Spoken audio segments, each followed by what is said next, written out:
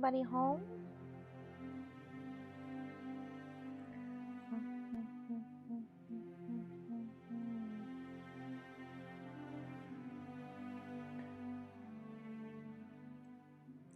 Gank is right. Do not forget to set it to live chat, though I'm not even sure if it matters yet.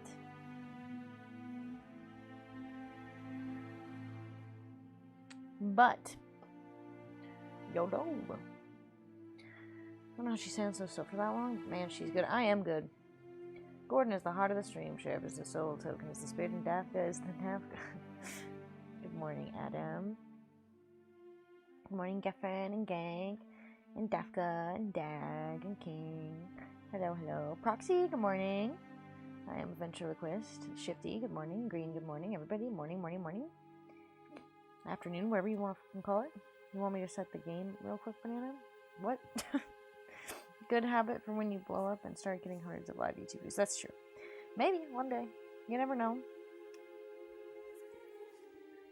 May it be foretold. Change the title. I've already changed the title. Does it not say Lord of the Rings?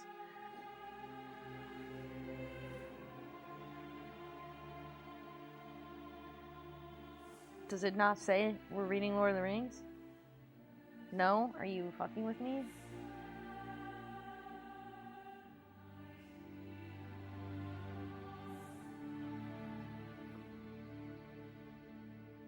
Oh wait, yes it does. That's what I thought. Okay. We are doing some more reading today. Gordon is doing good. My sweet boy. Gordon's doing well. Not the just chatting part. Is it not just chatting?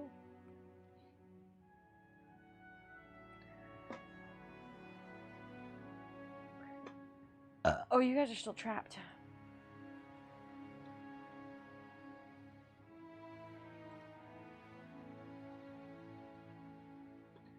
Can this just function for the love of God?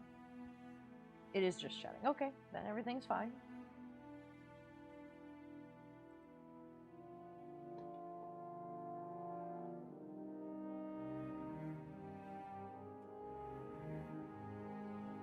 Everything is how it should be. If everything would just load, that would be very pleasant. Alright, folks and fucks.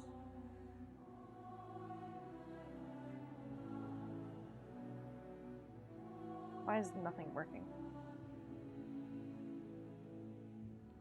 Something about today, man. Something about today.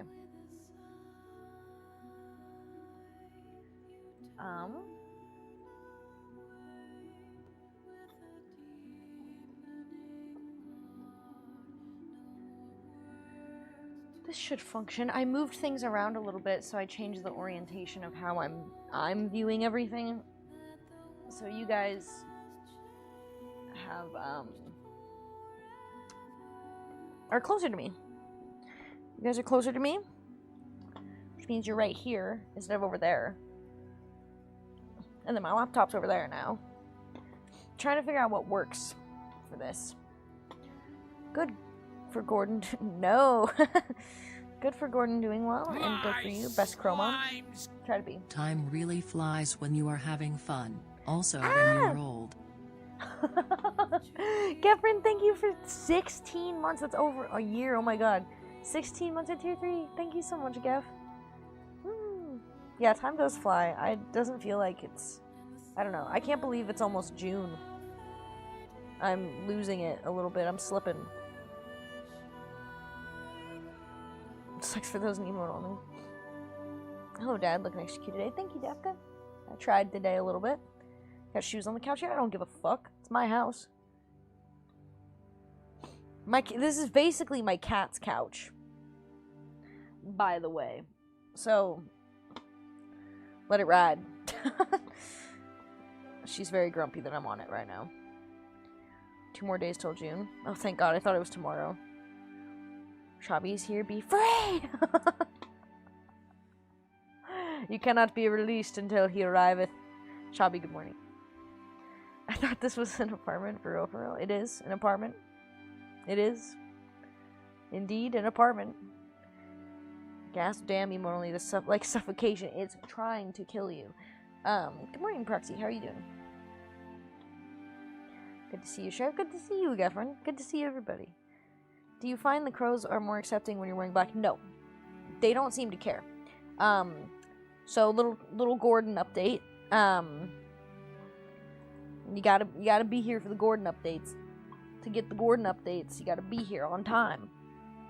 I was kind of on time today, so suck it. I had to go to the store to get stuff for Gordon, so you know, I'm just trying to be a mom, just trying to be a good mom. But I woke up early so that I could go to the store and still set up stream and not be an hour and a half late. So I did good, I think, and I'm proud of myself, and I'm gonna give myself a pat on the back. Gordon, I tried to feed him grapes yesterday. They don't like them. They didn't eat them. So I just keep buying food that I'm like, maybe they'll like this, because the internet says they would. I think they're kind of over eggs a little bit. They've eaten all the eggs, but like, I think they're a little bit over the eggs. So I went to the store a minute ago, and I picked up some peanuts, some shelled peanuts, some walnuts, and some blueberries. So I just brought out a charcuterie to Gordon of shelled peanuts, unshelled peanuts, and blueberries. Oh, and walnuts. I got him walnuts too, but the walnuts are on retainer in case he doesn't like the peanuts. So and they're all unsalted. Don't worry. I'm not giving him salt. I'm being a really good mom. I didn't give him pie because it's too sweet for him. But his parents fucking hate me. He likes me. He tried to come into the window today, but the window was shut, but he was like at the window. So I don't think that Gordon hates me anymore, but his parents still fucking hate me. And they keep swooping on me. I've been getting videos of that because I go out there to feed him and I just have my phone like selfie mode, like staring straight up, and then they're like swooping on me.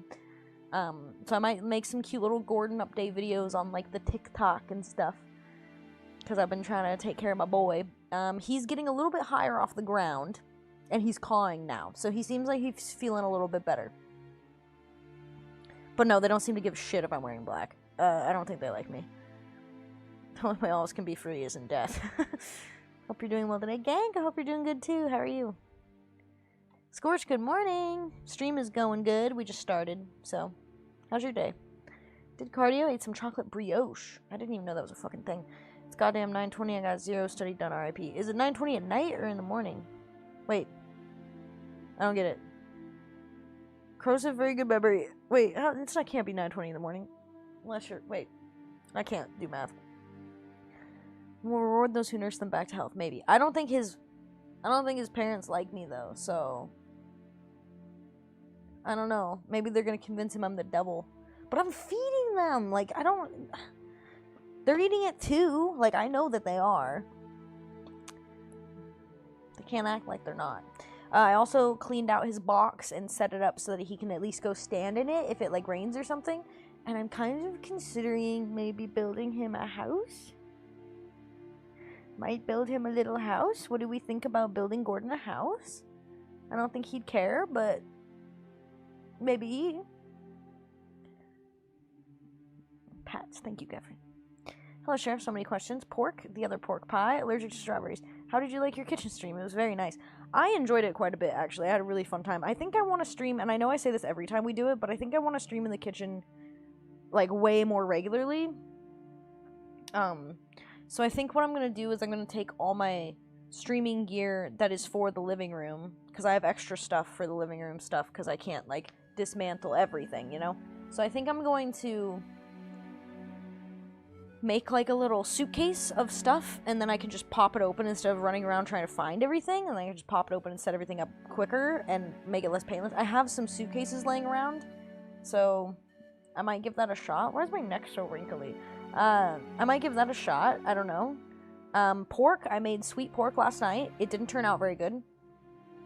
And then I'm making the barbecue pork tonight. I overcooked the pork. I don't know what to tell you. I overcooked the pork. It's really dry. So I'm hoping that the barbecue sauce slops it up, you know? I don't think I'm definitely not allergic to fresh strawberries because I eat that shit all the time. I'll ask you last time you were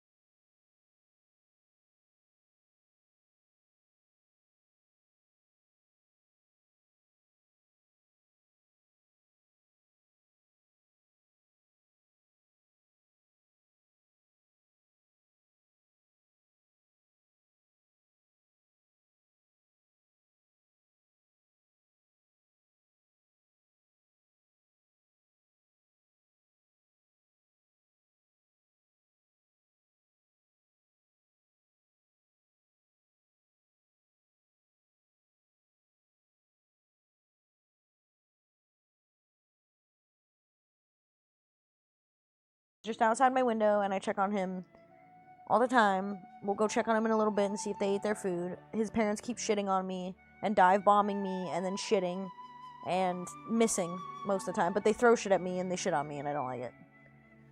Coming to the window, that's good progress. He's coming to the window. What if... It was making my cat fucking trip balls, dude.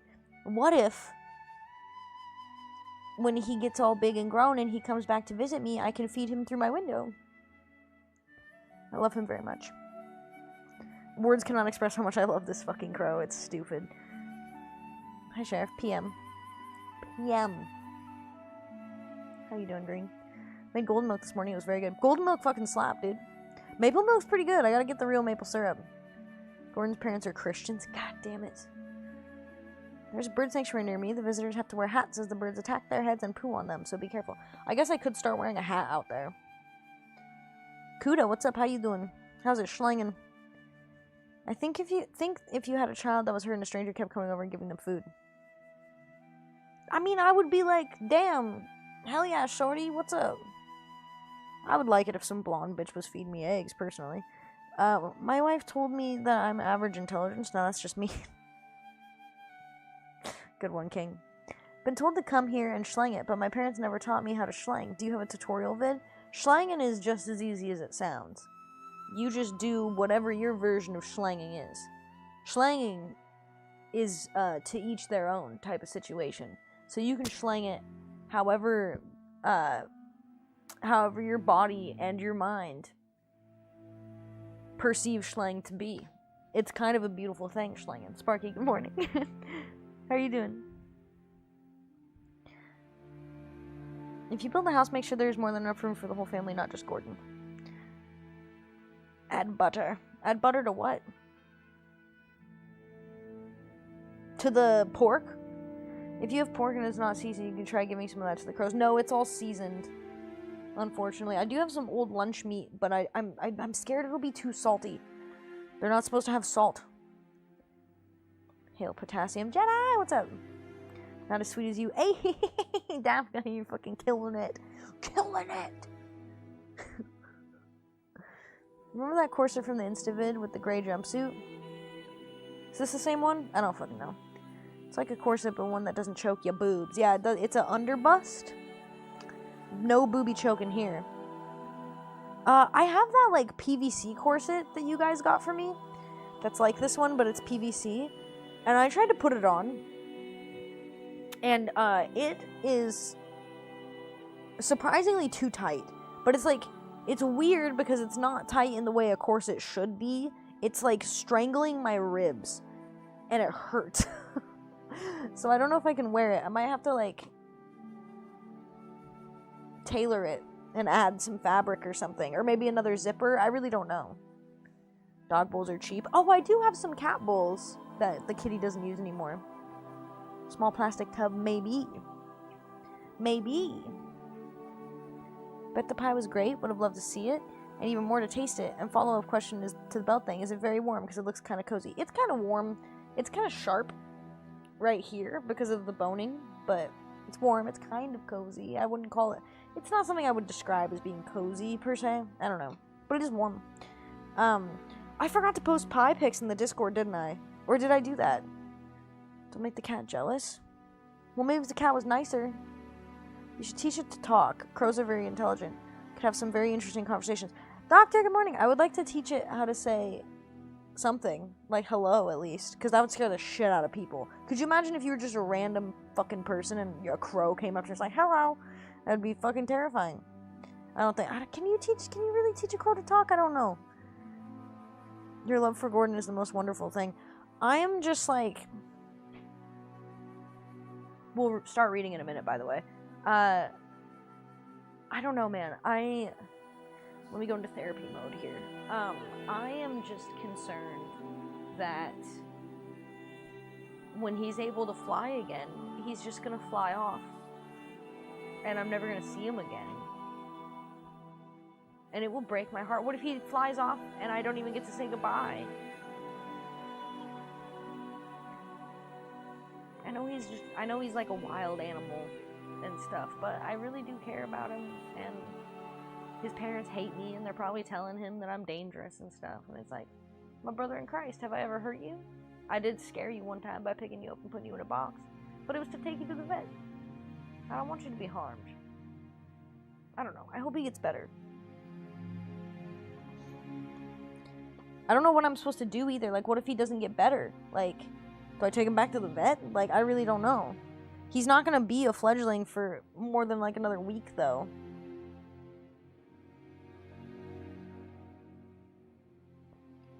If it's dry, it's because I had all the fat cooked out of it. Give it some more fat. Oh, I see what you're saying. Not as much as killing these nuts. How was work today, Defka? What girl? How you living? Tall, good morning. I'm living good. I'm taking care of my crow. Living the dream. Living the goth bitch dream. To revive pork, I put it in a crock pot with Dr. Pepper. Coke would work. I cooked it with Coke in it. I saw no pie. There's no pie in the Discord here. It's odd that you can't feed them salt. They'd go crazy for French fries at McDonald's play place. Childhood was strange. In the play place? Inside? Inside. All of my pictures are just, and videos right now are just of Gordon. Oh yeah, that's a good pie pick. Oh, those are both good pie picks. Yeah. Okay, we got some pie picks coming into the Discord. I'm so sorry, I forgot about that. I'm but a fool. In love with my pie.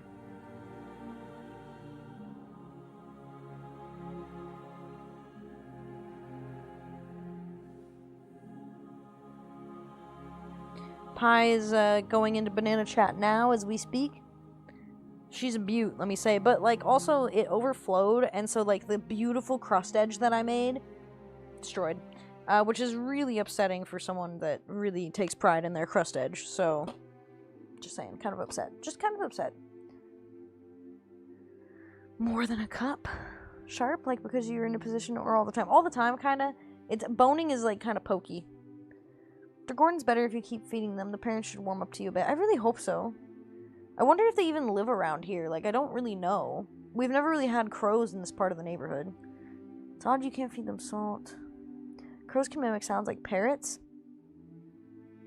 Chubby's that emote crying. If you love something, let it go. What if you move? I know. If I move, I'm gonna have to be like, Gordon, follow this car. And then, like, hold a bunch of peanuts out my window or something as I drive to my new location so he knows where I live. I think I would lose my mind, dude. Love you, Sheriff. It'll be hard. We'll be here. I'm gonna be so sad. I was trying to train a wood pigeon with peanuts. Got it to come within a foot of me, but she went off to have babies. God damn her for that. Motherhood ruins everything. What shit, like always? Oh. But boy got a 10% rate. Oh, good! Congratulations! That's fucking fire. 10% is a pretty hefty one.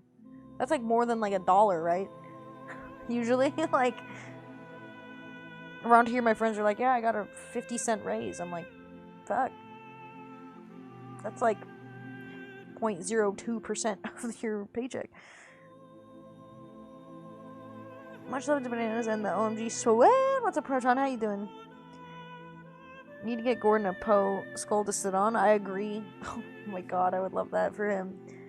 I want to make him like a nice little house that he can like at least seek refuge from the rain from, or something, you know? Something of that nature. Does that make sense? I want him to be able to get out of the rain. He's my boy. My rotten soldier. Players at McDonald's were outside once upon a time. What? They brought them inside because of lawsuits? They were outside? That's crazy. Shush your pie, Sheriff. I want to see it leaking. It is leaking. It's in the Discord. Arthur posted in Discord pics? Wait, what? Still not enough, though, so fuck me, I guess. Really? Damn, dude, what the fuck? Have you tried, like, looking for, like, another job for a while? Or, like... What's your prospects? I guess your shit's all fucked up, though, so I don't know.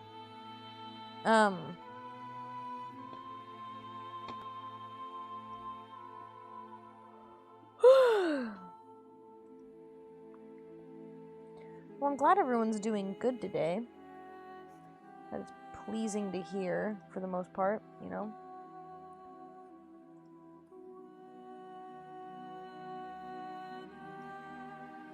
I believe we're at like 3,700 watch hours on YouTube. So we're getting closer to 4,000. We're almost at 666 subscribers. Slimes. So that's baller. Anonymous, thank you for gifting a sub to Dick Stuck in Ass again. Dick Stuck in Ass again, welcome to Banana Town. I like that it's again. Like it's definitely happened before. Maybe more than once. As opposed to you holding up high in Discord pictures. Oh, cute. Arthur has your back. Maybe that's a good reason to make him VIP if he was here. I mean, if he was here right now, I would give him VIP.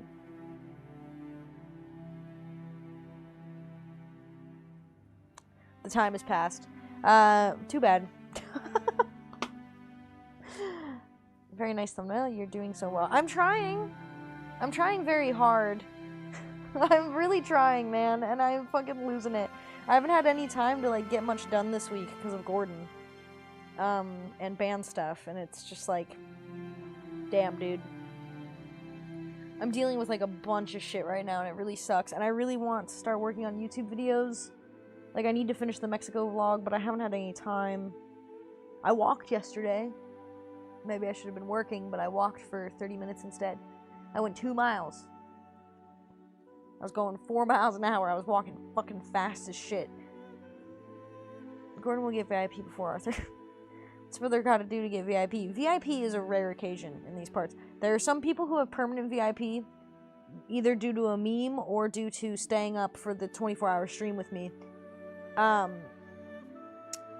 But the best way to get VIP is to win Clip of the Month. And then you win VIP for a month. Most of the people that you see with VIP have won VIP due to winning Clip of the Month. So, we just went and did a mass Clip of the Month thing for like a few months that we were behind on. And so a bunch of people got it at once, which we need to resume next week, by the way. We need to knock out more Clip of the Month. I'm also going to take another sponsor. I might do an easy one. That gives me base pay. And then we'll just run that for like a week or two. And then I think I'm going to do Factor. Or maybe I should just run Factor for a month first. I don't know. But I want to start doing sponsors more often because it's free real estate. Isn't Gordon and band stuff you were doing count as getting stuff done? Yeah! But like not for my own jobs, you know? McDonald's play areas have all these bars around them to keep kids from running into traffic. The distance between the bars was exactly 4-year-old head-sized. Fire department was permanently on call to get kids unstuck. It was great. What the fuck?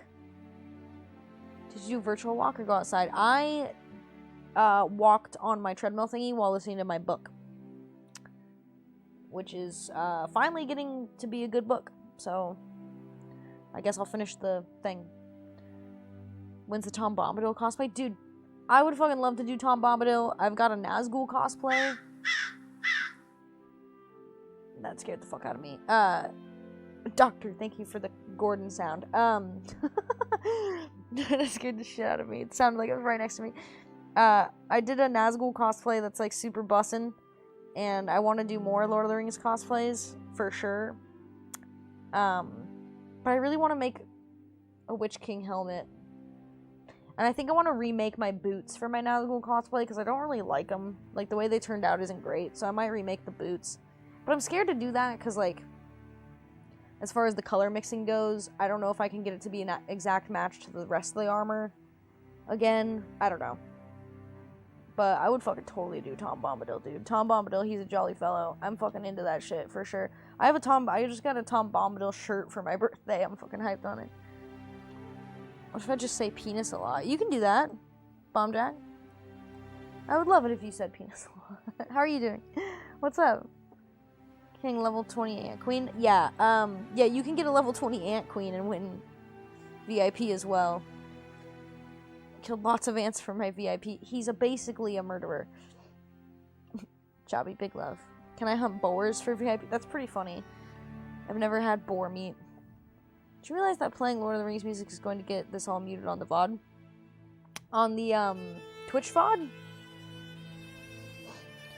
Because, what's his face? Fuck, I can't remember his name. The dude who does Lord of the Rings music doesn't, file copyright strikes for Lord of the Rings music. Because on YouTube, it's like, here's a bunch of copyright, and then it's like, no action, don't worry about it. And I'm like, okay. Like, dude just doesn't fucking care, apparently. If you guys want to see the VOD, you probably gotta watch it on YouTube. Hey Sheriff, you know what really gets my goat? El Chupacabra. El Chupacabra? Mollusk, thank you so much. Thank you.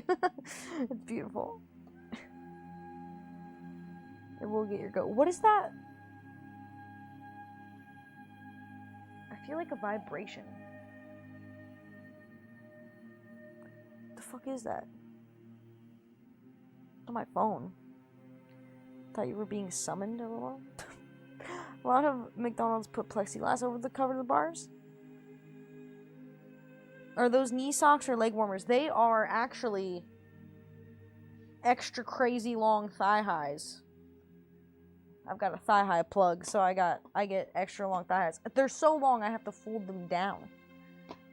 They're my favorite socks. They're so warm. I have several pairs of these. I'm always like scared that the company's gonna go out of business, and I would lose my mind. I watch this stream Joker! when I'm hunting boars. What? You watch the stream? I watch the stream when I'm hunting boars. Joker, thank you for the $5 donation. You're so sweet. This is a boar hunting stream exclusively. Think they mostly phased out the play area because there's not great places. Ball pits alone were scared. Could you imagine a McDonald's ball pit during COVID, dude? Could you imagine a McDonald's ball pit during COVID? Posted a picture of the old play area in Discord pictures. See the bars?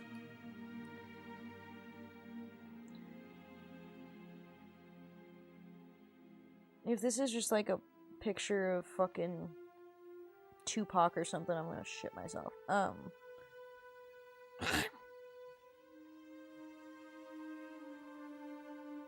I do look high as shit in that pie picture. Whoa! That playground looks dystopian as shit, dude. That's fucking crazy. That looks fucked up. That's like some scary fucking theme park shit. Howard Shore composed the Lord of the Rings story. Howard. Yeah. Apparently he doesn't give a fuck about the copyright thing on YouTube.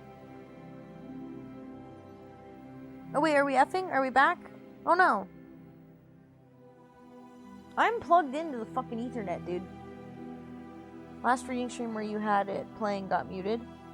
In Twitch or YouTube? Twitch is back. Mollusk, thank you for the 100 bits. I don't know if you heard me because I guess we effed. And Joker, thank you for the $5. You're so sweet. I'm in a good company than a murder of crows. The goat's cute. Is it good vibration? No. Beach Boys would not approve. Like boars, get it?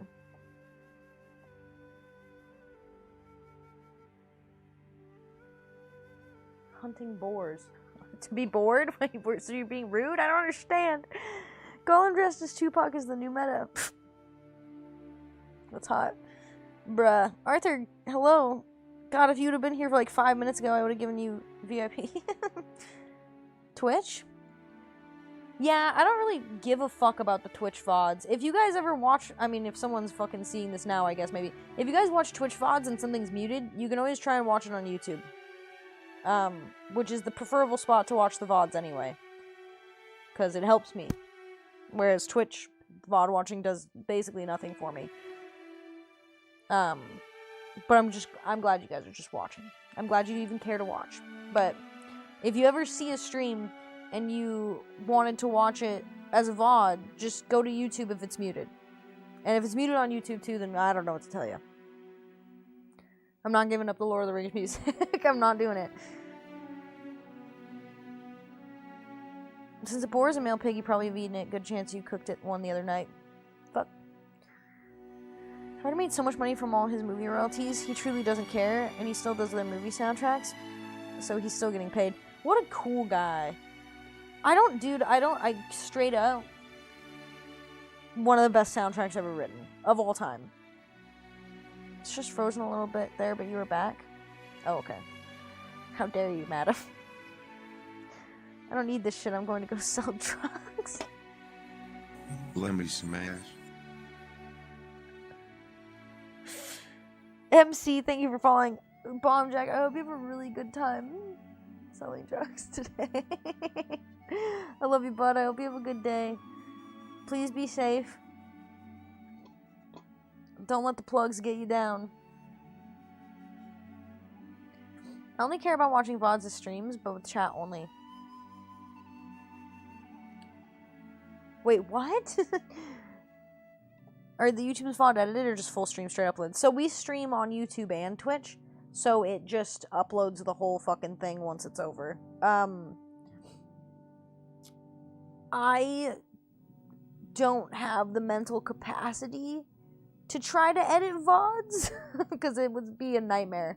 Because most of the stream is a lot of like banter between me and chat talking about crazy shit, and I wouldn't know how to go through like a 4-hour VOD and edit out parts that are not funny versus funny. Like, I have no idea how I would do that.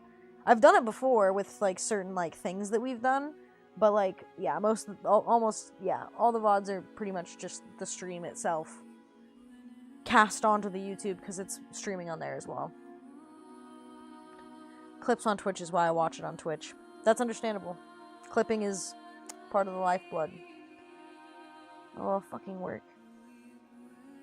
I can wish for you if you were here. She did it for the I'd Mubarak stream? What the fuck does that mean? Why am I coughing? Is it because I ate a bunch of grapes? Yeah, so Gordon doesn't like grapes, so now I have to eat a bunch of grapes.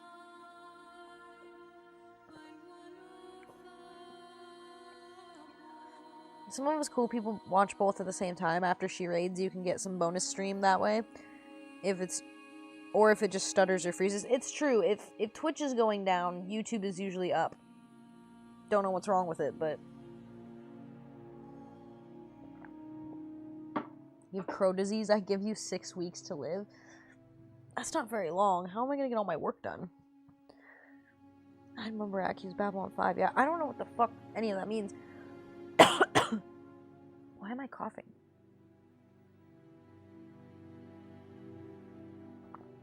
Should I mention that? Messing with them crows. I think there was only a 20-second part on the Twitch VOD which was muted. Really? That's so weird. I don't know. I don't ever know. You got the Moog? Moog? Nice. I don't have a Moog. Oh, Moog. The mug. I thought you were talking about like an actual synthesizer for a second. I was like, what the fuck are you talking about? Dude, I'm kind of tired. Moose mug, yeah. Does anyone have enough points to invoke Dumb Blonde Voice for the read today? Someone surely does. Like your Getty Lee. Why am I coughing? This is really like the least opportune day for me to be coughing. Stopped talking for a minute to eat an egg, and the VOD caught the music during that time and silenced it. It was funny. That's really funny. He stopped talking to eat an egg. Crows don't care much for fruits and berries and such. Dude, the internet said that they like it. And I was like, that's dope. I'm gonna feed this motherfucker some grapes. At least with the grapes, I can eat them, but with the nuts, it's like, what's a hoe to do, you know? I'm just gonna have to, like, if they don't like the nuts, I'm just gonna have to, like, feed them to other animals or something. Or give them away. I guess my drummer likes nuts. Unless he has a grape allergy. It's the 3rd time you've asked that? Asked what? They like nuts. I hope they like the nuts I got for them. For Lord of the Rings, by the way, we've only got about 50 pages left. Which is pretty cool, and I think we're gonna finish it today, so... Why am I coughing? Oh, yeah. I just don't know why I'm coughing. I guess I didn't drink a lot of water last night. Oh, I found a bunch of mold in my water bottle. That was cool. So, 50 pages, just blow it off. Would you say that about 50 Shades? While you were baking corn... Corn? Was I baking corn? While you were baking corn, I made a quick video of what the boys and I were up to, filling up the old cornhole, so to speak. Interested? Of course I'm interested. I love cornholes. You were baking a pie. I was doing corn. I can't type anything. Have you seen the videos of crows and ravens dropping walnuts into traffic to open them? No. Thought she was making a elote. Bless that woman. Bless that man. I think I've only had a elote once, and I don't think it was good. Never mind, then ruined my own joke. Wait, what? Filling up the old cornhole. I don't know if you even... I don't even know if you ruined the joke, man. I am not, like... My brain is not here today. I am, like, mentally capacitated. Metro Elden Ring? What does that mean? What does that mean? See, I don't even know. I can't even figure out what that means. My brain is not built for this today. Usually see crows eating roadkill if the seagulls don't get there first. Interesting. I definitely ruined it. I'm great at that. I am a lost cause today as well. My brain is here. Can I have it? You can just do CPR chest compressions on walnuts. Works great to crack them. I don't like walnuts, though. I don't even know if I like walnuts because I can't eat them. Why is you tripping? I don't know, dude. I'm having a weird day. Having a weird day. I'm worried about Gordon. I can't stop thinking about the guy. Doesn't Arthur have one of those too? I don't know. He might. I've heard rumors, you know. I like to tell walnuts they've got enough evidence to put them away for life. They just crack under pressure. If I give it to you, I don't have it anymore. We might do 50-50 till yours is back. That would be nice. Like a timeshare kind of thing. Yeah. My brain is a hologram. What's up, Holly? Alright. Let's get as cozy as possible. Make this mouse stop moving. Thank you. And then we're going to commence the reading of Lord of the Rings, The Fellowship of the Ring. We are on Chapter 7, The Mirror of Galadriel, okay? Pretty cool chapter. Reading time! You even get the friends and family discount, just come over. Alright, we're going to commence reading. Chat, you feel free to keep talking amongst yourselves as much as you'd like, but I will not be reading chat very often. I'll check in with you here and there. Yes. I'll check in with you here and there, and then in a little while, in about an hour, I'll take a break to go check on Gordon and get a snack. So, let's try and get through these last couple chapters. I really do think there's only, like, 2 chapters left or something. So... Hugs, I'm excited. I'm fucking stoked, dude. Lord of the Rings, last 50 pages. Substitute protesters where it says hobbits. That'd be so funny. To do, like, challenge reading like that would actually be really fun. You know what? I don't want to be wearing shoes. Tubbs, good morning. How are you doing? What's up? Sort of an idea man. He's just a raggedy man.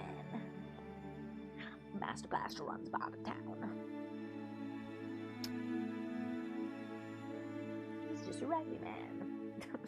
Tina Turner is all I'm thinking about recently. I don't know why. Something about Gordon makes me think Tina Turner. Doing good. How are you? I am okay. I've got a pet crow right now, and he's doing good. His name's Gordon.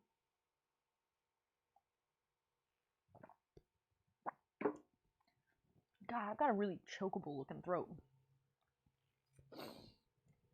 I don't know why I fucking just said that. Anyway. Choking throats aside. Who runs Bartertown? Master Blaster runs Bartertown. You gotta say it with your whole mouth. What the fuck? Well, yeah, dude, I'm living, I'm really out of it today. You can make me watch Thunderdome very soon. Dude, I love Thunderdome. It's the best Mad Max movie. Hold on. I really need to shut the fuck up, is what I've gathered here. Oh, did my whole playlist? Is my playlist all there? Oh no. We want the calm playlist because it's like fucking sick, you know what I'm saying? It's perfect for this elf shit we're reading. Pretty much is. 80s movies rule all. Verdict incoming? Wait, what kind of verdict? What does that mean? Dude, I can't. My brain is not working super well today. You guys are probably gonna have to spell out a lot of shit to me, and I'm sorry. She's gonna make parole? Sweet.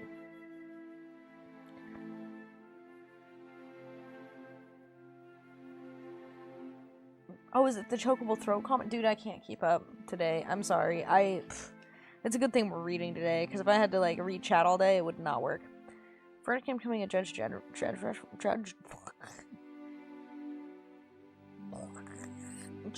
reference?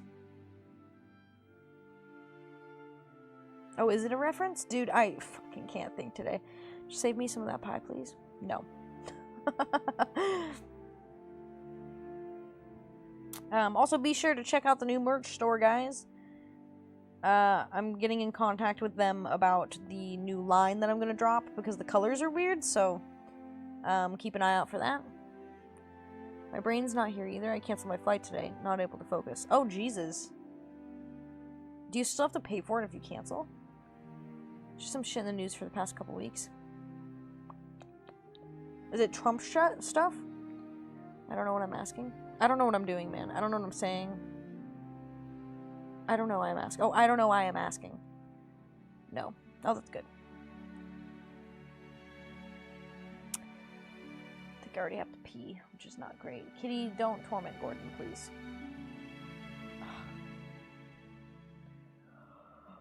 Okay, we're gonna start reading.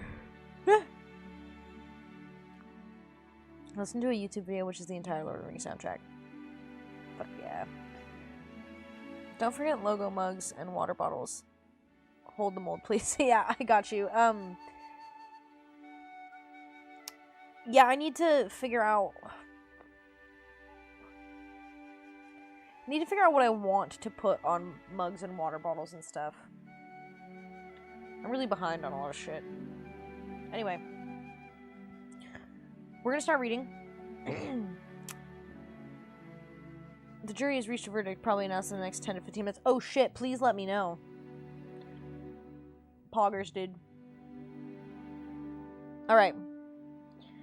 We will commence reading Lord of the Rings, Fellowship of the Ring. We are on Chapter 7, The Mirror of Galadriel. Okay? I am totally giving Earth a VIP.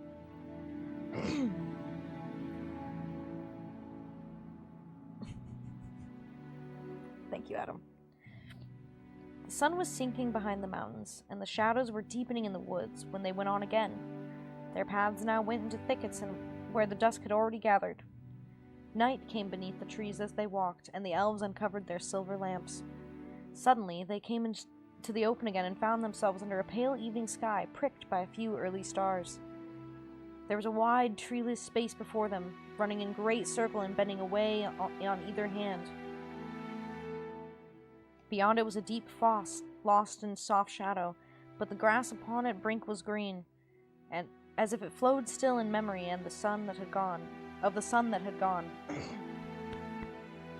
Upon the further side there rose to great height a green wall encircling a green hill, thronged in malorn trees taller than any they had yet seen in all the land.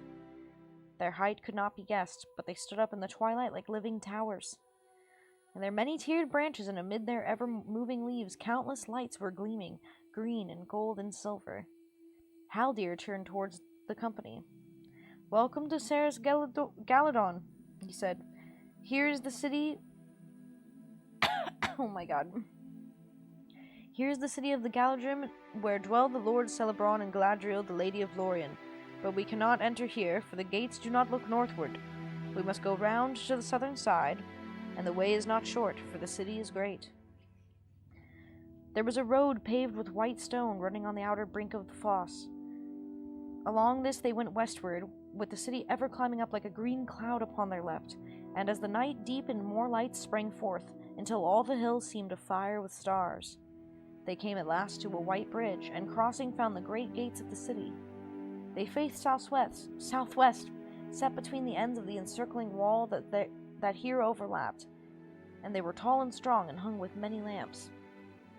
Haldir knocked and spoke, and the gates opened soundlessly. But of guards Frodo could see no sign.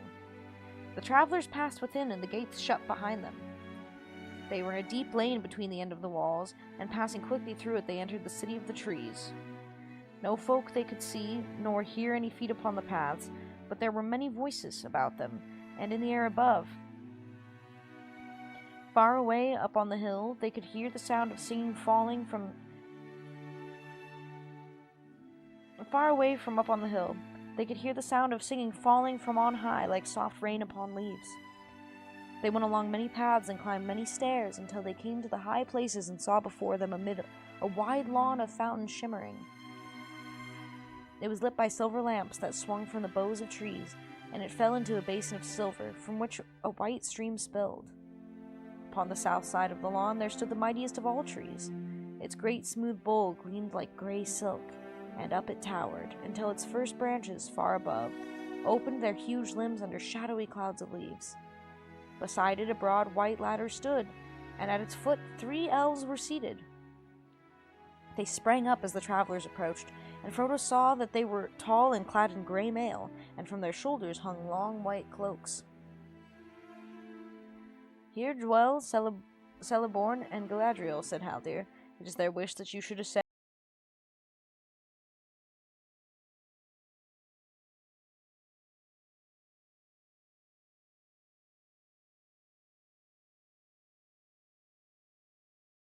Let Frodo come next, and with him Legolas.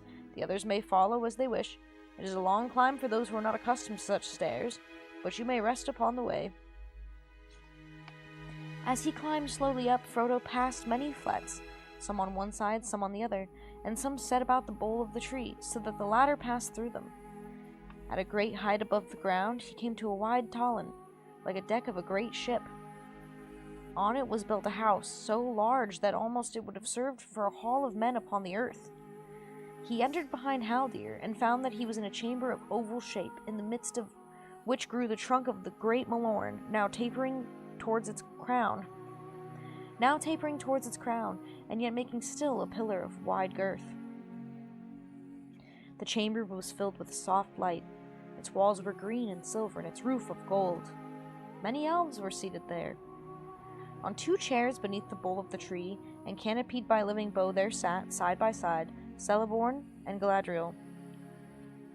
They stood up to greet their guests, after the manner of elves, even those who were accounted mighty kings.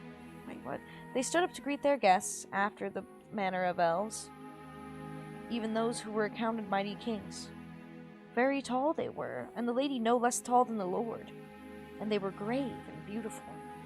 They were clad wholly in white, and the hair of the lady was of deep gold, and the hair of Lord Celeborn was of silver long and bright, but no sign of age was upon them, unless it were in the depths of their eyes, for those were keen as lances in the starlight, and yet profound, and wells of deep memory.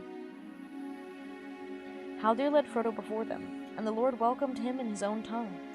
The Lady Galadriel said no word, but looked long upon his face. "Sit now beside my chair, Frodo of the Shire," said Celeborn. "When all have come, we will speak together." Each of the companies he greeted courteously by name as they entered. "Welcome, Aragorn, son of Arathorn," he said. "It is 38 years of the world outside since you came to this land, and those years lie heavy on you. But the end is near, for good or ill. Here lay aside your burden for a while. Welcome, son of Thranduil. Too seldom do my kindred journey hither here from the north. Welcome, Gimli, son of Gloin. It is long indeed since we saw one of Durin's folk in Galadon. But today we have broken our long law. May it be a sign that although the world is now dark, better days are at hand, and the friendship shall be renewed between our peoples. Gimli bowed low. When all the guests were seated before his chair, the Lord looked at them again. Here there are 8, he said. 9 were set out. So said the messages. Hi, baby. Hi. You saying hello? Mortia, hello. How are you doing? Welcome. You want to come over here? I want in your spot, maybe? Maybe? You gonna play nice? Well, you can't lay on the... Okay. Cat's turn. There is a cat. Where's the crow? The C in those names is usually pronounced like a K, ma'am. Well, that's the thing. Is like, I've had people tell me the opposite before, and so at this point, I just don't know or care. Like, I used to pronounce them like a K, and then I started pronouncing them like an S sound, and I've been told I'm wrong both times, so I don't know. Where's she gone off to? I want an egg. She's so cute. Where'd she go? I don't know where she went off to. I'll make a call. Make a call. Let me know.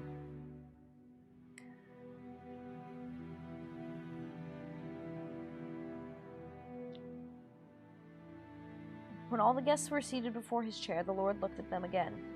Here there are 8, he said. 9 were set out, so said the messages. But maybe there has been some change of counsel that we have not heard. Elrond is far away, and darkness gathers between us. And all this year the shadows have grown longer. Nay, there was no change of counsel, said the Lady Galadriel, speaking for the first time. Her voice was clear and musical, but deeper than a woman's wont. Gandalf the Grey set out with the company, but he did not pass the borders of this land. Now tell us where he is, for I have much desired to speak with him again. But I cannot see him from afar, unless he comes within the fence of Lothlorien. A grey mist is about him, and the ways of his feet and of his mind are hidden from me. Guilty? Wait, what's the guilty for? Exactly.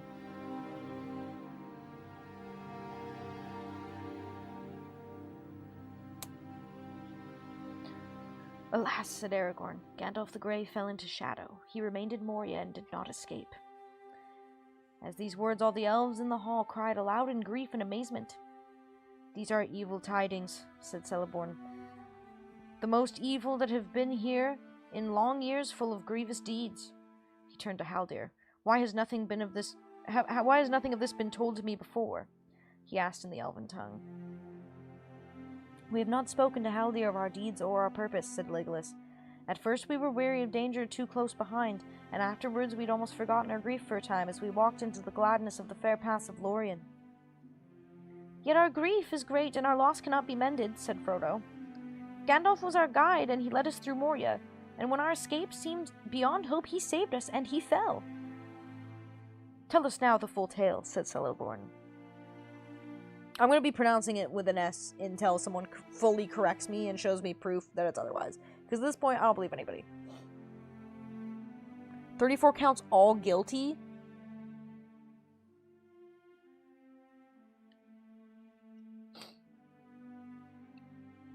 Then Aragorn recounted all that happened upon the pass of Cardus in the days that followed, and he spoke of Balin and his book, and the fight in the chamber of Mazarbul, and the fire, and the narrow bridge, and the coming of the terror.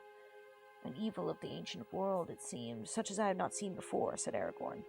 It was both a shadow and a flame, strong and terrible. It was a Balrog of Morgoth, said Legolas, of all elf banes the most deadly, save the one who sits in the dark tower. Indeed, I saw upon the bridge that which haunts our darkest dreams. I saw Durin's bane, said Gimli in a low voice, and dread was in his eyes. Alas, said Celeborn, we long have feared that under Caradus, I can't ever say that right, Caradras, a terror slept, but I had known that the dwarves had stirred up this evil in Moria again. But had I known that the dwarves had stirred up this evil in Moria again, I would have forbidden you to pass the northern borders, you and all that went with you, and if it were possible, one would say that at the last Gandalf fell from wisdom into folly, going needlessly into net of Moria. He would not be rash indeed, that said that thing, said Galadriel gravely.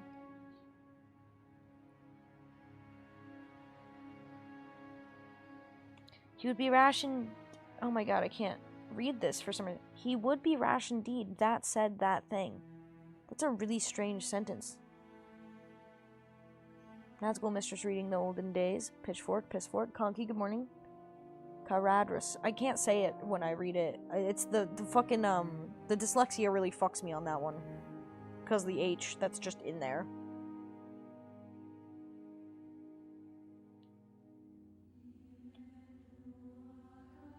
He would be rash indeed, that said that thing. That's a weird fucking sentence. Oh, you'll say it, young lady! Caradras. I don't want a fruit cup. Was Token high when he wrote this bit? Probably high as shit, dude.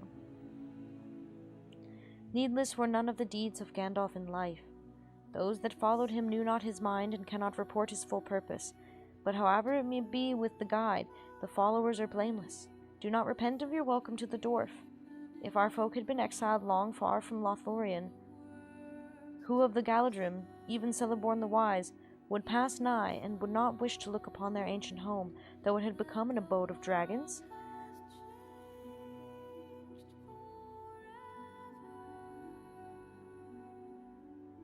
Dark is the water of Caladzarim, and cold are the springs of Kiblinala, and fair were the many-pillared halls of Khazad-dûm in elder days, before the fall of mighty kings beneath the stone. She looked upon Gimli, who sat glowering and sad, and she smiled, and the dwarf, hearing names given in his own ancient tongue, looked up and met her eyes, and it seemed to him that he looked suddenly into the heart of the enemy, and saw there love and understanding. Wonder came into his face, and then he smiled in answer. He rose clumsily and bowed in dwarf fashion, saying, Yet more fair is the living land of Lorien, and the Lady Galadriel is above all the jewels that lie beneath the earth. Dude's got riz. There was a silence. At length Celeborn spoke again. Did not know that your plight was so evil, he said. Let Gimli forget my harsh words. I spoke in the trouble of my heart. I will do what I can to aid you, each according to his wish and need, but especially that one of the little folk who bears the burden. Your quest is known to us, said Galadriel, looking at Frodo. But we will not speak of it... But we will not hear... God, this is written fucked up. But we will not here speak of it more openly.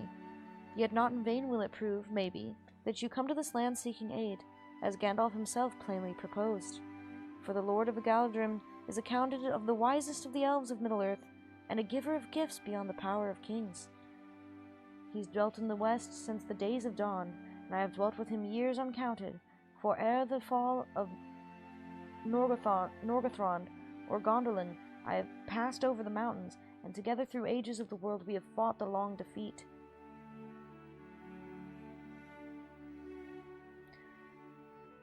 I it was who first summoned the White Council, and if my designs had not gone amiss, it would have been governed by Gandalf the Grey, and then mayhaps things would have gone otherwise. But even now there is hope left. I will not give you counsel, saying do this or do that, for not in doing or contriving, nor in choosing between this course and another, can I avail, but only in knowing what was and is, and in part also what shall be. But this I will say to you, your quest stands upon the edge of a knife. Stray but a little and it will fail, to ruin of all, yet hope remains while all company is true. And with that word she held them with her eyes, and in silence looked searchingly at each of them in turn. None save Legolas and Aragorn could long endure her glance. Sam quickly blushed and hung his head. At the length Lady Galadriel released them from her eyes, and she smiled. Do not let your hearts be troubled, she said. Tonight you shall sleep in peace. Then they sighed and felt suddenly weary.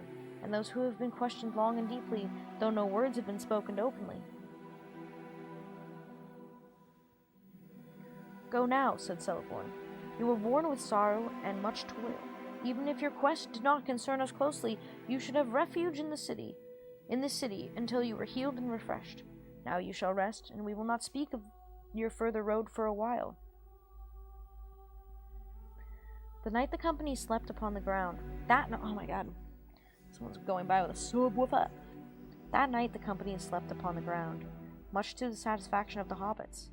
The elves spread for them a pavilion among the trees near the fountain, and in it they laid soft couches, then speaking words of peace with fair elvish voices left behind them.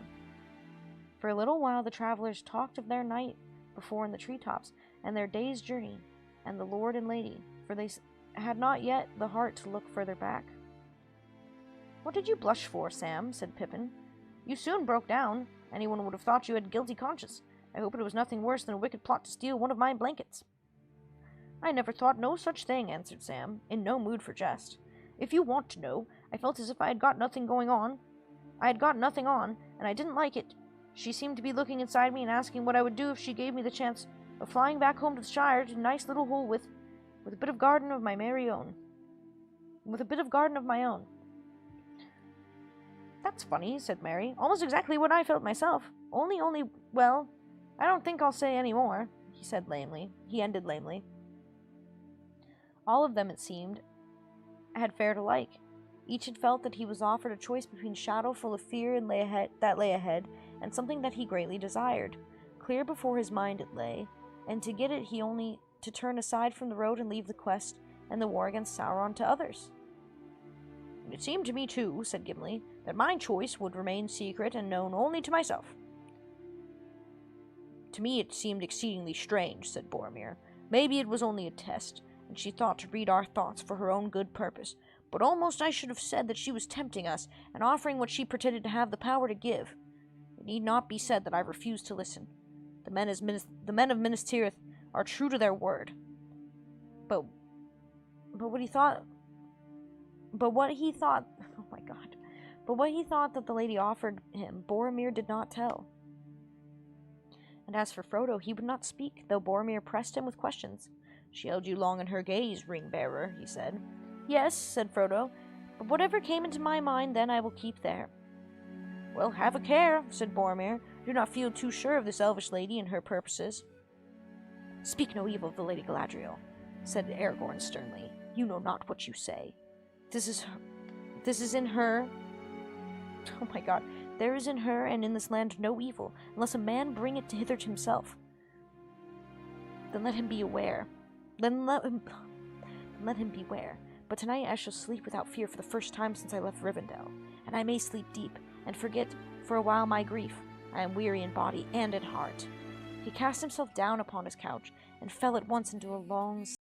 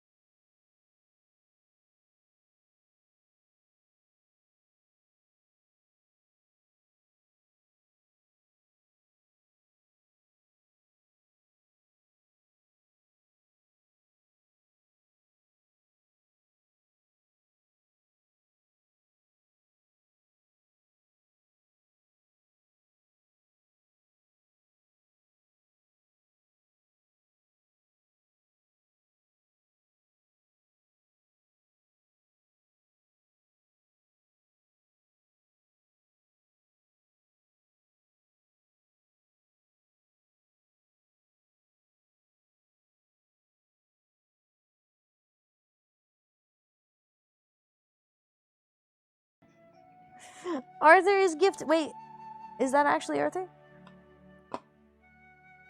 Arthur's gifted 2 Fucklord Hollow stickers to the chat. Type in exclamation point, enter.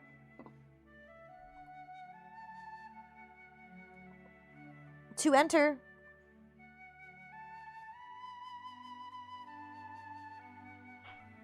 ARBC can just be banned.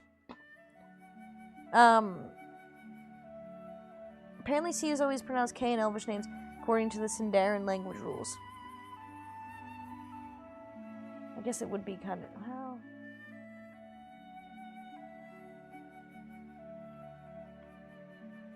I mean, fuck, I guess we should base it off Sindarin, shouldn't we? Already banned, someone else reported faster. Thank you. Be sure to type in exclamation point enter to join the giveaway. You only have like 30 seconds to do so. Hurry the fuck up. Be careful to remember that going forward. D, good morning.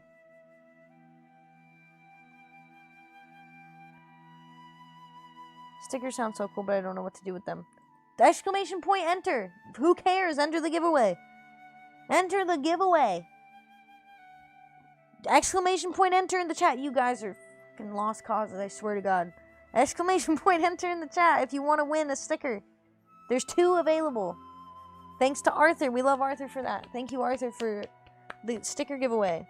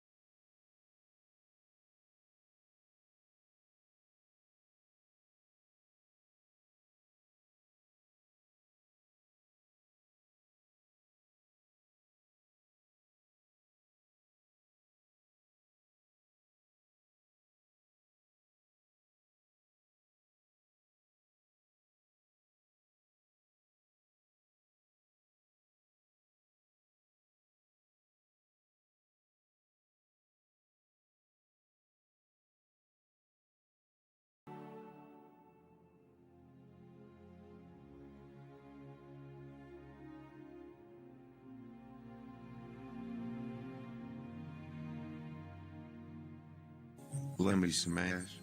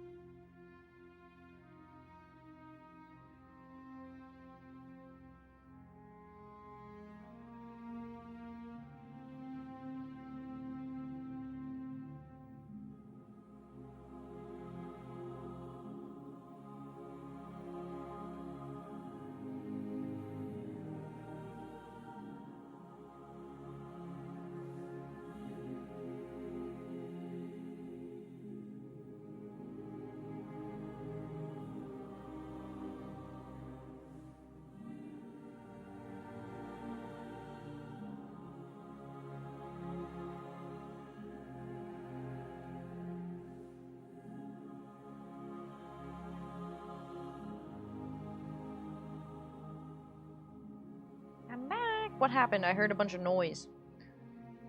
Roy, thank you for following.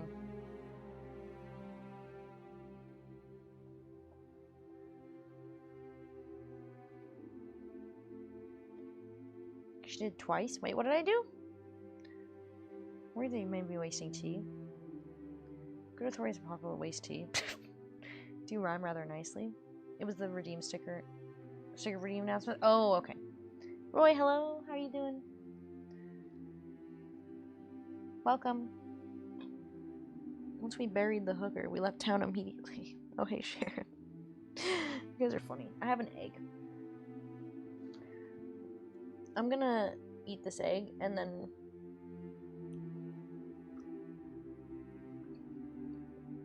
we're going to resume.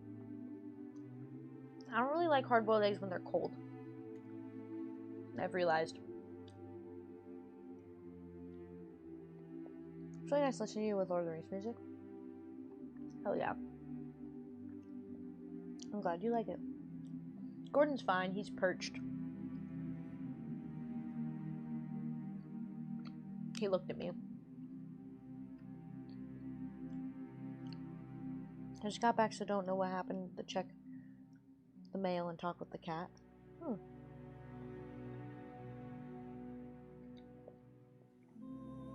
What happened last time I ate an egg? Oh yeah. Everything got derailed. I don't know that I've had one warm. Dude, fucking hard boil that shit. And then like rinse it in cold water for like a minute. Like right when it's done, rinse it in cold water for like a minute. Peel that shit immediately, cut it open, steaming. Okay? Delicious.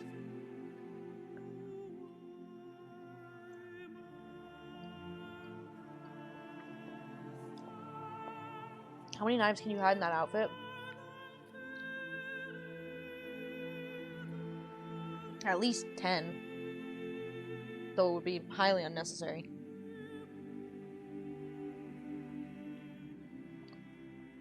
Salt and pepper, boom. I've never peppered a hard-boiled egg.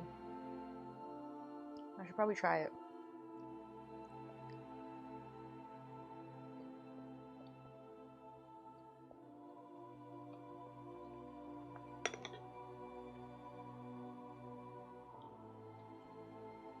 I'm cold. The thing is, like, I never remember that hard-boiled eggs are even a thing. Like, I never remember that that's an option, if that makes sense. And then Gordon came along.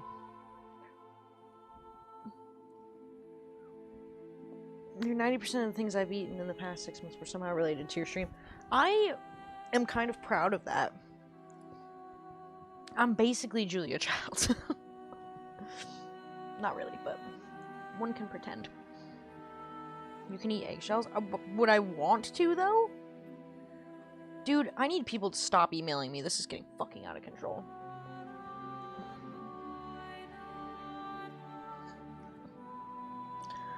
A lot of people pickle hard-boiled eggs. What the fuck is this? Pickled eggs sounds fucked up and I don't like it. Not into that. Cancel email. I can't imagine eating a fucking eggshell on purpose. Add influencer to your IRS docs for job title. Influencer. I'm a food influencer. I don't do anything with food. I just tell people about food and then they eat it. God, now I want more eggs. Tea and cookies. Welcome back, Scorch. Okay. I have to change how I do everything. I've had calcium pills, you may have eaten them already. Fuck. Eggshells in my scrambled eggs. Oh my god, dude. One time I got Eggs Benedict for my birthday and there was a bunch of fucking eggshells in it. And I told the lady and she was like really mad at me. And I was like, but I don't want to eat eggshells and there's like tons of eggshells in this. And I keep eating it and there's more eggshells in my mouth now and I'm upset.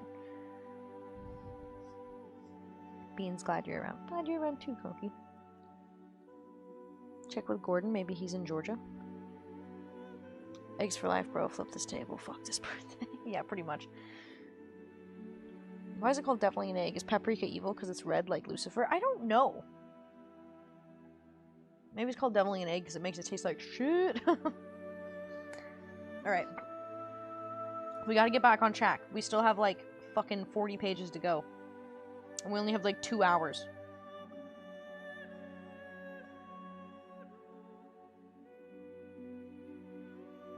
It's I who summoned the White Council, blah blah blah.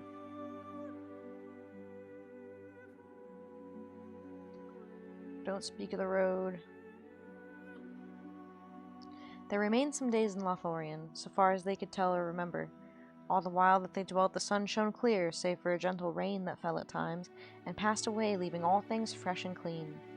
The air was cool and soft, as if it were early spring, yet they felt about them deep and thoughtful quiet of winter. It seemed to them that they did little but eat and drink the rest and walk among the trees, and it was enough. They had not seen the Lord and Lady again, and they had little speech with the elven folk, for few of these knew the western tongue. Haldir had bidden them farewell and gone back again to the fences of the north, where great watch was now kept since the tidings of Moria that the company had brought.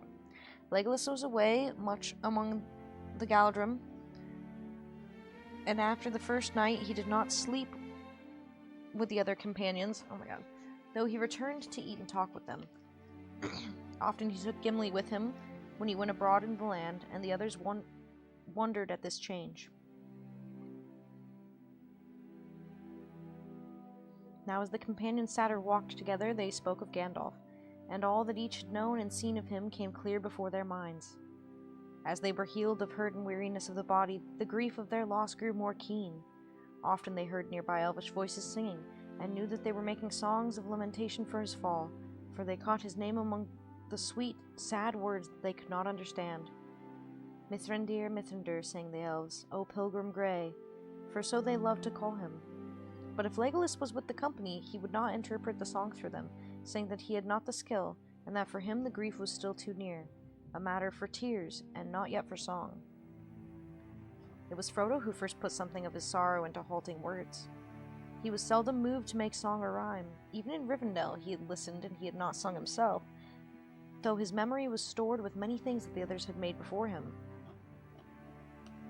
But now as he sat beside the fountain of Lorien, and heard about him the voices of the elves, his thought took shape in a song that seemed fair to him, yet when he tried to repeat it to Sam, only snatches remained, faded in it as a handful of withered leaves. When evening in the Shire was grey, his footsteps on the hill were heard. Before the dawn he went away, on journey long without a word. From Wilderland to western shore, from northern waste to southern hill, through dragon lair and hidden door, and darkling woods he walked at will. with dwarf and hobbit, elves and men, with mortal and immortal folk, with bird on bow and beast in den, in their own secret tongues he spoke. A deadly sword, a healing hand, a back that bent beneath its load, a trumpet voice, a burning brand, a weary pilgrim on the road. A lord of wisdom, throned he sat, swift in anger, quick to laugh, an old man in a battered hat, who leaned upon a thorny staff. He stood upon the bridge alone, and fire and shadow both defied. His staff was broken on the stone, in cossack doom his wisdom died. "Why, you'll be beating Mr. Bilbo next," said Sam. "No, I'm afraid not," said Frodo, "but that is the best I can do yet." "Well, Mr. Frodo, if you do have another go, I hope you'll say the word about his fireworks," said Sam. "Something like this. The finest rockets ever seen, they burst in stars of blue and green, or after thunder golden showers came falling like the rain of flowers. Legolas is actually pronounced with a K. Galadrim. Dude, I just can't read it with my fucking dyslexia. It, like, screws me up every time. Trump has been convicted on all 34 counts of falsifying business records. Trump, who was indicted in connection with hush money payment made to the adult film actress ahead of 2016 presidential election, is the first former president convicted of a crime. That's brutal, dude. Golden showers, dude. Yeah. He's getting pissed on. Though that doesn't do them justice by a long road. No, I'll leave that to you, Sam, or perhaps to Bilbo, but, well, can't talk of it anymore. Can't bear to think of bringing the news to him. One evening, Frodo and Sam were walking together in the cool twilight. Both of them felt restless again. On Frodo, suddenly the shadow of parting had fallen. He knew somehow that the time was very near and he must leave Lothlorien. "What do you think of elves now, Sam?" he said. "I asked you the same question once before. It seems a very long while ago, but you've seen more of them since then." "I have indeed," said Sam, "and I reckon there's elves and elves. They're all elvish enough, but they're not all the same. Now these folk aren't wanderers or homeless, and a bit nearer to the likes of us. They seem to belong here, and even more than hobbits do in the Shire. Whether they've made the land or the land made them, it's hard to say, if you take my meaning. It's wonderfully quiet here. Nothing seems to be going on. Nobody seems to want it to. If there's any magic about, it's right down deep, where I can't lay my hands on it, in a matter of speaking." "You can see and feel it everywhere," said Frodo. "Well," said Sam, "you can't see nobody working on it. No fireworks like poor Gandalf used to show. Wonder why we don't see nothing of the Lord and Lady in all these days. I fancy now that she could do some wonderful things, if she had the mind. And I dearly love to see some elf magic, Mr. Frodo." "I wouldn't," said Frodo. Said Mr. Frodo. "I wouldn't," said Frodo. "I am content. And I don't miss Gandalf's fireworks, but his bushy eyebrows and his quick temper and his voice." "You're right," said Sam. "Don't think I'm finding fault. I've often wanted to see a bit of magic like what it tells in tales of old, but I've never heard of a better land than this. I don't like being at home and on the holiday at the same time, if you understand me. I don't want to leave. All the same, I'm beginning to feel that we've got to go on, and we best get it over."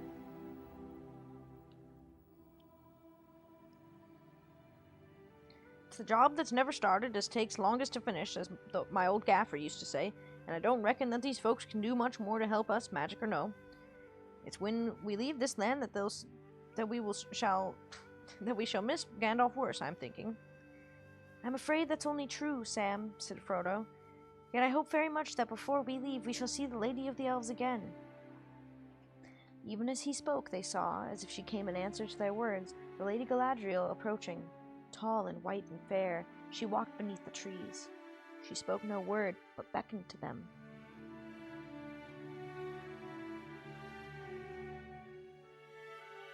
Sounds like a good holiday, Scorch. Turning aside, she led them towards the southern slopes of the hill to Caris Galadon. And passing through... It's so weird pronouncing C's as K's. Caris Galadon. And passing through the high green hedge, they came into an enclosed garden. No trees grew there, and it lay open to the sky. The evening star had risen and was shining with white fire above the western woods. Down a long flight of steps, the lady went into the deep green hollow, through which ran murmuring the silver stream that issued from the fountain on the hill. At the bottom, upon a low pedestal carved like a branching tree, stood a basin of silver, wide and shallow, and beside it stood a silver ewer. With water from the stream, Galadriel filled the basin to the brim and breathed on it, and when the water was still again, she spoke. "Here is the mirror of Galadriel," she said. "I have brought it to you here so that you may look in it, if you will." The air was very still, and the dell was dark, and the elf lady beside him was tall and pale. "What shall we look for, and what shall we see?" asked Frodo, filled with awe. "Many things I can command the mirror to reveal," she answered, "and to some I can show what they desire to see. But the mirror will also show things unbidden, and those are often stranger and more profitable than things that we wish to behold." Rodeo, thank you for rodeo farts. Thank you for following. "But you will see if you leave the mirror free to work. I cannot tell, for it shows things that were, and things that are, and things that yet may be. But which is that he sees, even the wisest cannot always tell. Do you wish to look?" Frodo did not answer. "And you," she said, turning to Sam, "for this is what your folk would call magic, I believe, though I do not understand clearly what they mean, and they seem to use the same word of the deceits of the enemy. But this, if you will, is the magic of Galadriel. Did you not say that you wished to see elf magic?" "I did," said Sam, trembling a little between fear and curiosity.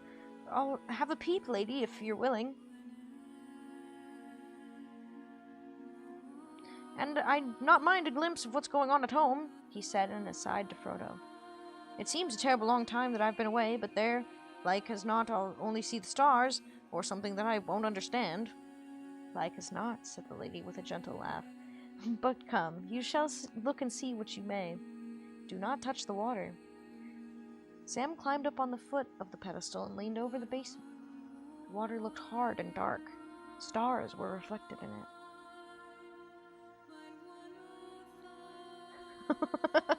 Glad I should have interrupted groping scene with my name. I wish I could have followed right when he's about to toss the One Ring in the fires.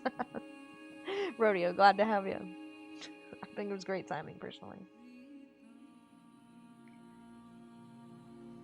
"There's only stars, as I thought," he said. Then he gave a low gasp, for the stars went out. As if a dark veil had been withdrawn, the mirror grew gray and then clear. There was sun shining, and the branches of trees were waving and tossing in the wind. But before Sam could make up his mind about what he saw, the light faded, and now he thought he saw Frodo with a pale face, lying fast asleep under a dark gray cliff. A great dark cliff. Then he seemed to see himself going along a dim passage, and climbing an endless winding stair. It came to him suddenly that he was looking urgently for something, but what it was he did not know. Like a dream, the vision shifted and went back, and he saw the trees again. But this time, they were not so close, and he could see what was going on. They were not waving in the wind, they were falling, crashing to the ground. "Hi!" cried Sam in a strange, outraged voice. "There's that Ted Sandyman a-cutting down trees as he shouldn't.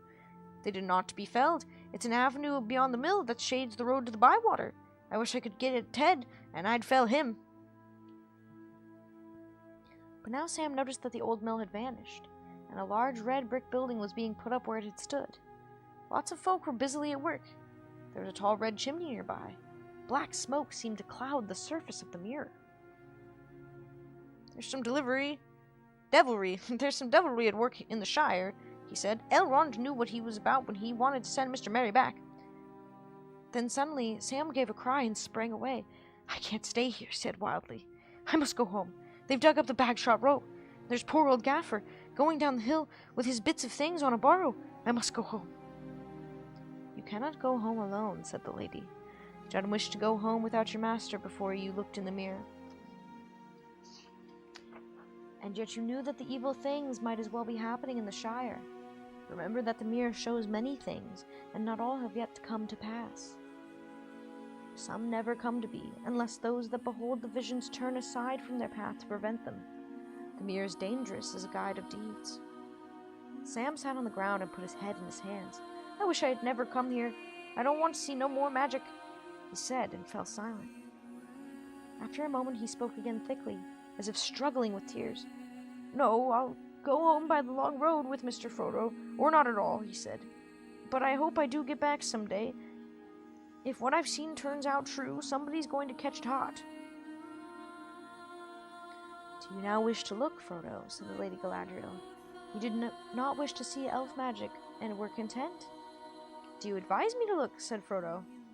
Asked Frodo. No, she said. I do not counsel you one way or the other. I am not a counselor.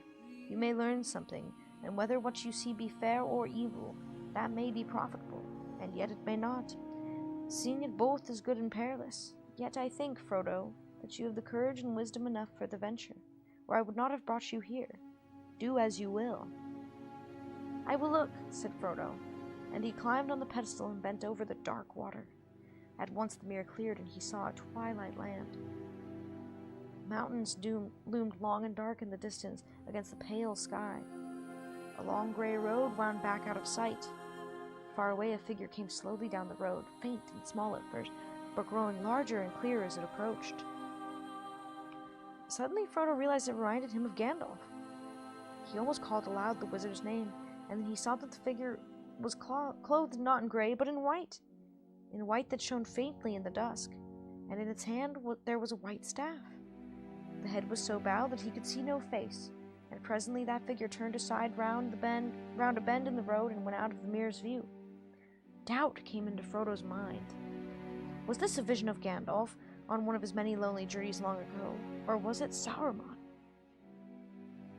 The vision now changed. Brief and small, but very vivid, he caught a glimpse of Bilbo walking restlessly about his room. The table was littered with disordered papers. Rain was beating on the windows. Then there was a pause, and after many swift scenes followed in Frodo in some way that knew to be parts of great history in which he had become involved. The mist cleared, and he saw a sight which he had never seen before, but knew at once: the sea. Darkness fell. The sea rose and raged in a great storm. Then he saw, against the sun, sinking blood-red into a rack of clouds, the black outline of a tall ship with torn sails riding up out of the west. Then a wide river flowing through the populous city. Then a white fortress with 7 towers. And then again a ship with black sails, but now it was morning again, and the water rippled with light, and a banner bearing the emblem of white tree shone in the sun. A smoke as of fire and battle arose, and again sun went out in burning red that faded into a gray mist. And into the mist a small ship passed away, twinkling with lights. It vanished, and Frodo sighed and prepared to draw away. But suddenly the mirror went altogether dark as if a hole had been opened in the world of sight, and Frodo looked into emptiness. In the black abyss there appeared a single eye that slowly grew until it filled nearly all the mirror. So terrible was it that Frodo stood rooted, unable to cry out or withdraw his gaze. The eye was rimmed with fire, but was itself glazed, yellow as a cat's, watchful and intent, and the black slit of its pupil opened on a pit, a window into nothing. Then the eye began to rove, searching this way and that, and Frodo knew with certainty and horror that among many things that it sought he himself was one. He also knew it could not see him, not yet, not unless he willed it. The ring that hung upon its chain about his neck grew heavy, heavier than a great stone, and his head was dragged downwards. The mirror seemed to be growing hot, and curls of steam were rising from the water. He was slipping forward. "Do not touch the water," said the Lady Galadriel softly. The vision faded, and Frodo found that he was looking at the cool stars twinkling in the silver basin. He stepped back, shaking all over, and looked at the lady. "I know what it was that you last saw," she said, "for that is also in my mind. Do not be afraid, but do not think that only singing amid the trees, nor even the slender arrows of elven bows in this land of Lothlorien maintained and defended against its enemy. I say to you, Frodo, that even as I speak to you, I perceive Dark Lord and know his mind, or all of his mind that concerns the elves. And he gropes ever to see me in my thought, but still the door is closed." She lifted up her white arms and spread out her hands towards the east in a gesture of rejection and denial. Arundel, the evening star, most beloved of the elves, shone clear above. So bright it was that the figure of the elven lady cast a dim shadow on the ground. Its rays glanced upon a ring about her finger. It glittered like polished gold overlaid with silver light, and a white stone in it twinkled as the even star had come down to rest upon her hand. Frodo gazed at the ring with awe, for suddenly it seemed to him that he understood. Yes, she said, divining his thought. It is not permitted to speak of it, and Elrond could not do so, but it cannot be hidden from the ring-bearer. And the one who has seen the eye. Verily it is the land's Lorien upon the finger of Galadriel that one of the three remains. This is Nenya, the ring of adamant, and I am its keeper.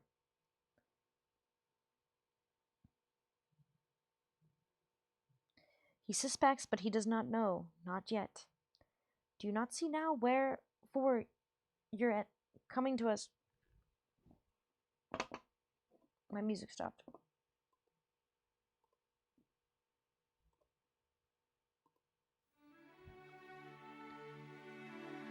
He suspects, but he does not know, not yet. Do you not see now wherefore you're coming to us in this journey in the footstep of doom? For if you fail, then we are laid bare to the enemy. Yet if you succeed, then our power is diminished, and Lothlorien will fade, and the tides of time will sweep it away. We must depart into the west, or dwindle into a rustic folk of dell and cave, slowly to forget and be forgotten. Frodo bent his head. And what do you wish? He said at last. That what should be shall be, she answered. The love of the elves for their land and their works is deeper than the deeps of the sea, and their regret is undying and cannot ever wholly be assuaged. Yet they will cast all away rather than submit to Sauron, for they know him now. For the fate of Lothlorien you are not answerable, but only for the doing of your own task. Yet I could wish, were it of any avail, that the One Ring had never been wrought, or had remained forever lost. You are wise and fearless and fair, Lady Galadriel, said Frodo. I will give you the One Ring, if you ask for it. It is too great a matter for me. Galadriel laughed with a sudden clear laugh. Wise the Lady Galadriel may be, she said, yet here she met her match in courtesy. Gently are you revenged for my testing of your heart at our meeting? You begin to see with a keen eye. I do not deny that my heart has greatly desired to ask what you offer. For many long years I had pondered what I might do. Should the great ring come into my hands, and behold, it was brought within my grasp. The evil that was devised long ago works in many ways, whether Sauron himself stands or falls. Would not that have been a noble deed to set to the credit of this ring, if I had taken it by force or fear from my guest?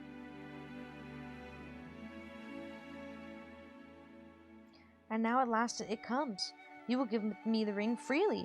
In place of the Dark Lord you will set up a queen, and I shall not be dark, but beautiful and terrible as the morning and the night, fair as the sea and the sun and the snow upon the mountain, dreadful as the storm and the lightning, stronger than the foundations of the earth. All shall love me and despair. I'm sorry, I can't not go into the fucking monologue. She lifted up her hand, and from the ring she wore there issued a great light that illuminated her alone and left all else dark.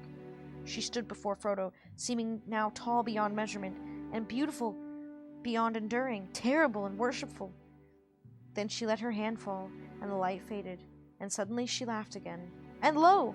She was shrunken, a slender elf woman, clad in simple white, whose gentle voice was soft and sad. I passed the test, she said. I will diminish and go into the west, and remain Galadriel. They stood for a long while in silence. At length the lady spoke again. Let us return, she said. In the morning you must depart, for now we have chosen, and the tides of fate are flowing. I would ask one thing before we go, said Frodo, a thing which I often meant to ask Gandalf in Rivendell. I am permitted to wear the One Ring. Why cannot I see all the others and know the thoughts of those that wear them? You have not tried, she said. Only thrice have you set the ring upon your finger since you knew what you possessed. Do not try. It would destroy you. Did not Gandalf tell you that the rings give power according to the measure of each possessor? before you could use that power, you would need to become far stronger and to train your will into the domination of others. Yet even so, as ring bearer and as the one that has borne it on finger and seen that which is hidden, your sight is grown keener. You've perceived my thought more clearly than many that are accounted wise.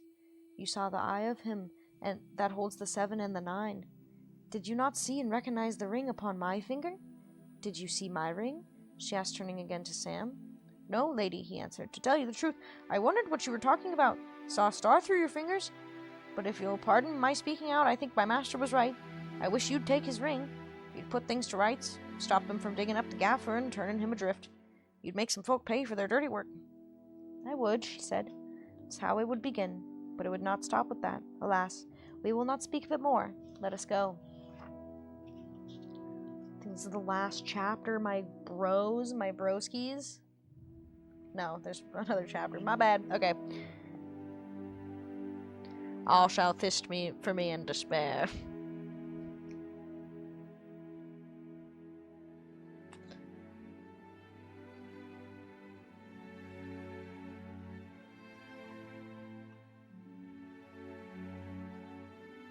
Arthur can't reach keyboard.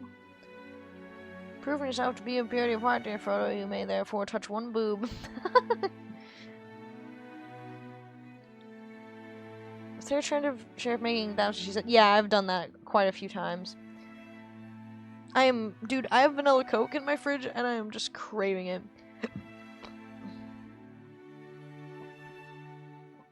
You've never heard this story before? What the fuck, Adam? Frodo teabaggins, dude. Teabagging that fucking face after a round of Call of Duty. Sauron, real high. I dreamed of being an elf, immortal, tall, and beautiful, but now I ended up being an orc, working for the Dark Lord under his whip. Sam turns ghetto when you touch his tress. Oh, you redeemed Dumb Blonde Voice Reel. Oh my god, I'm so sorry. I didn't see it. Sour, good morning. Who were you before, Rodeo? I was OTP in a past Twitch life. I don't know what OTP means. Only talking to Parliament. This chapter has the car case. It does have the car chase, Zach.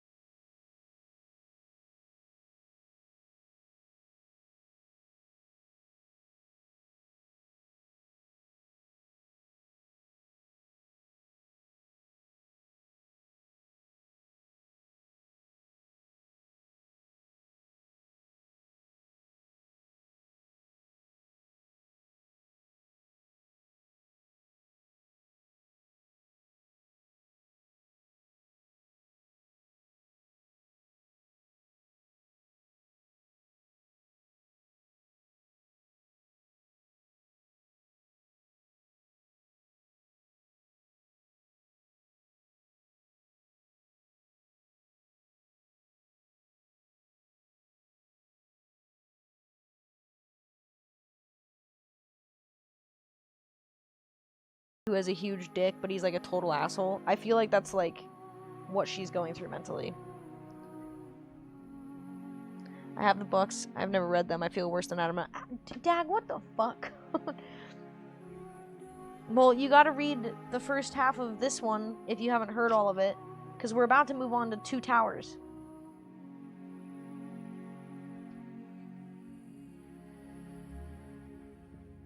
My ex-wife had the same problem. Not a reader. I could fix him.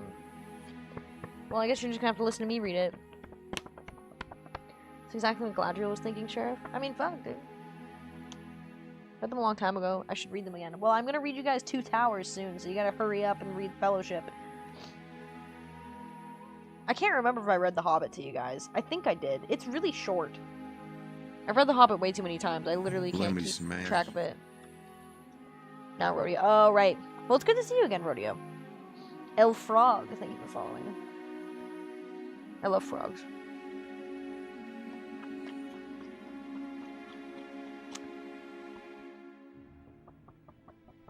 Oh, Silent, you won something. Or you got a gift sub or something the other day. I can't remember. I don't think you were here.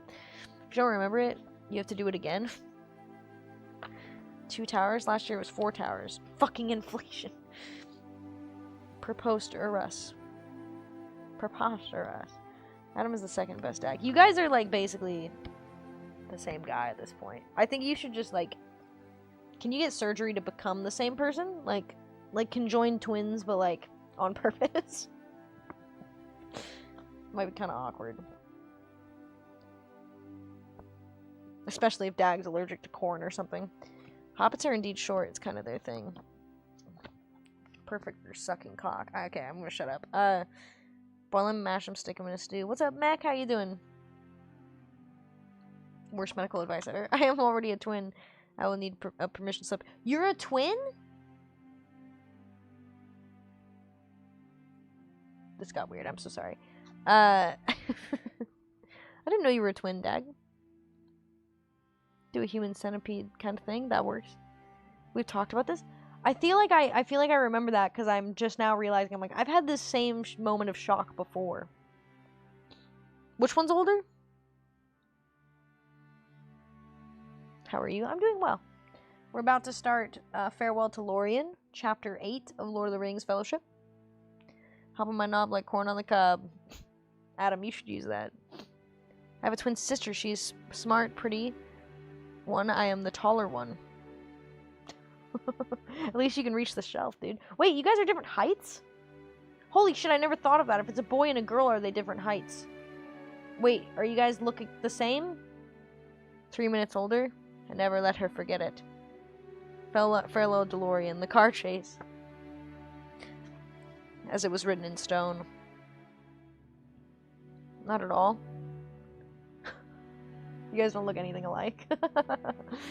What time does Gollum fanfic reading start? Dude, that would be fucking lit. Lord of the Cock Rings, oh man. Can we trade you for her? I mean, we love you, bro. Is she hot? Can I marry her? Back to fellowship. As an amateur licensed black market middle professional, I can attach them surgically.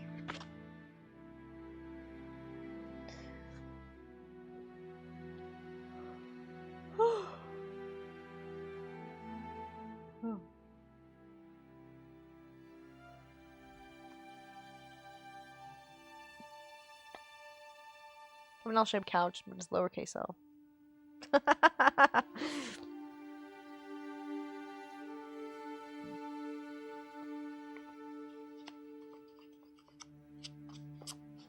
Gotta catch y'all later, skaters. See you later, rodeo farts. I hope you have a good day. Brings me great joy to read your name aloud. Their fraternal twins sound like not identical.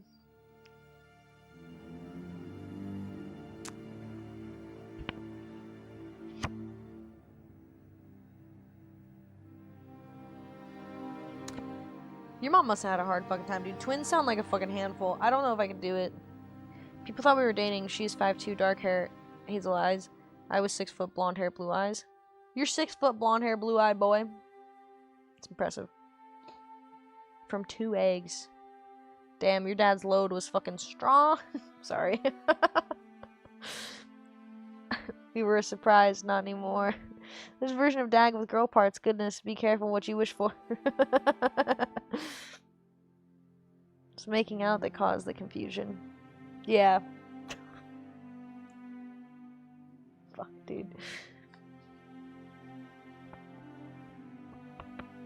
Well, in like 6 months, I'll be shocked that you have a twin again, and we'll have this conversation once more. Hopefully not, though. Hopefully I just remember this time. I did recall the feeling it gave me, though, so at least there's that. I feel like you got the good end of the stick, though, being 6 foot tall and blonde, dude. Okay.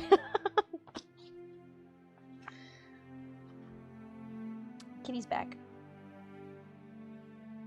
Hi, baby. Do you want to sit?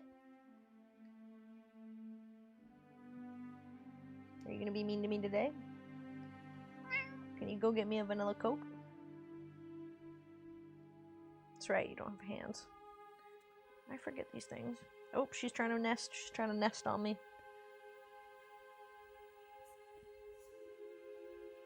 Gray and brown now. Must have been the sunlight. My hair got darker from stress.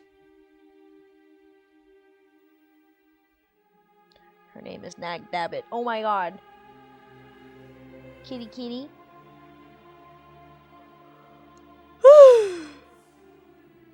Oh, it's a good bean. I don't know how I'm supposed to read with this cat. Oh my god, she's like... Oh wow, she's really on me. No biting today, okay?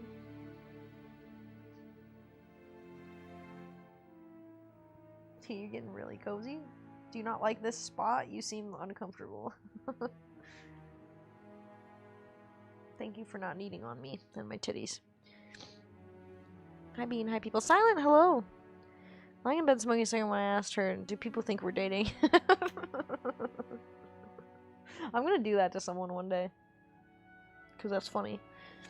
I do have math to figure out how tall everyone in chat is. Always forgetting how many centimeters is foot. Dude, I don't know. I have no idea. What are you doing? You see the way she keeps positioning herself? It's crazy. Good cat. Reaver, hello. She's being a good bean today. You're being good today. Oh, she's laying her little head right on my titty. Is it comfortable? She seems to enjoy it. I don't know.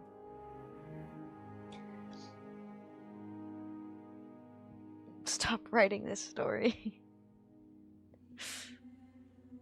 We've established I'm pocket pussy sized. To my chagrin? What does that fucking mean? This cat is just jealous of your affection for Gordon and doesn't want to be replaced. I'm assuming that's exactly what's going on, honestly.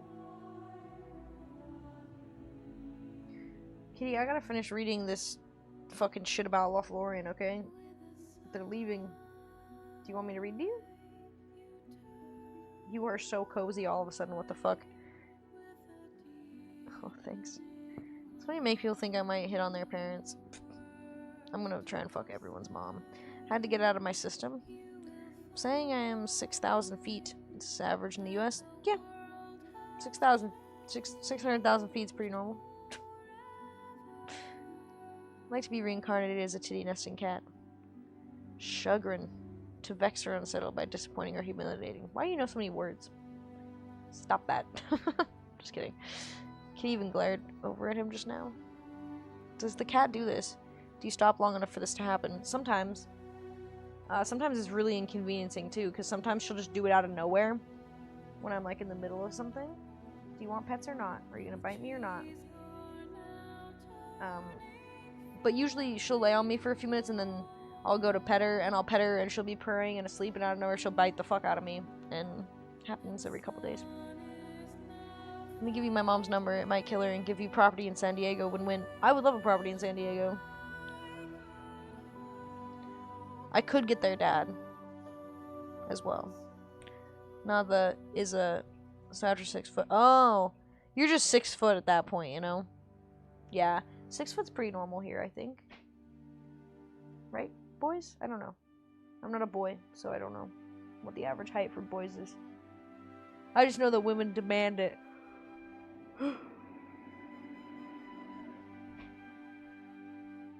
But like, dude, who fucking cares?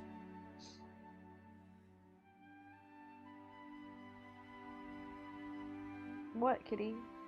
The shower?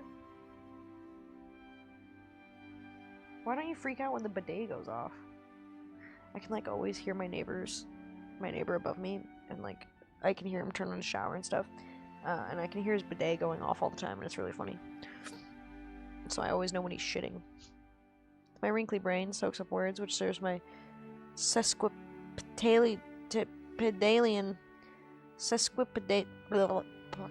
proclivities. I'm 5'8". No wonder girls don't like me. Adam, shut up. You get mad bitches. I have no idea how to read the strange numbers you guys are using over there. I don't either. Probably could get my dad, but it's hard to tell if he's alive or dead unless he's observed. It's really funny. Pacific Northwest, there's less Scandinavian stream. People are generally taller than average. Really? I didn't know that. Average male height in the US is 5'9". Globally, it's 5'6". What? He might piss hard, but I know it's a bidet. Okay, I've got this cat on me, but I need to try and read this in a dumb blonde voice, and she's really not going to enjoy that. Oh, You're already not enjoying this. I don't know how I'm gonna do this. She's breathing heavily for some reason. What's wrong? Just sleep.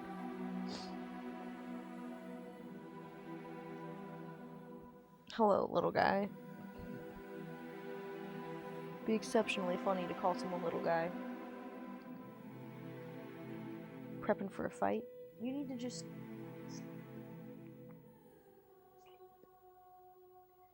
become Eepy.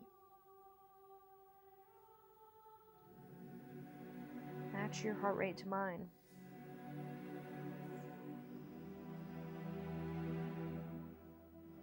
Yes. Good queen. She's beaming up. The night the company was again summoned to the chamber of Celeborn. Dude, it's fucking me up saying that. Those were also expecting me to make 6 versions still have a pleasant personality. That's not possible. I need this kitty to lay on me for as long as possible.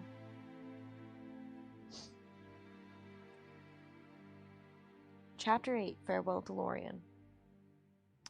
That night the company was again summoned to the chamber of Celeborn. And there the lord and lady greeted them with fair words. At length Celeborn spoke of their departure. Now is the time, he said, when those who wish to continue the quest must harden their hearts to leave this land. Those who no longer wish to go forward may remain here for a while, but whether they stay or go, none can be sure of peace. For we are now coming to the edge of doom. Here those who wish may await on the oncoming of the hour till either the ways of the world lie open again, or we summon them to the last need of Lorien. Then they may return to their own lands, or else go to the long home of those that fall in battle. There was a silence. They all resolved to go forward, said Galadriel, looking in their eyes. As for me, said Boromir, my way home lies onward and not back. That is true, said Celeborn, but is all this company going with you to Minas Tirith? We have not decided our course, said Aragorn. Beyond Lothlorien, I did not know what Gandalf intended to do. Indeed, I do not think that even he had any clear purpose. Maybe not, said Celeborn. Yet when you leave this land, you can no longer forget the great river. Some of you know well, it cannot be crossed by travelers with baggage between Lorien and Gondor, save by boat. And are there not bridges of Osgiliath broken down and all the landings held now by the enemy? On which side will you journey? The way to Minas Tirith lies upon this side, upon the west. But the straight road of the quest lies east of the river, upon the darker shore. Which shore will you now take? If my advice is heeded, it will be the western shore and the way to Minas Tirith, answered Boromir. But I am not the leader of the company. The others said nothing, and Aragorn looked doubtful and troubled. I see that you do not know yet what to do. It is not my part to choose for you, but I will help you as I may. There are some among you who can handle boats. Legolas, whose folk know the swift forest river, and Boromir of Gondor, and Aragorn the Traveler. And one hobbit, cried Merry. Not all of us look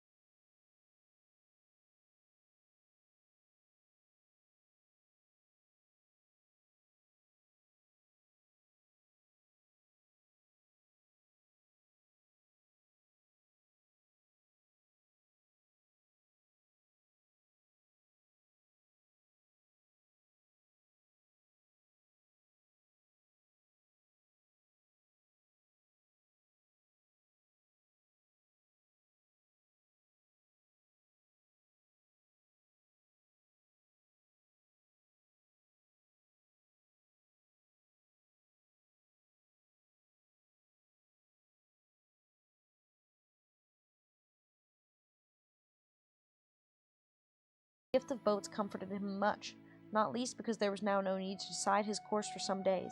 The others, too, looked more hopeful. Whatever perils lay ahead, it seemed better to float down the broad side of the Anduin to meet them than plod forward with bent backs. Only Sam was doubtful. He at any rate still thought boats had as bad as wild horses, or worse, and all the dangers that he had survived made him think better of them.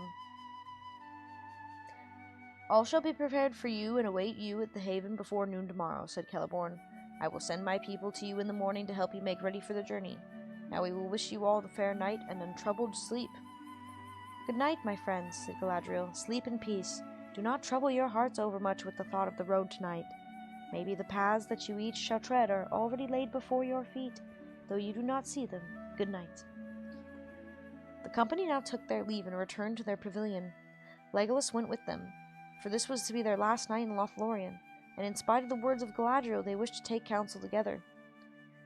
For a long time they debated on what they should do, and how it would be best to attempt the fulfilling of their purpose with the ring, but they came to no decision. It was plain that most of them desired to go to Minas Tirith, and to escape at least for a while from the terror of the enemy. They would now have been willing to follow the leader over river and into the shadow of Mordor, but Frodo spoke no word, and Aragorn still divided in his mind. His own plan, while Gandalf remained with them, had been to go with Boromir, and with his sword help to deliver Gondor. For he believed that the message of the dreams was a summons, and that the hour had come when the heir of Elendil should come forth and strive with Sauron for the mastery. But in Moria the burden of Gandalf had been laid on him, and he knew that he could not now forsake the ring, if Frodo refused in the end to go with Boromir. And yet what help could he or any of the company give to Frodo, save to walk blindly with him into the darkness? "I shall go to Minas Tirith alone if need be, for it is my duty," said Boromir, and after that he was silent for a while, sitting with eyes fixed on Frodo, as if he was trying to read the halfling's thoughts. At length he spoke again, softly, as if he was debating with himself. "If you wish only to destroy the ring," he said, "then there is little use in war and weapons, and the men in Minas Tirith cannot help. But if you wish to destroy the armed might of the Dark Lord, then it is folly to go without force in this domain, and folly to throw away." He paused suddenly, as if he had become aware that he was speaking his thoughts aloud. "It would be folly to throw lives away, he ended. "It is a choice between defending a strong place and walking openly in the arms of death. At least that is how I see it." Frodo caught something new and strange in Boromir's glance, and he looked hard at him. Plainly, Boromir's thought was different from his final words. It would be folly to throw away what? The Ring of Power? He had said something like that at the council, but then he had accepted the correction of Elrond. Frodo looked at Aragorn, but he seemed deep in his own thought and made no sign that he had heeded Boromir's words. So their debate ended. Merry and Pippin were already asleep, and Sam was nodding. The night was growing old. In the morning, they were beginning to pack their slender goods. Elves that could speak their tongue came and brought them many of gifts of food and clothing for their journey. The food was mostly in the form of very thin cakes, made of a meal that was baked in light brown on the outside, and inside was the color of cream. Gimli took up one of those cakes and looked at it with a doubtful eye. "Cram," he said under his breath, as he broke off a crisp corner and nibbled it. His expression quickly changed, and he ate all the rest of the cake with relish. "No more, no more," cried the elves, laughing. "You've eaten enough today for a long day's march." "Thought it was only a kind of cram, such as the Dale men make for journeys in the wild," said the dwarf. "So it is," they answered, "but we call it lembas, or whey bread. It is more strengthened than any good made by men, and is more pleasant than cram, by all accounts." "Indeed it is," said Gimli. "Why, is it better than honey cakes of the Bjornings? And that is great praise, for the Bjornings are the best bakers that I have known of. But they are none too willing to deal with their cakes to travelers in these days. You are kindly hosts." "All the same, we bid you spare the food," they said. "Eat little at a time, and only at need, for these things are given to serve you when all else fails. The cakes will keep sweet for many, many days, if they are unbroken and left in their leaf wrappings, and we have brought them. One will keep a traveler on his feet for a day of long labor, even if he be one of the tall men of Minas Tirith."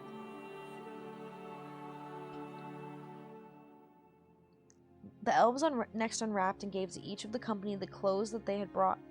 For each they had provided a hood and cloak, and made according to his size, of the light but still warm silken stuff that Galadrim wove. It was hard to say what color they were. Gray with the hue of twilight under the trees they seemed to be, and if they were moved or seen in another light, they were green as shadowed leaves, or brown as fallow fields by the night, dusk silver as water under the stars.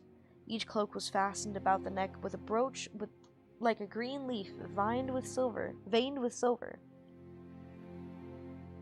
Are these magic cloaks? Asked Pippin, looking at them with wonder. I do not know what you mean by that, answered the leader of the elves. They are fair garments, and the web is good, for it is made of this land. They are elvish robes, certainly, if that is what you mean. Leaf and branch, water and stone.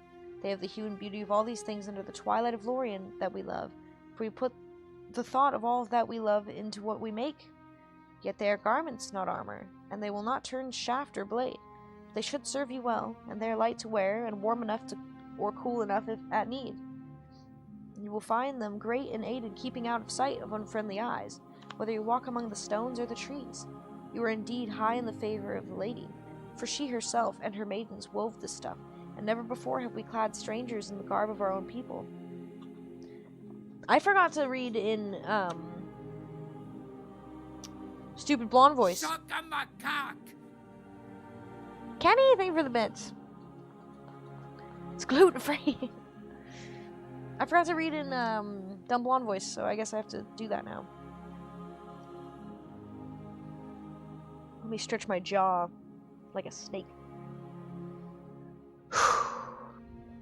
Okay, let's see if I can do this. Suck on my cock! Kenny, thank you for more bits, sweet bean. We still have like 40 pages to go, dude. I hope we can get through this. After their morning meal, the company said farewell to the lawn by the fountain. Their hearts were heavy, for it was a fair price, and it had become like home to them, though they could not count the days and nights that passed there. As soon for a moment, looking at the white water in the sunlight, Haldir came walking towards them over the green grass of the glade. Frodo greeted him with delight. I've returned from the northern fences, said the elf, and I am sent now to be your guide again. The Dimrill Dale is full of vapor and clouds of smoke, and the mountains are troubled. There are noises in the deeps of the earth. If any of you had thought of returning northwards to your homes, you would not have been able to pass that way. But come, your path now goes south. Fighter, thank you for the bits. Thank you, Fighter.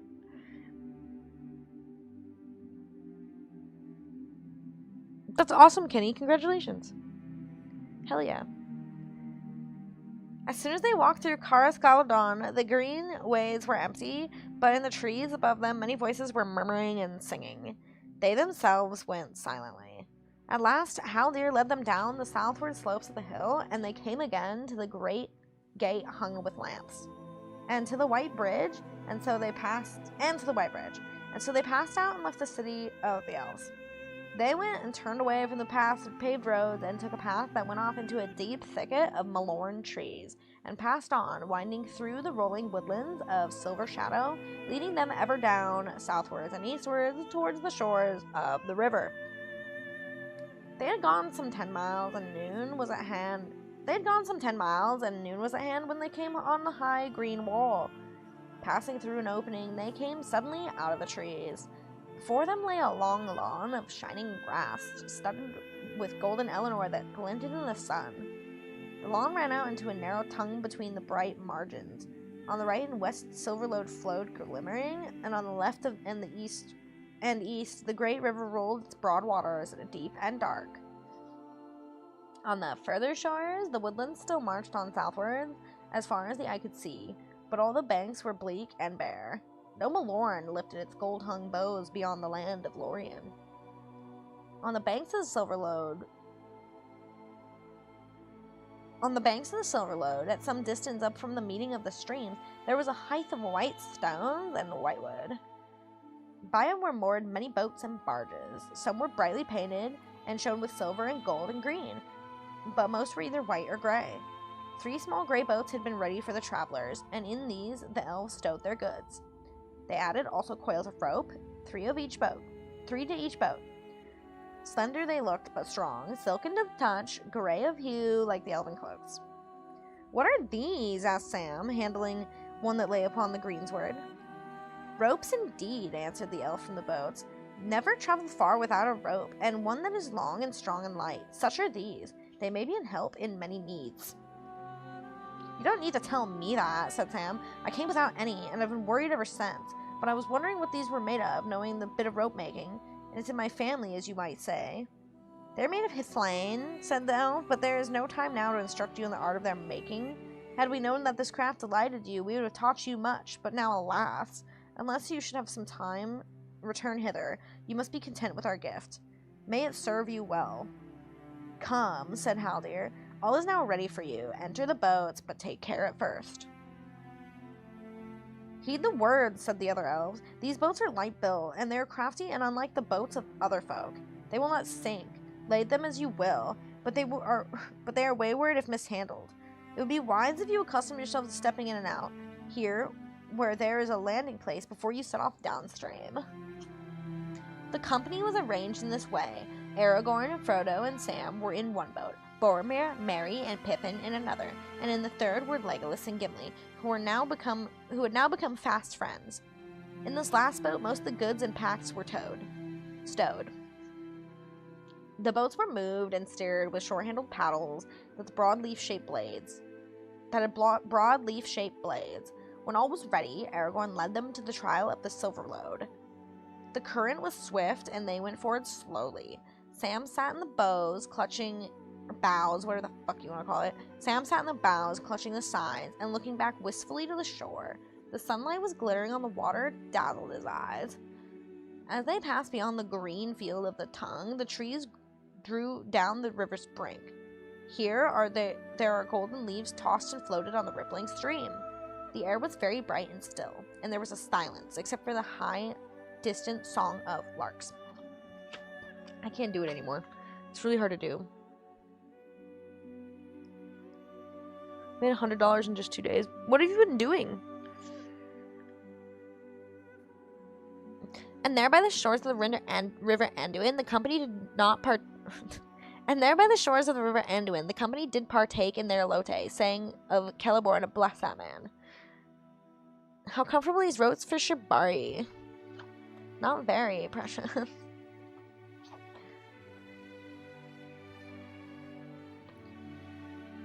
Oh my god, that's fucking killing my voice. They turned a sharp bend in the river, and there, sailing proudly down the stream towards them, they saw a swan of great size. The water rippled on either side of the white breast beneath its curving neck. Its beak shone like burnished gold, and its eyes glinted like jet set in yellow stones. Its huge white wings were half lifted. A music came down the river as it drew nearer, and suddenly they perceived that it was a ship, wrought and carved with elven skill in the likeness of a bird. 2 elves, clad in white, steered it with black paddles. I thought I said pedals. I was like, are you telling me it's a fucking swan pedal boat right now? Kenny, thank you. I swore to God I said pedals. 2 elves clad in white steered it with black paddles. In the midst of the vessel sat Celeborn, and behind him stood Galadriel, tall and white. A circlet of golden flowers was in her hair, and in her hand she held a harp, and she sang, sad and sweet the sound of her voice in the cool, clear air. I sang of leaves of gold, and leaves of gold there grew. Of wind I sang, a wind there come, and in the branches blew. Beyond the sun, beyond the moon, the foam was on the sea, and by the strand of Ilmarin grew a golden tree. Beneath the stars of ever eve, in Aldemar it shone, in Aldemar besides the walls of elven Tirion. Their long and golden leaves have grown upon the branching years, while here beyond the sundering seas now fall the elven tears. O Lorien, the winter comes, the bare and leafless day. The leaves are falling in the stream, the river flows away. O Lorien, too long have I dwelt upon his hither shore, and in a fading crown have twined the golden Eleanor. But if of ships I now should sing, what ship would come to me? What ship would bear me ever back across so a wide sea. Aragorn stayed his boat as the swan ship drew alongside. The lady ended her song and greeted them. "We have come to bid our last farewell," she said, "and to speed you with blessings from our land." "Though you have been our guests," said Celeborn, "you have not yet eaten with us, and we bid you, therefore, to a parting feast here between the flowing waters, that you will bear you far from Lorien." The swan passed on slowly to the height, and they turned their boats and followed it. There, in the last end of Egladil, upon the green grass, the parting feast was held. But Frodo ate and drank little, heeding only the beauty of the lady and her voice. She seemed no longer perilous or terrible, nor filled with hidden power. She already seemed to him, as by men of later days elves at time are seen, present and yet remote, a living vision of that which has already been far left behind by the flowing streams of time. God, it's so hard to read this today.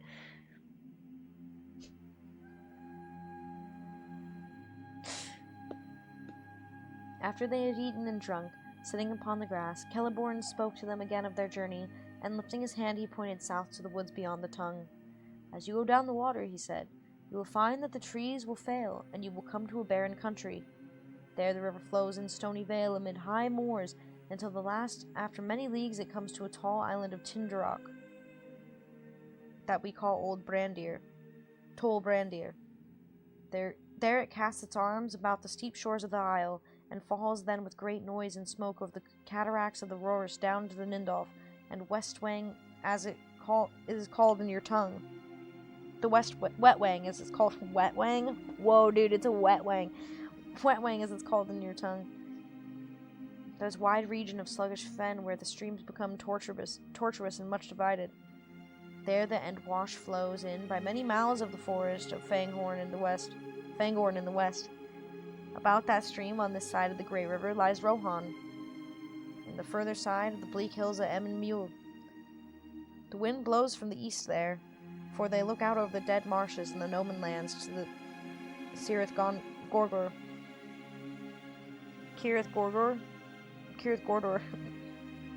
and the black gates of Mordor. Boromir, and any that go with him seeking Minas Tirith, will do well to leave the great river above Rauros and cross the Entwash before it finds the marshes. Yet they should not go too far up that stream, nor risk becoming entangled in the fortress of Fangorn. That is a strange land, and is now little known, but Boromir and Aragorn doubtless do not need this warning. "Indeed, we have heard of Fangorn in Minas Tirith," said Boromir. "But what I've heard seems to me the most part of old wives' tales, such as we tell our children. All that lies north of Rohan is now so far away that fancy can wander freely there.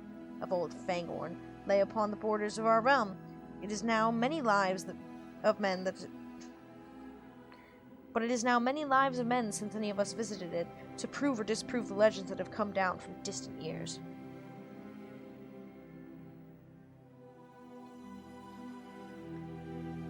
I have myself been at whiles in Rohan, and never crossed it northwards. When I sent out as messenger, I passed through the gap by the skirts of the White Mountains, and crossed the ice and into the grey flood of the Northland. A long and wearisome journey. 400 leagues I reckoned it, and it took me many months, for I lost my horse at Tharbad, at the fording of the Grey Flood. After that journey and the road I have trodden with this company, I do not much doubt I shall find a way through Rohan and Fanghorn too, if need be. "And I need say no more," said Celeborn, "but do not despise the lore that has come down from distant years, for oft it may chances that old wives keep in memory words of things that once were needful for the wise to know." Now Galadriel rose from the grass, and taking a cup from one of her maidens, she filled it. Kenny, thank you. Wetwang. Autistic tradwives of lore. Kenny, thank you so much.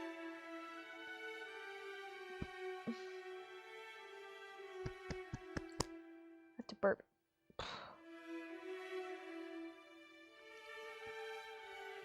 Now Galadriel rose from the glass. Taking a cup from one of her maidens, she filled it with white mead and gave it to Celeborn. "Now it is time to drink the cup of farewell," she said. drink, Lord of the Galdrim, and not let your heart be sad, though night must follow noon, and already our evening dwelleth nigh. Then she brought the cup to each of the company, and bade them drink in farewell. But when they had drunk, she commanded them to sit again on the grass, and chairs were set for her in the Celeborn. Her maidens stood silent about her, and a while she looked upon her guests. At last she spoke again. "We have drunk the cup of parting," she said, "and the shadows fall between us. But before you go, I have brought in my ship gifts which the Lord and Lady of Galdrim now offer you in memory of Lothlorien." Then she called to each in turn. "Here is the gift of Celeborn and Galadriel, the leader of your company. To the leader of your company," she said to Aragorn, and she gave him a sheath that had been made to fit his sword. It was overlaid with tracery of flowers and leaves wrought of silver and gold, and on it were set in elven runes found of many gems the name of Andruil and the lineage of the sword. "The blade that is drawn from this sheath shall not be stained or broken even in defeat," she said. "But is there aught else you desire of me at our parting? For darkness will float between us, and it may be that we shall not meet again, unless it is far hence upon a road that has no returning."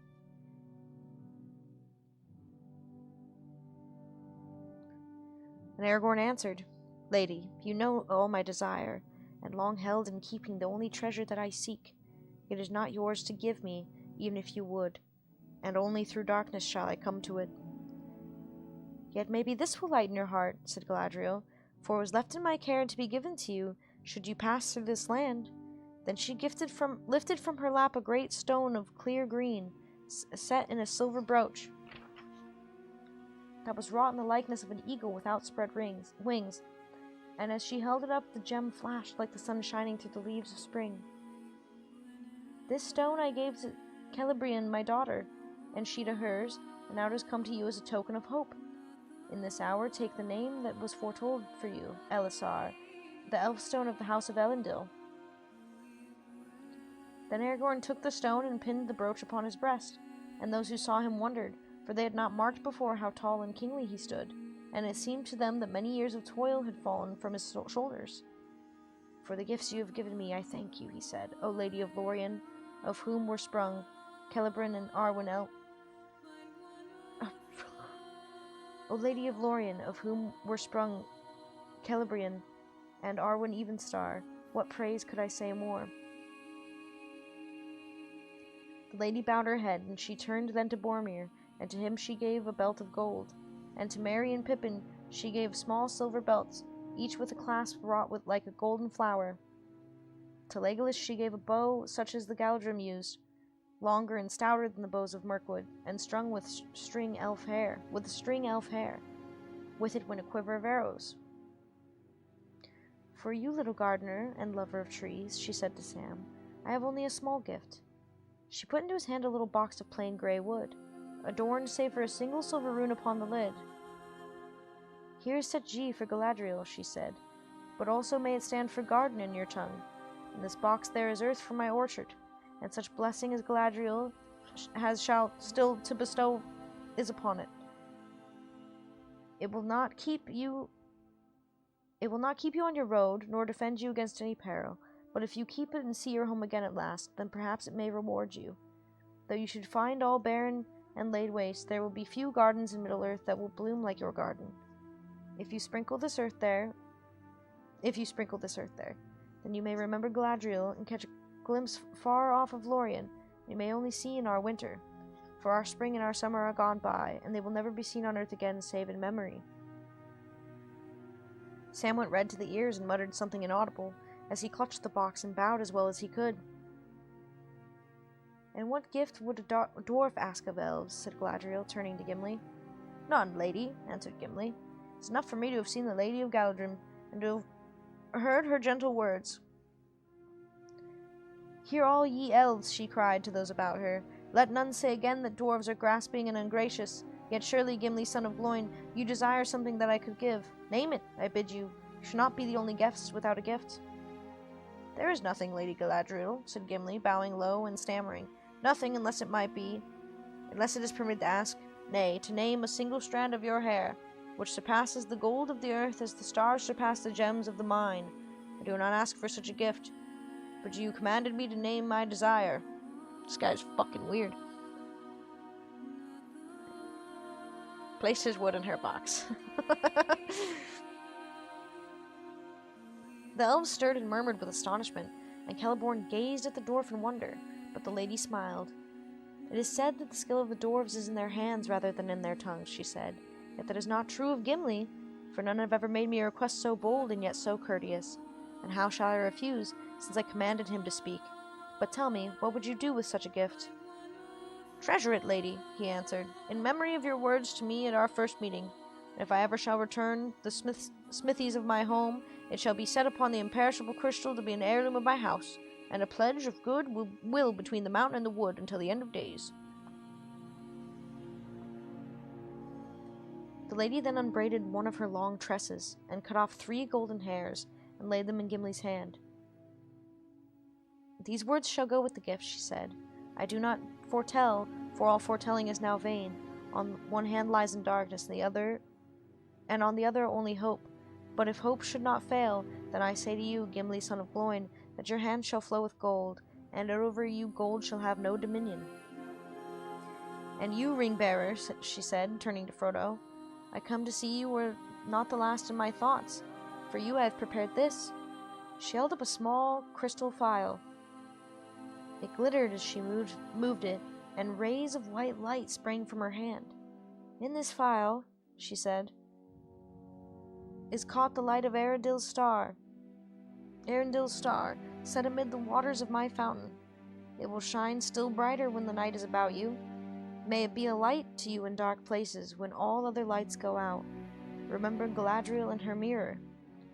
Frodo took the phial, and for a moment, as it shone between them, saw her again standing like a queen, great and beautiful, but no longer terrible. He bowed, but found no words to say. Let's not say racist shit, I found a good one. Silent, that's funny. Well, he knows he has a haircutting fetish, he's not ashamed. Oh my god. Something being implied when she speaks of regard related to visions he saw, and the blush is because she knew his desires, right? I think he's gonna be laying mad pipe on Rosie, dude. He was gonna perform magic on her.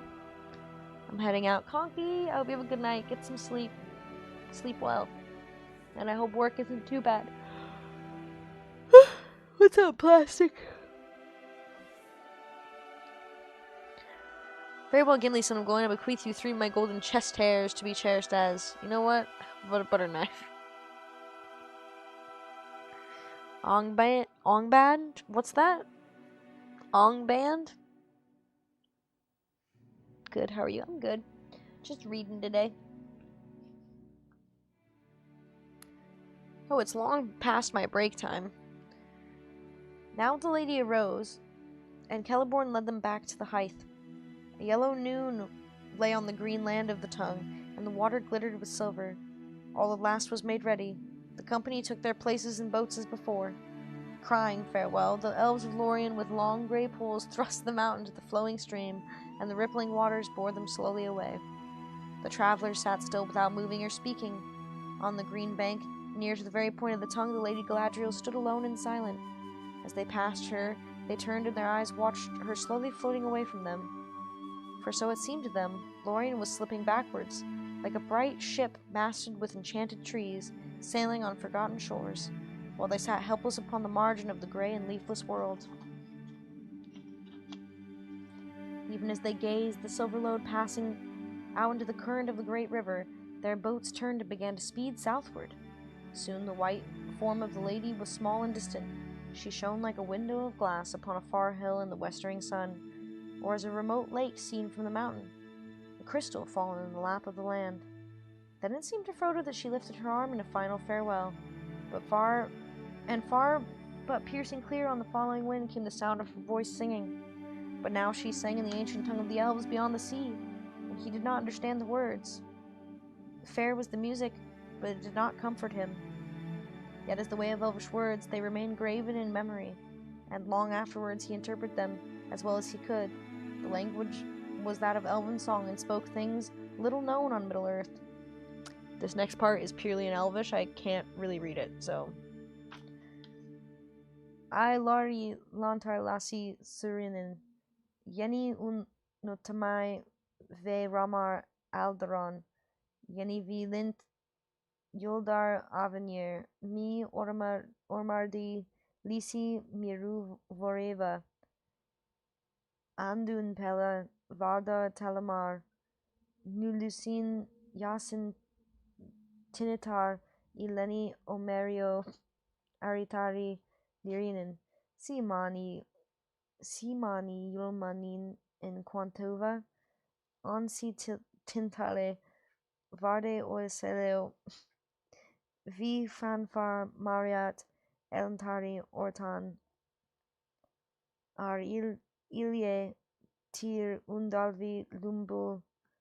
Ar sindaro niela kati morni.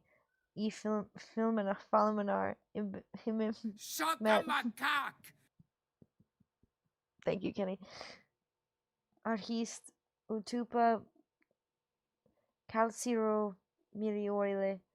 Sir vanwana Romela vanwa valamar. Namari nai hiru valimar. Na hile ruva. Namari. It's really hard to say. Japanese is really coming along. Thank you, Adam. Thank you.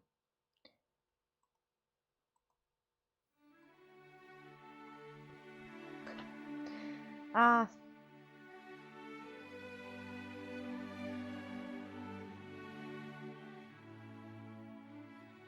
Oh, there was a fucking translated version. What the fuck? Son of a bitch. Ah, like gold fall the leaves in the wind, long years numberless as the wings of trees. The years have passed like swift draughts of the sweet mead in lofty halls beyond the west, beneath the blue vaults of Varda, wherein the stars tremble in the song of her voice, holy and queenly. Who now shall refill the cup for me?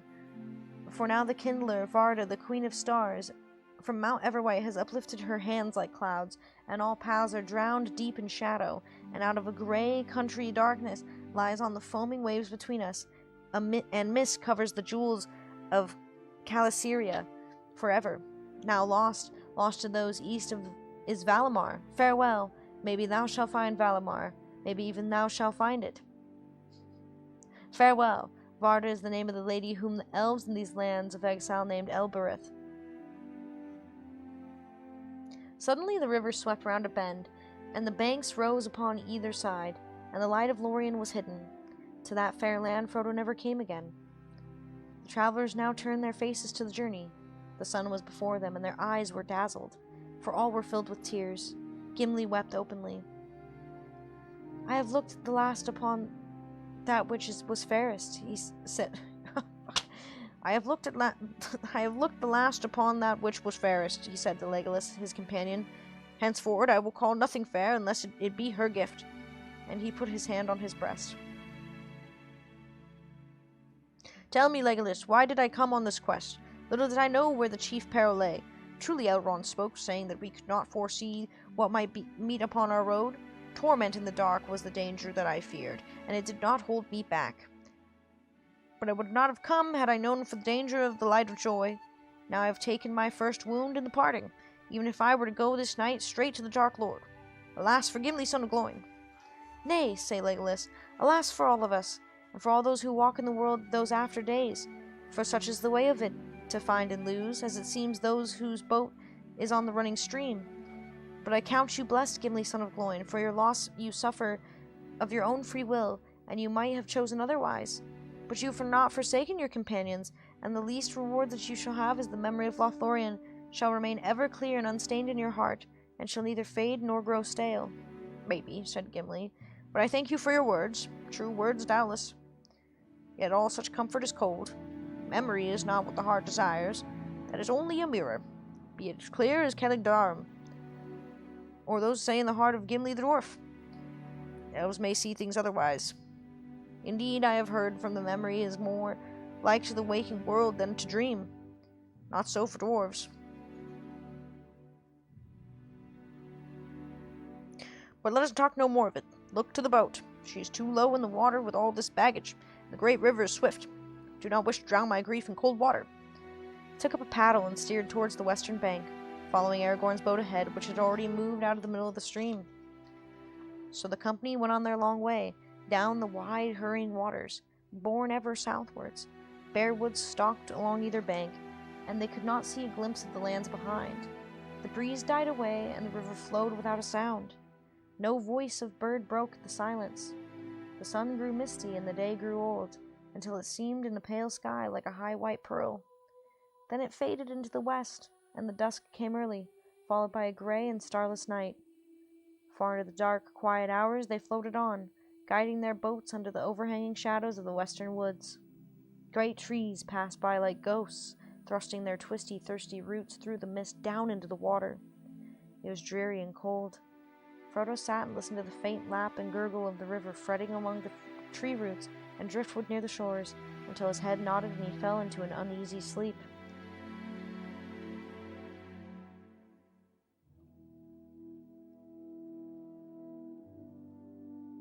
I think this is the last chapter.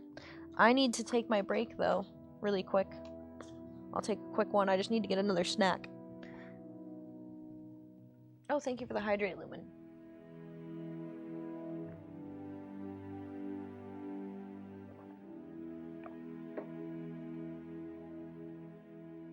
The IRL life sheriff is the fairest by far. By a little, at least.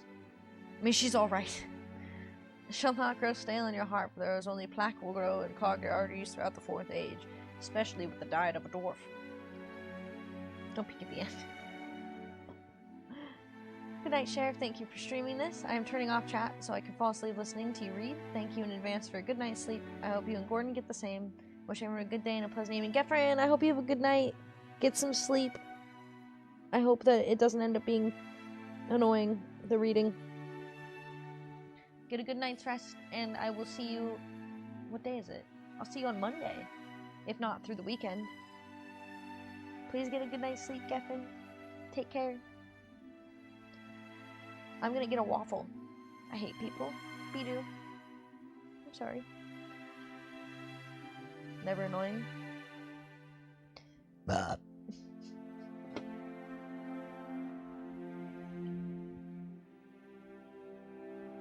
What the fuck do you think you're doing? Okay, I gotta go check on Gordon.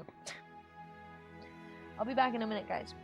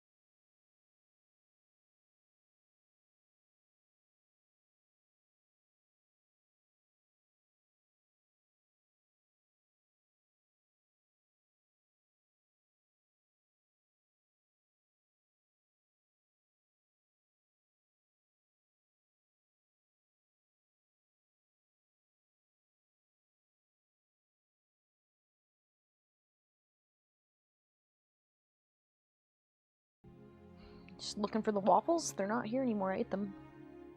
She's so weird. Try it. Try the syrup. I know you won't. You'll take one lick and be like, no thank you. Oh, she's licking it, actually. That's crazy. She doesn't usually like sweets. Are you allowed to have maple? Oh, she's over it. Bathory's such a cool name. She's such a good cat. She's not, but the name does suit her.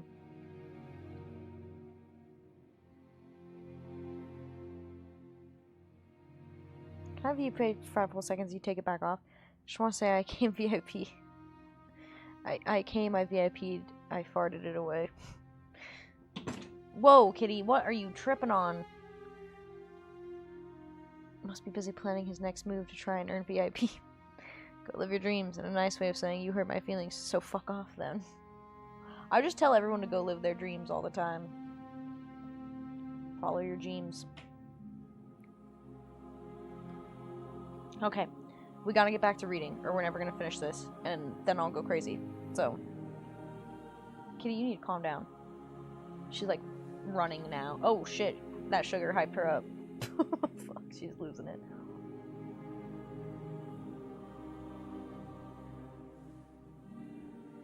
She's fine. Okay. My dream was throwing up my teeth and falling through time. What? If I would live my dream, it would be very interesting. My dear grandmother used to say you can't go where you already are, so no worries, really. You can't go where you already are. That's some fucking high-ass thoughts. Some high shower thought shit. I'm kind of in the habit of ending with good luck when I don't plan on talking with that person again. I just tell people good luck. Go with God. Follow your dreams. Godspeed. I get asked if I'm religious a lot. That's how she knew she wasn't going crazy. Wherever you go, there you are. What is that from? I can't remember what that's from. I might follow my dream. If I can live long enough, I'll go down in history, no matter if I win or lose.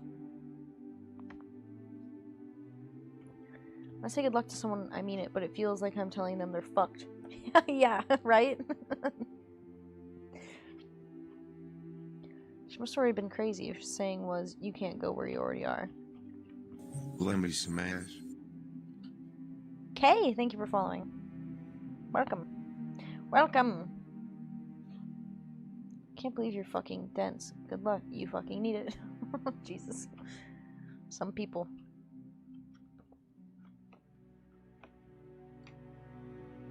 Love you very much, and I mean this with the utmost respect. Please read the fucking book. Goodbye. Chapter 9. The Great River. Frodo was roused by Sam. He found that he was lying, well wrapped, under a tall, gray-skinned trees in a quiet corner of the woodlands on the west bank of the great river, Anduin. He had slept the night away, and the gray of morning was dim among the bare branches. Gimli was busy with a small fire near at hand. They started again before the day was broad. Not that most of the company were eager to hurry southwards. They were content with that decision, which they must make it at latest when they came to the Rarus and the Tindrock Isle, still lay some days ahead. And they let the river bear them on its own pace, having no desire to hasten towards the perils that lay beyond, whichever course they took in the end. Aragorn let them drift with the stream as they wished, husbanding their strength against weariness to come. He insisted that at least they should start early each day and journey on far into the evening, for he felt in his heart that time was pressing, and he feared that the Dark Lord had not been idle when they lingered in Lorien. Nonetheless, they saw no sign of the enemy that day, nor the next. The dull gray hours passed without event. As the third day of their voyage wore on, the lands changed slowly. The trees thinned and then failed altogether. On the eastern bank to their left they saw long, formless slopes stretching up and away towards the sky. Brown and withered they looked, as if fire had passed over them, leaving no living blade of green. An unfriendly waste, without even a broken tree or bold stone to relieve the emptiness. They had come to the brown lands that lay, vast and desolate, between southern Mirkwood and the hills of Immermoor. What pestilence of war or evil deed of the enemy had so blasted all that region, even Aragorn could not tell. Upon the west to their right, the land was treeless also, but it was flat, and in many places green with wide plains of grass. On this side of the river they passed forests and great reeds, so tall that they shut out all view of the west, as the little boats went rustling by along their fluttering borders. Their dark withered plumes bent and tossed in the light, cold airs, hissing softly and sadly. Here and there, through openings, Frodo could catch sudden glimpses of rolling meads, and far beyond them hills of the sunset, and away on the edge of the sight of a dark line, where marched the southernmost ranks of the misty mountains. There was no sign of living, moving things, save birds. Of these there were many, small fowl whistling and piping in the reeds, but they were seldom seen. Once or twice the travelers heard the rush and whine of swan wings, and looking up they saw great phalanx streaming alongside. What the fuck is that word? Phalanx.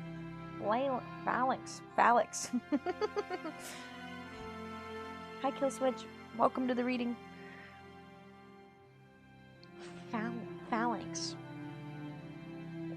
Phalanx? Streaming along the skies. Swans, said Sam, and mighty big ones, too. Yes, said Aragorn, and they are black swans. How wide and empty and mournful all this country looks, said Frodo. I always imagined that one journeyed south it got warmer and merrier, until winter was left behind forever. But we have not journeyed far south yet, answered Aragorn. It is still winter. We are far from the sea. Here the world is cold until the sudden spring, and we may yet have snow again.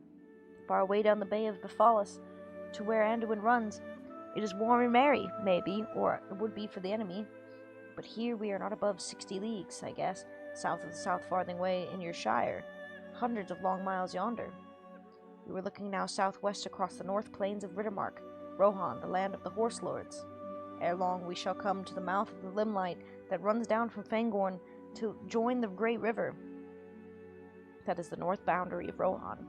And of old all that lay between Limelight and the White Mountains belonged to the Rohirrim. It is rich and pleasant land, and its grass has no rival. But in these evil days folk do not dwell by the river or ride often onto its shores. Anduin is wide, yet the orcs can shoot their arrows far across the stream, and of late, it is said, they have dared cross the water and raid the herds and studs of Rohan. Sam looked from bank to bank uneasily. The trees had seemed hostile before, as if they harbored secret eyes and lurking dangers. Now he wished that the trees were still there. He felt that the company was too naked, afloat in little open boats in the midst of shelterless lands, and on the river was the frontier of war. The next day or two, as they went on, borne steadily southwards, this feeling of insecurity grew on all of the company. For a whole day they took their paddles and hastened forward. The banks slid by. Soon the river broadened and grew more shallow. Lone stony beaches lay upon the east, and there were gravel shoals in the water, so that careful steering was needed. The brown lands rose into bleak wolds, over which flowed a chill air from the east. On the other side, the meads had become rolling down of withered grass amidst the lands of Fen and Tussock. Frodo shivered, thinking of the lawns and fountains and clear sun and the gentle rains of Lothlorien. There's little speech and no laughter in any of the boats. Each member of the company was busy with his own thoughts. Quick note, why are there no women in the company? Never thought about this until just now. Did Frodo find out Gandalf was his grandpa? Yes, Arthur. You also missed VIP again. What is phalanx? Phalanx. The fuck does that mean?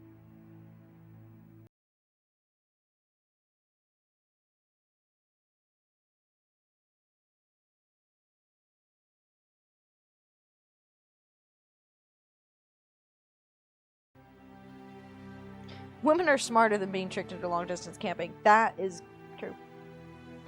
Phalanx. Phalanx. Phalanx. What the fuck does it mean?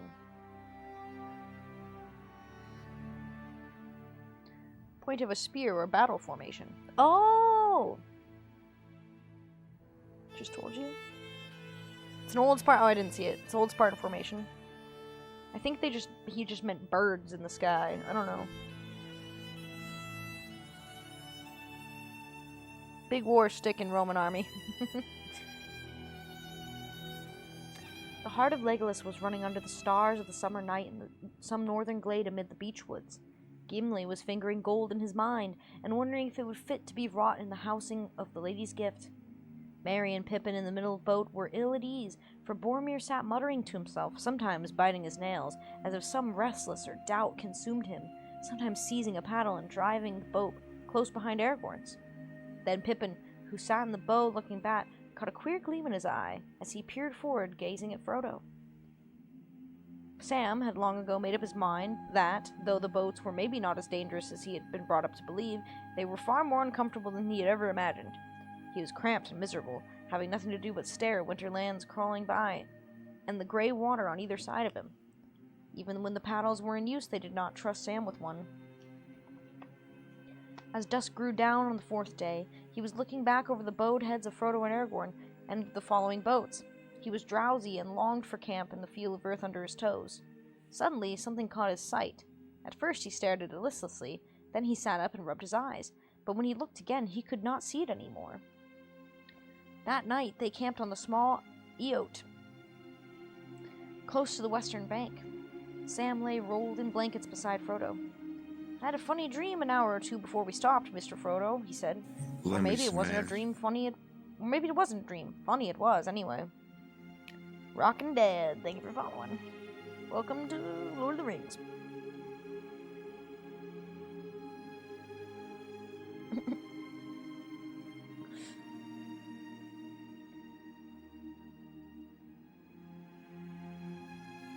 What the fuck? Maybe it wasn't a dream. Funny it was, anyway. "Well, what was it?" said Frodo, knowing that Sam would not settle down until he had told his tale, whatever it was. "I haven't seen or thought of anything that made me smile since we left Lothlorien." "It wasn't funny that way, Mr. Frodo. It was queer. All wrong if it wasn't a dream. And you had best hear it. It was like this. I saw a log with eyes." "The log's all right," said Frodo. "There are many in the river, but leave out the eyes." "That I won't," said Sam. "'Twas the eyes as made me sit up, so to speak. I saw what I looked to be a log floating along in the half-light behind Gimli's boats. But I didn't give much heed to it. Then it seemed as if the log was slowly catching us up.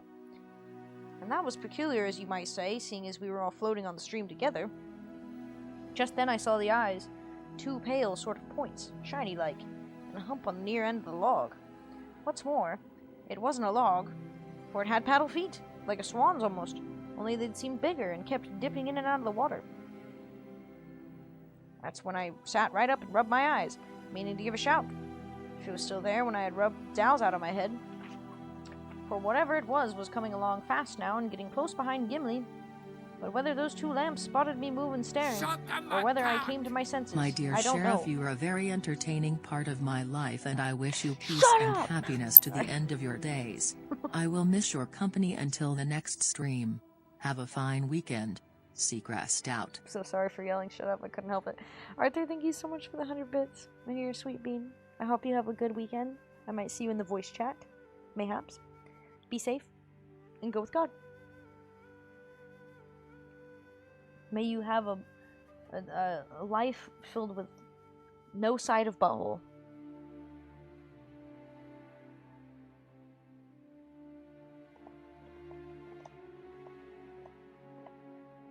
Silly woman. Nice. Good luck, Arthur. When I looked again, it wasn't there, yet I think I caught a glimpse with the tail of my eye, as the saying is, of something dark shooting under the shadow of the bank. I couldn't see no more eyes, though. I said to myself, "Dreaming again, Sam Gamgee," I said, and I said no more just then. But I've been thinking since. Now I'm not so sure. What do you make of it, Mr. Frodo?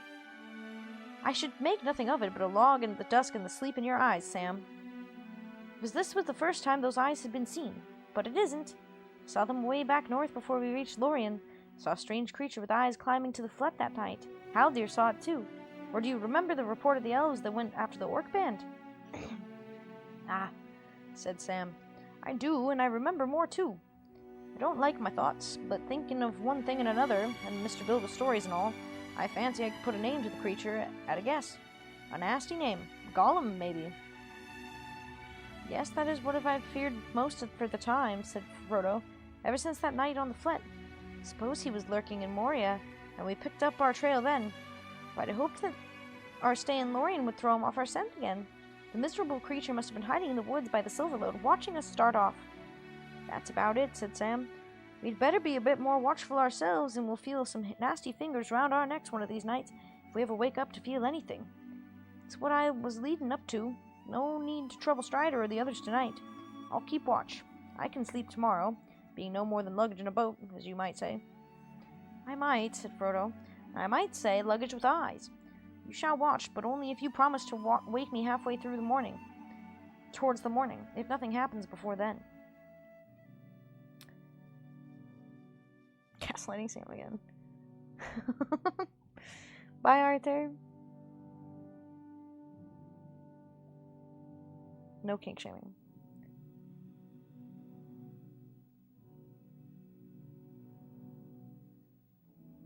Be 100 years ago. Not quite 100. What's up, McCoy? In the dead hours, Frodo came out of the deep, dark sleep to find Sam shaking him. It's a shame to wake you, whispered Sam, but that's what you said. There's nothing to tell you, or not much. Thought I heard some soft flashing and sniffing noise a while back, but you hear a lot of such queer sounds by the river at night. He lay down, and Frodo sat up, huddled in his blankets, and fought off his sleep. Minutes or hours passed slowly, and nothing happened. Frodo was just yielding to the temptation to lie down again when a dark shape, hardly visible, floated close to one of the moored boats. A long, whitish hand could be dimly seen as it shot out and grabbed the gunwale. Two pale, lamp-like eyes shone coldly as they peered inside. They lifted and gazed up at Frodo on the yacht. A yacht? I don't know what the fuck that word is.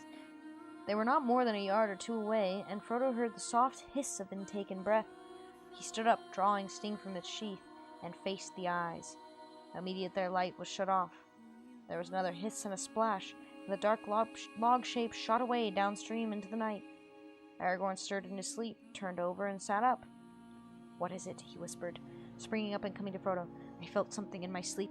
Why have you drawn your sword?" "Gollum," answered Frodo. "Or at least so I guess." "Ah," said Aragorn. "So you know about our little footpad, do you? He padded after us all through Moria and right down to Nimrudel. Since we took to boats, he has been lying on a log and paddling with his hands and feet. Tried to catch him once or twice at night, but he is slyer than a fox and as slippery as a fish. I hoped the river voyage would beat him, but he's too clever a waterman. We should try going faster tomorrow. You lie down now, and I will keep watch for what is left of the night. I wish I could lay my hands on the wretch. We might make him useful, but I cannot. If I cannot, we shall have to try and lose him. He's very dangerous. Quite apart from murder by night and his own account, he may put an enemy that is about on our track." The night passed without Gollum showing so much as shadow again. After the company kept a sharp lookout, but they saw no more of Gollum while the voyage lasted. If he was still following, he was very wary and cunning. At Aragorn's bidding, they paddled now for long spells, and the banks went swiftly by. But they saw little of the country, for they journeyed mostly by night and twilight, resting by day, and lying as hidden as the land allowed. In this way, the time passed without event until the 7th day. The weather was still gray and overcast, with wind from the east, but as evening drew into the night and sky away westward cleared, the pools of faint light, yellow and pale green, opened under the gray shores of cloud. There was white rind of the new moon that could be seen glimmering in the remote lakes. Sam looked at it and puckered his brows. The next day, the country on either side began to change rapidly. The banks began to rise and grow stony. Soon they were passing through a hilly, rocky land, and on both shores there were steep slopes buried in deep breaks of thorn and sloe, tangled with brambles and creepers. Behind them stood low, crumbling cliffs, and chimneys of gray, withered stone dark with ivy. And beyond these again rose high ridges crowned with wind-writhen firs. They were drawing near to the gray hill country of the youuuuu, the southern march of the wilderland. There were many birds about the cliffs and the rock chimneys. All day high in the air, flocks of birds had been circling, black against the pale sky. As they lay in their camp that day, Aragorn watched the flights doubtfully, wondering if Gollum had been doing some mischief and the news of their voyage was now moving to the wilderness. Later, as the sun was setting and the company was stirring and getting ready to start again, he descried a dark spot against the fading light. A great bird high and far off, now wheeling, now flying on slowly southwards. Fuck me. What is that, Legolas? He asked, pointing at the northern sky. Is it as I think, an eagle? Yes, said Legolas. It is an eagle, a hunting eagle. I wonder what forebodes. It is far from the mountains. We will not start until it is fully dark,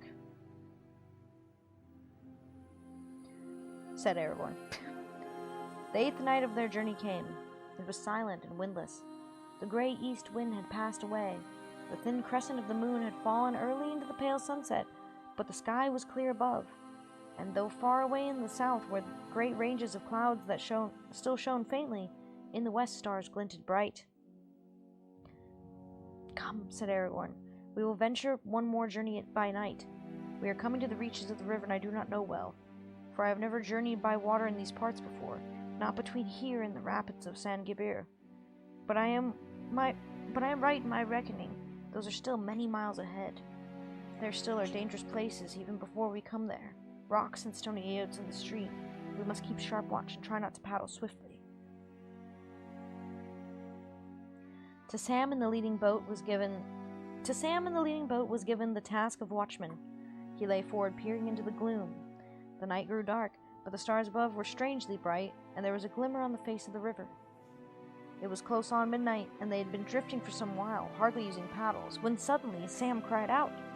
Only a few yards ahead, dark shapes loomed up the stream, and he heard the swirl of racing water. There was a swift current which swung left, towards the eastern shore where the channel was clear, and they were swept aside, the travelers could see, now very close.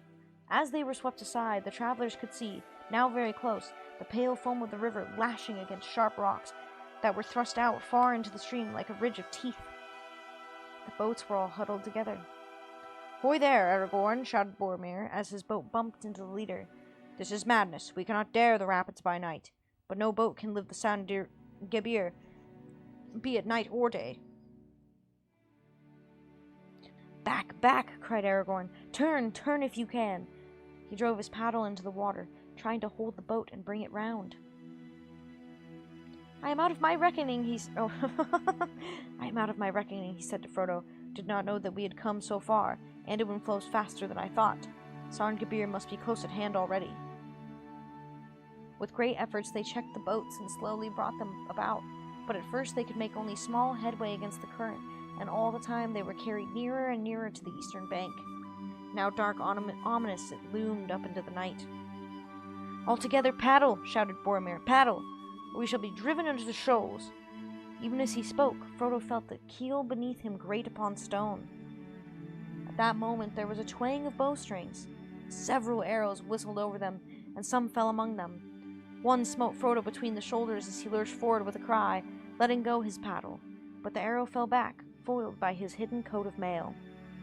Another passed through Aragorn's hood, and a third stood fast in the gunwale of the second boat, close by Merry's hand. Sam thought he could glimpse black figures moving to and fro upon the long shingle banks that lay under the eastern shore. They seemed very near. Yerch, said Gangulus. Dyslexia is a hell of a drug, dude. Legolas's name is right above Gimli's right here, so I said Gangulus. Which makes no fucking sense. Gunwale is pronounced gunnel. What the fuck? Queer means strange, which is why it's kind of strange people pick that word. It's raining men plays the slay queen. Gangulus. That's what they're fucking ship name is. Irch, said Legolas, falling into his own tongue. Orcs, cried Gimli. Gollum's doing, I'll be bound, said Sam to Frodo. And a nice place to choose, too. The river seems set on taking us right into their arms. They all leaned forward, straining at the paddles. Even Sam took a hand. Every moment they expected to feel the bite of the black feathered I'm not reading very well, I'm so sorry. Black feathered arrows. Many whined overhead or struck the water nearby, but there were no more hits. It was dark, but not too dark for the night eyes of orcs, and in the star glimmer they must have offered their cunning foes some mark, unless it was that the grey cloaks of Lorien and the grey timber of the elf-wrought boats defeated the malice of the archers of Mordor. Stroke by stroke they laboured on. Am I right? In the darkness it was hard to be sure that they were indeed moving at all, but slowly the swirl of the water grew less, and the shadow of the eastern bank faded back into the night. At least, as far as they could judge, they had reached the middle of the stream again and had driven their boats back some distance above the jutting rocks. Then, half turning, they thrust them with all their strength toward the western shore. Under the shadow of bushes leaning out over the water, they halted and drew breath.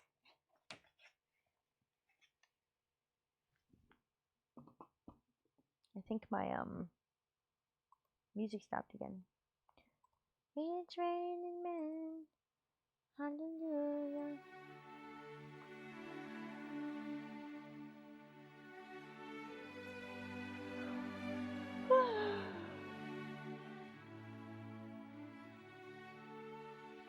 Legolas laid down his paddle and took up the bow. SB's pussy's out of control. What's up, Billy? How you doing? Legolas laid down his paddle and took up the bow that he had brought from Lorien. Then he sprang ashore and climbed a few paces up the bank. Stringing the bow and fitting an arrow, he turned, peering back over the river into the darkness. Across the water there were shrill cries, but nothing could be seen. Frodo looked up at the elf standing tall above him as he gazed into the night, seeking a mark to shoot at. His head was dark, crowned with sharp white stars that glittered in the black pools of the sky behind. But now, rising and sailing from the south, the great clouds advanced, sending out dark outriders into the starry fields. A sudden dread fell on the company. The pie turned out great. Thank you for the good yawn. My fucking jaw hurts from reading.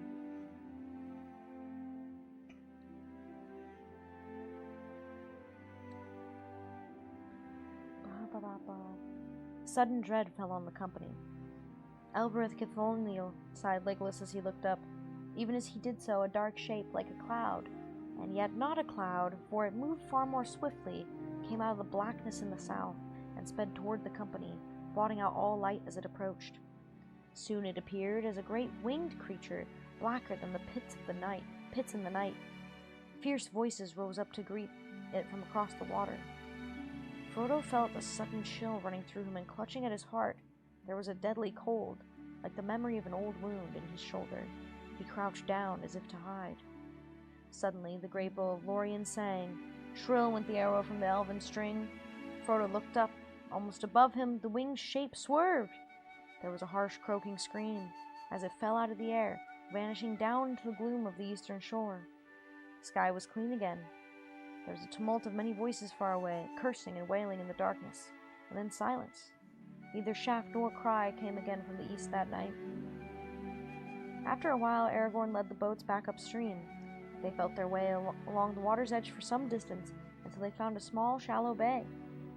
A few low trees grew where the... Lemon smash. Big bag boy. Thank you for following. I love your name. Welcome.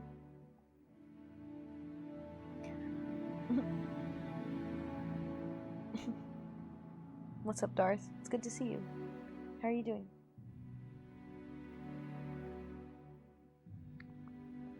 Where the fuck was I? Where the fuck was I?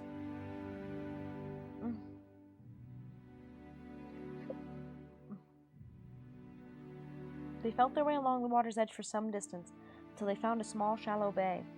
A few low trees grew there close to the water, and behind them rose a steep, rocky bank.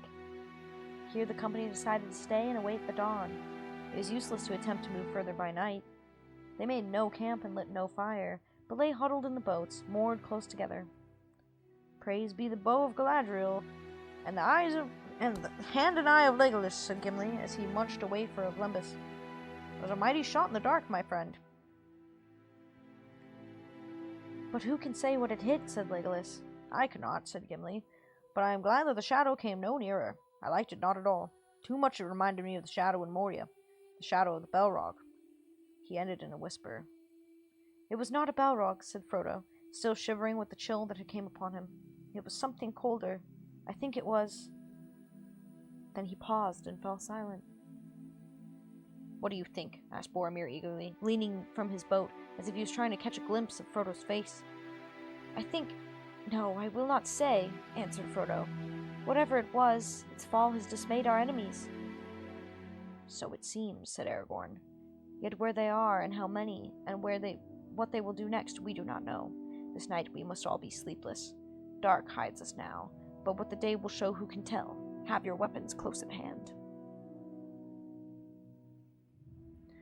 Sam sat tapping the hilt of his sword as if he were counting on his fingers and looking up at the sky. "It's very strange," he murmured. "The fuck was that?" "It's very strange," he murmured. "The moon's the same in the Shire as in the Wilderland, or it ought to be, but either it's out of its running or I'm all wrong in my reckoning. You'll remember, Mr. Frodo, the moon was waning as we lay on the flet, up in that tree, a week from the full, I reckon. And we'd been a week on the way last night, when up pops a new moon, as thin as nail paring, as if we'd never stayed no time in the Elvish country. I can remember 3 nights there for certain, and I seem to remember several more, but I would take my oath it would never a whole month. Anyone would think that time did not count in there." "And perhaps that was the way of it," said Frodo. "That land maybe we were in a time that had elsewhere long gone by. It was not, I think, until Silverlode bore us back to the Anduin that we returned to the time that flows through mortal lands to the Great Sea. I don't remember any moon, either new or old, in Karaz Kaladon, only stars by night and sun by day." Legolas stirred in his boat. "Nay, time does not tarry ever," he said. "But change and growth is not all things and places alike. For the elves the world moves, and it moves both very swift and very slow. Swift because they themselves change little, and all else fleets by. It is a grief to them. Slow because they do not count the running years, not for themselves. The passing seasons are but ripples ever repeated in a long, long stream. Yet beneath the sun all things must wear to an end at last." "But the wearing is slow in Lorien," said Frodo. "The power of the lady is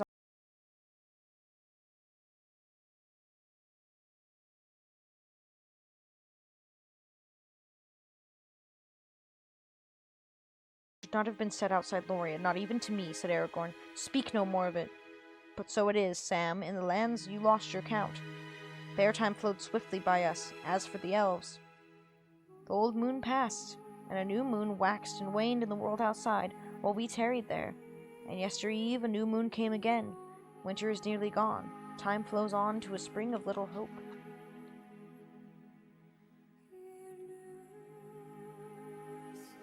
Dude, so were they there a month? What the fuck? I haven't read this in a while. The night passed silently. No voice or call was heard again across the water. The travelers huddled in their boats and felt the changing of the weather. The air grew warm and very still under the great moist clouds that had floated up the south and distant seas. The rushing of the river over the rocks of the rapids seemed to grow louder and closer. The twigs of the trees above them began to drip. When the day came, the mood of the world about them had become soft and sad. Slowly the dawn grew into a pale light, diffuse and shadowless. There was a mist on the river, and white fog swathed the shore. The far bank could not be seen. "I can't abide fog," said Sam, "but this seems to be a lucky one. Now perhaps we can get away with those cursed goblins seeing us." "Perhaps so," said Aragorn, "but it will be hard to find the path unless the fog lifts a little later on, and we must find the path. if we were to pass Sarn Gibber and come into the youuuuu. I do not see why we should pass the rapids or follow the river any further, said Boromir. If the youuuuu lie before us, then we can abandon these cockle boats and strike westward and southward until we come to the Entwash and cross into my own land. We can, if we are making for Minas Tirith, said Aragorn, but that is not yet agreed, and such a course may be more perilous than it sounds. The Vale of Entwash is flat and fenny, and fog is deadly peril there for those on foot and laden. I would not abandon our boats until we must. The river is the least a path that cannot be missed. But the enemy holds the eastern bank, objected Boromir, and even if you pass the gates of Aragorn, even if you pass the gates of God damn it. Even if you pass the gates of Argonath and come unmolested to the Tidrock, what will you do then? Leap down the falls and land on the marshes? No, answered Aragorn. Say rather that we bear our boats by the ancient way to Ror's Foot, there take to the water again. Do you not know, Boromir, or do you choose to forget the North Stair, and the high seat upon Emon Hen, and those were made in the days of the great kings? I at least have a mind to stand in high place again before I decide my further course. There, maybe, we shall see some sign of what will guide us. Boromir held out long against this choice, but when it became plain that Frodo would follow Aragorn wherever he went, he gave in. It is not the way of the men of Minas Tirith to desert their friend at need, he said, and you will need my strength if you are ever to reach the Tindrock. To the Tall Isle I will go, but no further. There I turn to my home, alone if my help has not earned the reward of any companionship. God, this guy's such a fucking prick. The day was now growing, and the fog had lifted a little. It was decided that Aragorn and Legolas should at once go forward along the shore, while the others remained by the boats. Aragorn hoped to find some way by which they could carry both their boats and their baggage to the smoother waters beyond the rapids.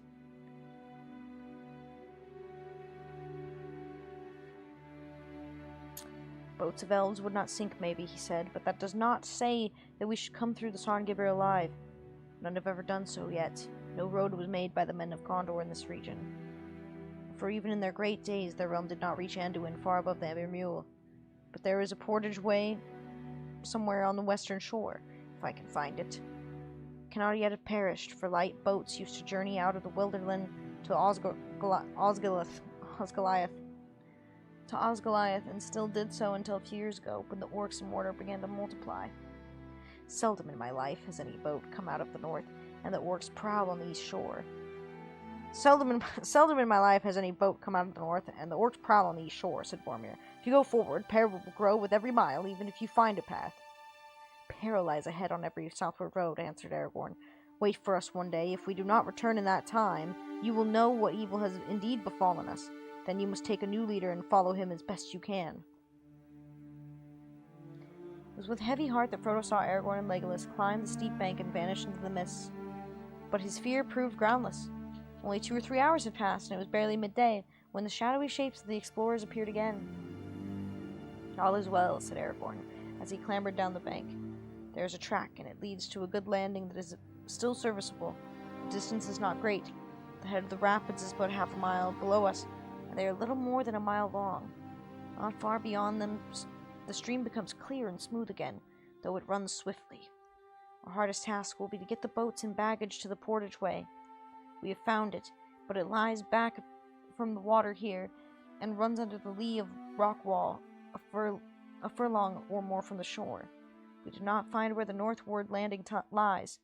If it still remains, we must have passed it yesterday night. We might labor far upstream and yet miss it in the fog. I fear we must leave the river now, and make for Portage Way as best we can from here. That would not be easy, even if we were all men, said Boromir. Yet such as we are,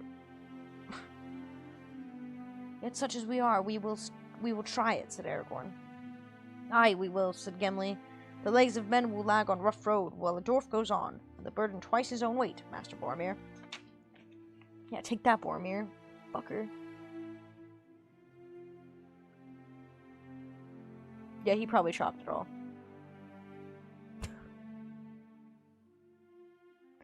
Since the Third Age? Well, that's mighty kind of you. We're almost done with Fellowship. We've only got a few more pages left.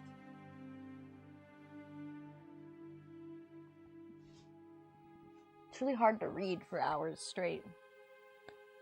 I'm not used to it. The task had proved hard indeed, yet in the end it was done. The goods were taken out of the boats and brought up to the bank, where there was a level space. Then the boats were drawn out of the water and carried up. They were far less heavy than any had expected. Of what tree growing into the Elvish country they were made not even Legolas knew, but the wood was tough and yet strangely light. Merry and Pippin alone could carry their boat with ease along the flat. Nonetheless, it needed the strength of the two men to lift and haul them over the ground that the company now had to cross. It sloped up away from the river, a tumbled waste of gray limestone boulders, with many hidden holes shrouded with weeds and bushes. There were thickets of brambles, and sheer dells, and here and there boggy pools fed by waters trickling from the terraces further inland. One by one, Boromir and Aragorn carried the boats, while the others toiled and scrambled after them with the baggage. At last, all was removed and laid on the portageway. Then, with little further hindrance, save from sprawling briars and many fallen stones, they moved forward altogether. Fog still hung in veils upon crumbling rock wall, and to their left mist shrouded the river. They could hear it rushing and foaming over the sharp shelves of stony teeth of Sarngibir. I have to find out how this ends. We're almost there, Darth. Thank you for 2 months. You sweet bean. Oh, hydrate. That's a good idea, Sour. Thank you.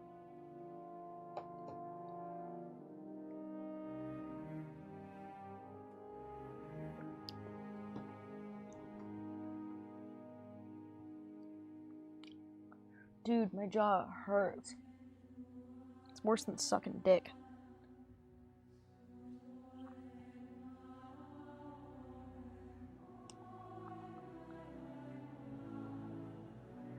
Stony teeth of Sarngibir, but they could not see it. Twice they made the journey, before all was brought safe to the southern landing. There the portageway, turning back into the waterside, ran gently down to the shallow edge of a little pool. It seemed to have been scooped into the riverside, not by hand, but by the water swirling down from Sarngibir against the low pier of rock that jutted out some way into the stream. Beyond it the shore rose sheer into the grey cliff, and there was no further passage for all those on foot. Already the short afternoon was past, and a dim cloudy dusk was closing in. They sat beside the water, listening for the confused rush and roar of the rapids hidden in the mist. They were tired and sleepy, and their hearts were as gloomy as the dying day. "Well, here we are, and we must pass another night," said Boromir. "We need sleep, and even if Aragorn had the mind to pass the gates of Argonath by night, we are all too tired, except, no doubt, our sturdy dwarf." Gimli made no reply. He was nodding as he sat. "Let us rest as much as we can now," said Aragorn. "Tomorrow we must journey by day again. Unless the weather changes once more and cheats us, we shall have a good chance of slipping through, unseen by any eyes, on the eastern shore. Tonight, 2 must watch together in turns, 3 hours off and 1 on guard." Nothing happened that night worse than a brief drizzle of rain an hour before dawn. As soon as it fully lighted, they started. Already the fog was thinning. They kept as close as they could to the western side, and they could see the dim shapes of the low cliffs rising even higher, shadowy walls with their feet in the hurrying river. In the mid-morning the clouds drew down lower. It began to rain heavily. They drew the skin covers over their boats to prevent them from being flooded, and drifted on. Little could be seen before them about them through the gray falling curtains. The rain, however, did not last long. Slowly the sky above grew lighter, and then suddenly the clouds broke, and their draggled fringes trailed away northward up the river. The fogs and mists were gone. Before the travelers lay a wide ravine, with great rocky sides to which clung, upon shelves and narrow crevices, a few thorn trees. The channel grew narrower and the river swifter. Now they were speeding along, with little hope of stopping or turning, whatever they might meet ahead. Over them was a lane of pale blue sky, around them a dark overshadowed river, and before them black, shutting out the sun, the hills of Emil, in which no opening could be seen. Frodo peering forward, saw in the distance 2 great rocks approaching. Like great pinnacles or pillars of stone they seemed. Tall and sheer and ominous they stood upon either side of the stream. A narrow gap appeared between them, and the river swept the boats towards it. Behold the Argonath. I can't ever say that. There's so many tongue twisters in this fucking book. Behold the Argonath, the pillars of the kings, cried Aragorn. We shall pass them soon. Keep the boats in line, and as far apart as you can. Hold the middle of the stream. As Frodo was borne towards them, the great pillars rose like towers to meet him. Giants, they seemed to him, vast grey figures, silent and threatening. Then he saw that they were indeed shaped and fashioned. The craft of the power of old had wrought upon them, and they still preserved through the suns and rains of forgotten years the mighty likenesses in which they had been hewn. Upon great pedestals founded in the deep waters stood two kings of stone. Still, with blurred eyes and crannied brows, they frowned upon the north. The left hand of each was raised palm outwards in gesture of warning. In each right hand there was an axe. Upon each head there was a crumbling helm and crown. The great power and majesty they still wore, the silent wardens of the long-vanished kingdom. Awe and fear fell upon Frodo, as he cowered down, shutting his eyes, and not daring to look up as the boat drew nearer. Even Boromir bowed his head as the boats whirled by, frail and fleeting as little leaves, under the enduring shadow of the sentinels of Númenor. So they passed into the dark chasm of the gates. Sheer rose the dreadful cliffs to unguessed heights on either side. Far off was the dim sky. The black waters roared and echoed, and a wind screamed over them. Frodo, crouching over his knees, heard Sam in front muttering and groaning. What a place, what a horrible place. Just let me get out of this boat. I'll never wet my toes in a puddle again, let alone a river. Fear not, said a strange voice behind him. Frodo turned and saw Strider, and yet not Strider, for the weather-worn ranger was no longer there. In the stern sat Aragorn, son of Arathorn, proud and erect, guiding the boat with skillful strokes. His hood was cast back, and his dark hair was blowing in the wind. A light was in his eyes. A king returning from exile to his own land. Fear not, he said. Long have I desired to look upon the likeness of Isildur and Anarion, my sires of old. Under their shadow Elisar, the elf-stone son of Arathorn of the house of Valindoul, Isildur's son, heir of Elendil, and has naught to dread. Then the light of his eyes faded, and he spoke to himself. Would that Gandalf were here! How my heart yearns for Minas Anor, the walls of my own city. But whither now shall I go? The chasm was long and dark, and filled with the noise of wind and rushing water and echoing stone. It bent somewhat towards the west, so that at first all was dark ahead, but soon Frodo saw a tall gap of light before him, ever growing. Swiftly it drew near, and suddenly the boat shot through, out into a wide, clear light.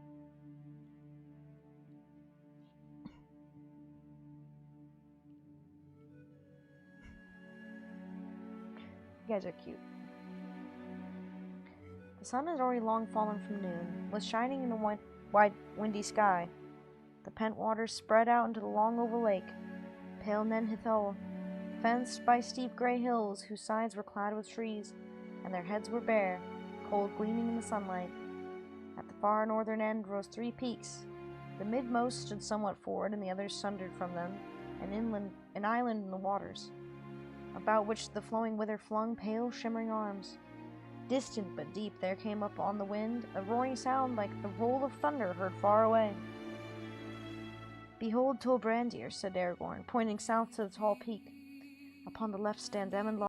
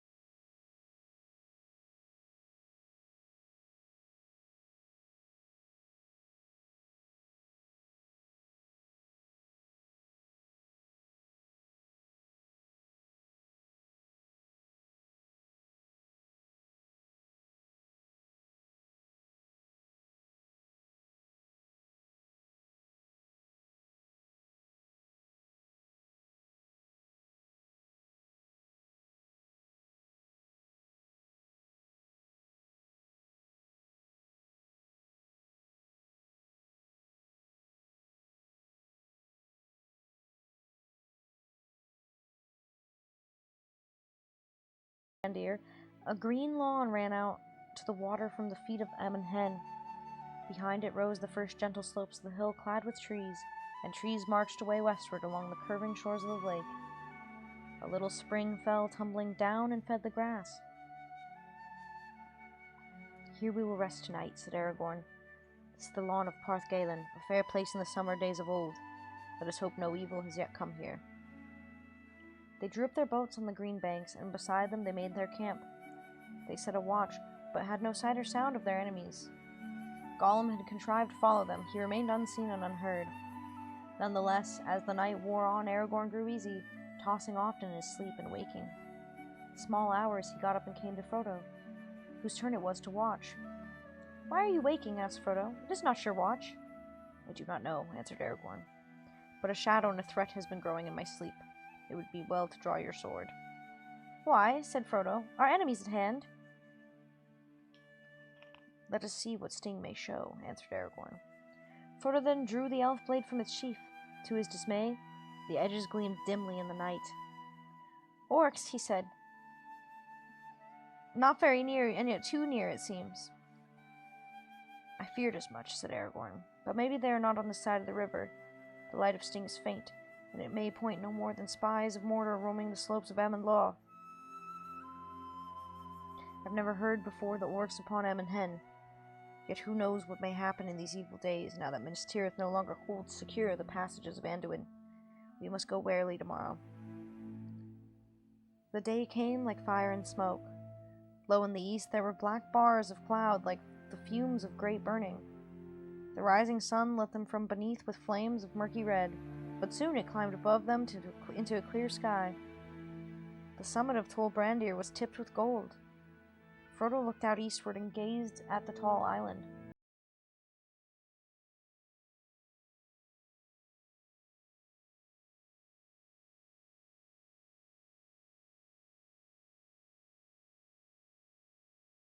On which trees climbed, mounting one head above another, and above them again were gray faces of inaccessible rock, crowned by a great spire of stone.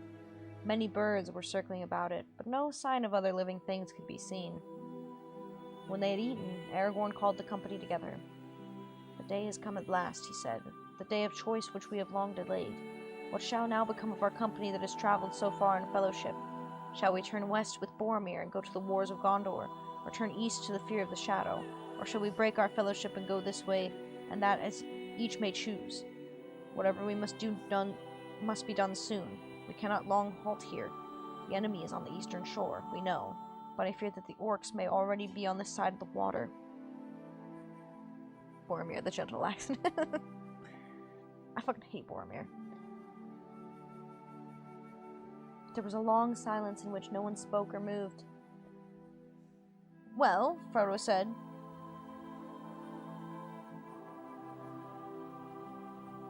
Oh my god. Well, Frodo," said Aragorn at last, "I fear that your burden is laid upon you. You are the bearer appointed by the council. Your own way you alone can choose. In this matter I cannot advise you. I am not Gandalf, and though I have tried to bear his part, I do not know what design or hope he had had for this hour, if indeed he had any. Most likely it seems that if he were here now, the choice would still wait on you. Such is your fate." Frodo did not answer at once, but he spoke slowly. "I know that haste is needed, yet I cannot choose. The burden is heavy. Give me an hour longer and I will speak. Let me be alone." Aragorn looked at him with a kindly pity. "Very well, Frodo, son of Drogo," he said. "You shall have an hour, and you shall be alone. You will stay here for a while, but do not stray far out of our call." Frodo sat for a moment with his head bowed. Sam, who had been watching his master with great concern, shook his head and muttered, Plain as a pikestaff it is, but it's no good, Sam Gamgee putting it in his spoke just now." And presently Frodo got up and walked away, and Sam saw that while others restrained themselves and did not stare at him, the eyes of Boromir followed Frodo intently, until he passed out of sight in the trees at the foot of Am and Hen. Wandering aimlessly at first in the wood, Frodo found that his feet were leading him towards the slopes of the hill. He came to a path, the dwindling ruins of the road of long ago. In steep places, stairs of stone had been hewn, and now they were cracked and worn and split by the roots of trees. For some while he climbed, not caring about which way he went, until he came to a grassy place. Rowan trees grew about it, and in the midst of was a wide flat stone. The little upland lawn was open. The little upland lawn was open upon the east, and was filled now with the early sunlight. Frodo halted and looked out over the river, far below him, to Tol Brandir and the birds wheeling. Shit, I fucked up the page, I'm sorry. To Tol Brandir and the birds wheeling in the great gulf of air between him and the untrodden isle. The voice of Rhoros was mighty roaring mingled with a deep throbbing boom. He sat down upon the stone and cupped his chin in his hand, staring eastwards but seeing little with his eyes. All that had happened since Bilbo left the Shire was still passing through his mind, and he recalled and pondered everything that he could ever remember of Gandalf's words. Time went on, and he still was no nearer to a choice. Suddenly, he awoke from his thoughts. A strange feeling came to him that something was behind him, that unfriendly eyes were upon him. He sprang up and turned, but all that he saw to his surprise was Boromir, and his face was smiling and kind. "I was afraid for you, Frodo," he said, coming forward. "If Aragorn is right and orcs are near, then none of us should wander alone, and you least of all. So much depends on you, and my heart is too heavy. May I stay now and talk for a while, since I have found you? It would comfort me. Where there are so many, all speech becomes a debate without end, but two together may perhaps find wisdom." "You are kind," answered Frodo, "but I do not think that any speech will help me, for I know what I should do, but I am afraid of doing it, Boromir. Afraid." Boromir stood silent. Rhoros roared endlessly on. The wind murmured in the branches of the trees. Frodo shivered. Suddenly, Boromir came and sat beside him. "Are you sure that you do not suffer needlessly?" he says. "I wish to help you. You need counsel in your hard choice. Will you not take mine?" "I think I know already what counsel you would give, Boromir," said Frodo, "and it would seem like wisdom but for the warning of my heart." "Warning? Warning against what?" said Boromir sharply. "Against delay, against the way that seems easier, against refusal of the burden that is laid on me, against, well, if it must be said, against trust in the strength and truth of men."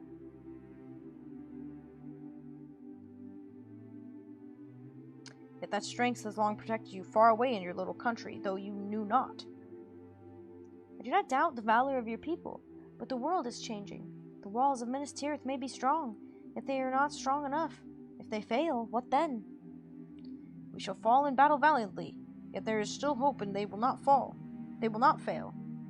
No hope while the ring lasts," said Frodo.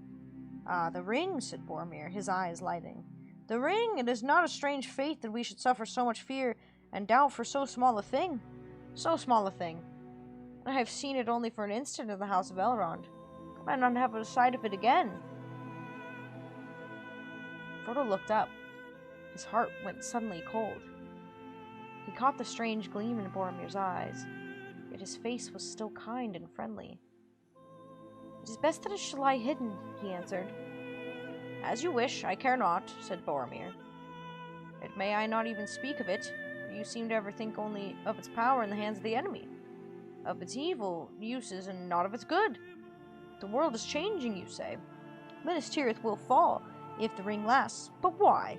Certainly if the ring were with the enemy, but why if it were with us?" "Were you not at the council?" answered Frodo. "Because we cannot use it, and what is done with it turns to evil." Boromir got up and walked about impatiently. "So you go on," he cried. "Gandalf, Elrond, all these folks have taught you to say so. For themselves they may be right. These elves and half-elves and wizards, they should come to grief perhaps, yet often I doubt that they are wise and not merely timid. But each to his own kind, true-hearted men, they will not be corrupted. We of Minas Tirith have been staunch through years of trial. We do not desire the power of wizard lords, only strength to defend ourselves, strength in a just cause. And behold, in our need chance brings the light of the Ring of Power. It is a gift, I say, gift. A gift to the foes of Mordor. It is mad to not use it to the power of the enemy against him. The fearless and the ruthless, these alone will achieve victory. What could not a warrior do in this hour? A great leader. What could not Aragorn do? Or if he refuses, why not Boromir? The ring would give me power of command. How I would drive the hosts of Mordor, and all men would flock to my banner. Boromir strode up and down, speaking even more loudly. Almost he seemed to have forgotten Frodo, while his talk dwelt on walls and weapons, and the mustering of men, and he drew plans for great alliances and glorious victories to be, and he cast down Mordor, and became himself a mighty king, benevolent and wise. Suddenly he stopped and waved his arms. And they tell us to throw it away, he cried. I do not say destroy it. That might be well, if reason could show any hope of doing so. It does not. The only plan that is proposed to us is that halflings should walk blindly into Mordor and offer the enemy every chance of recapturing it for himself. Folly. Surely you see it, my friend, he said, turning now suddenly to Frodo again. You say that you are afraid. If it is so, the boldest should pardon you, but it is not really your good sense that revolts. No, I am afraid not, said Frodo. Simply afraid, but I am glad to hear you speak so fully. My mind is clearer now. Then you will come to Minas Tirith, cried Boromir. His eyes were shining and his face eager. You misunderstand me, said Frodo. But you will come, at least for a while, Boromir persisted. My city is not far now. It is little further from here there to Mordor than from here. We have been long in the wilderness, and you need news of what the enemy is doing before you make a move. Come with me, Frodo, he said. You need rest before your venture. If you go, must. He laid his hand... If you go, must. He laid his hand on the hobbit's shoulder in friendly fashion, but Frodo felt the hand trembling with suppressed excitement. He stepped quickly away, and eyed with alarm the tall man, nearly twice his height, and many times his match in strength. Why are you so unfriendly? Said Boromir. I am a true man, neither thief nor tracker. I need your ring, that you know now, but I give you my word that I do not desire to keep it. Will you not at least make trial of my plan? Lend me the ring. No, no, cried Frodo. The council laid it upon me to bear it. It is by our own folly that the enemy will defeat us, cried Boromir. How it angers me. Fool, obstinate fool, running willfully to death and ruining our cause. If any mortals have claim to the ring, it is men of Numenor, and not halflings. It is not yours, save by unhappy chance. It might have been mine. It should have been mine. Give it to me. Frodo did not answer, but moved away until the great flat stone stood between them. Come, come, my friend, said Boromir in a softer voice. Why not rid of it? Why not be free of your doubt and fear? You can lay the blame on me, if you will.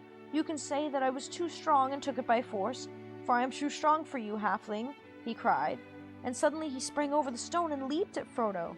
His fair and pleasant face was hideously changed. A raging fire was in his eyes. Frodo dodged aside and again put the stone between them. There was only one thing he could do. Trembling, he pulled out the ring upon its chain and quickly slipped it on his finger, even as Boromir sprang at him again. The man gasped, stared for a moment amazed, and ran wildly about, seeking here and there among the rocks and trees. Miserable trickster, he shouted. Let me get my hands on you. Now I see your mind. You will take the ring to Sauron and sell us all. You have only waited your chance to leave us in the lurch. Curse you and all halflings to death and darkness. Then catching his foot on a stone, he fell sprawling and lay upon his face. For a while he was still as if his own curse had struck him down, then suddenly he wept. He rose and passed his hand over his eyes, dashing away the tears. What have I said? He cried. What have I done? Frodo! Frodo! He called. Come back! A madness took me, but it is past. Come back! There was no answer. Frodo did not even hear his cries. He was very far away, leaping blindly up the path to the hilltop. Terror and grief shook him, seeing in his thought the mad fierce face of Boromir and his burning eyes. Soon he came out alone on the summit of Amon Hen and halted, gasping for breath. He saw as through a mist of wide flat circle, paved with mighty flags and surrounded with crumbling battlement, and in the middle, set upon 4 cavern pillars, was a high seat, reached by a stair of many steps. Up he went and sat upon the ancient chair, feeling like a lost child that had clambered up the throne of mountain kings. At first he could see little. He seemed to be in a world of mist in which there were only shadows. The ring was upon him.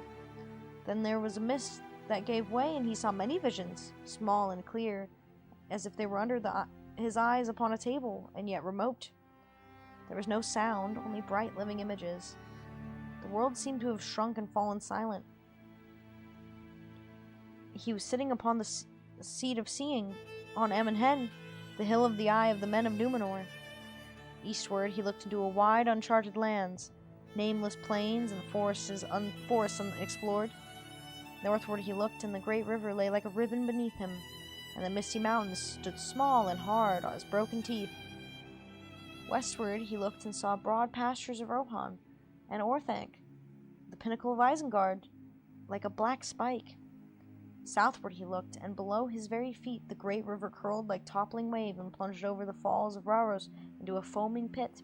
A glimmering rainbow played upon the fume. At Ether Anduin he saw the mighty delta of the river, and myriads of seabirds whirling like white dust in the sun, and beneath them a green and silver sea rippling in endless lines. But everywhere he looked he saw the signs of war. The misty mountains were crawling like anthills. Orcs were issuing out of 1,000 holes. Under the boughs of Mirkwood there was a deadly strife of elves and men and fell beasts.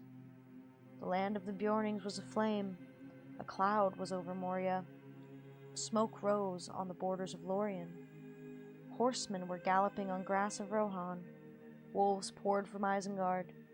From the heavens hard ships of war put out to sea, and out of the east men were moving endlessly, swordsmen, spearmen, bowmen upon horses, chariots of chieftains, and laden wains. All the power of the Dark Lord was in motion. Then, turning south again, they beheld Minas Tirith. Far away it seemed, and beautiful, white-walled, many-towered, proud and fair upon its mountain seat. Its battlement glittered with steel, and its turrets were bright with many banners. Hope leaped in his heart. But against Minas Tirith was set another fortress, greater and more strong. Thither, eastward, unwilling his eye was drawn. It passed the ruined bridges of Osgiliath, and grinning gates of Minas Morgul, and the haunted mountains, and it looked upon Gorgoroth, the Valley of Terror.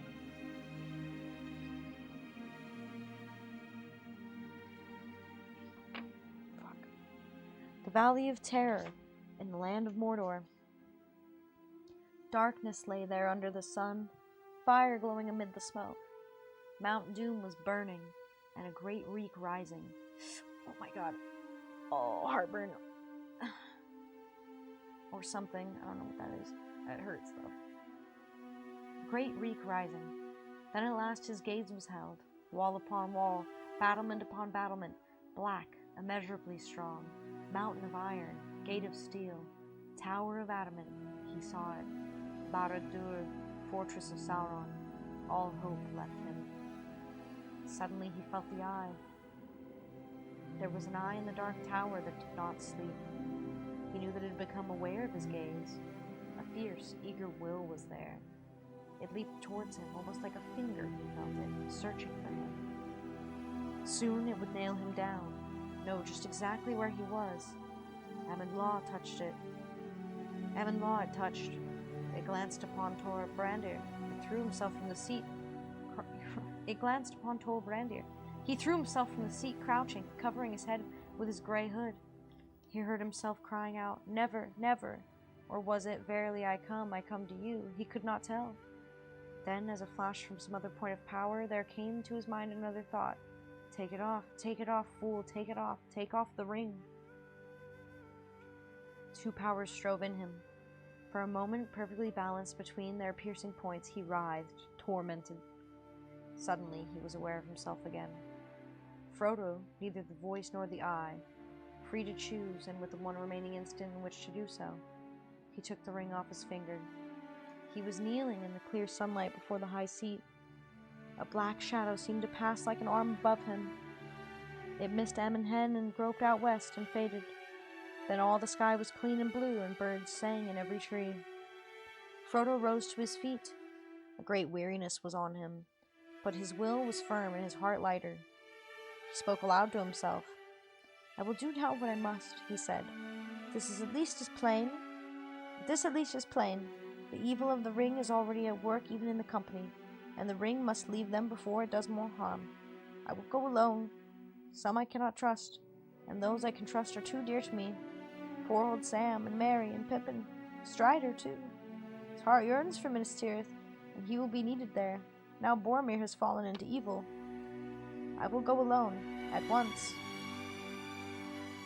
He went quickly down the path and came to the lawn where Boromir had found him. Then he halted, listening.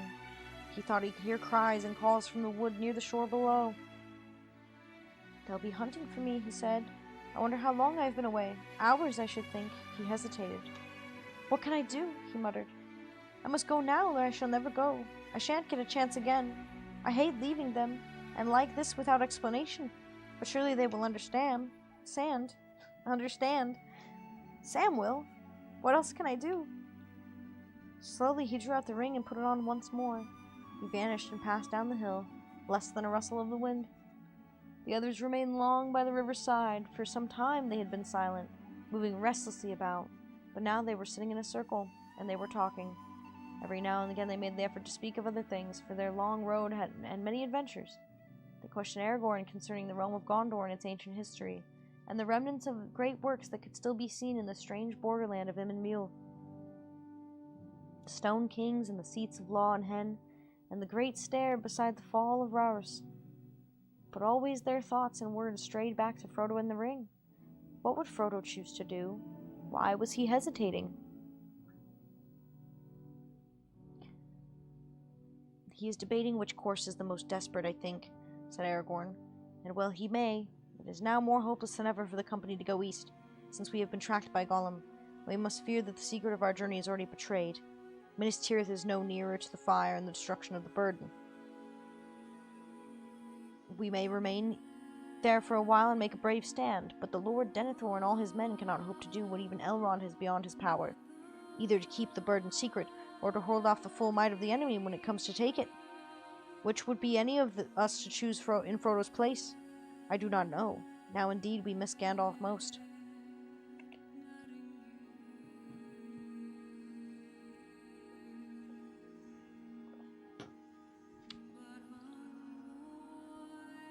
Grievous is our loss, said Legolas.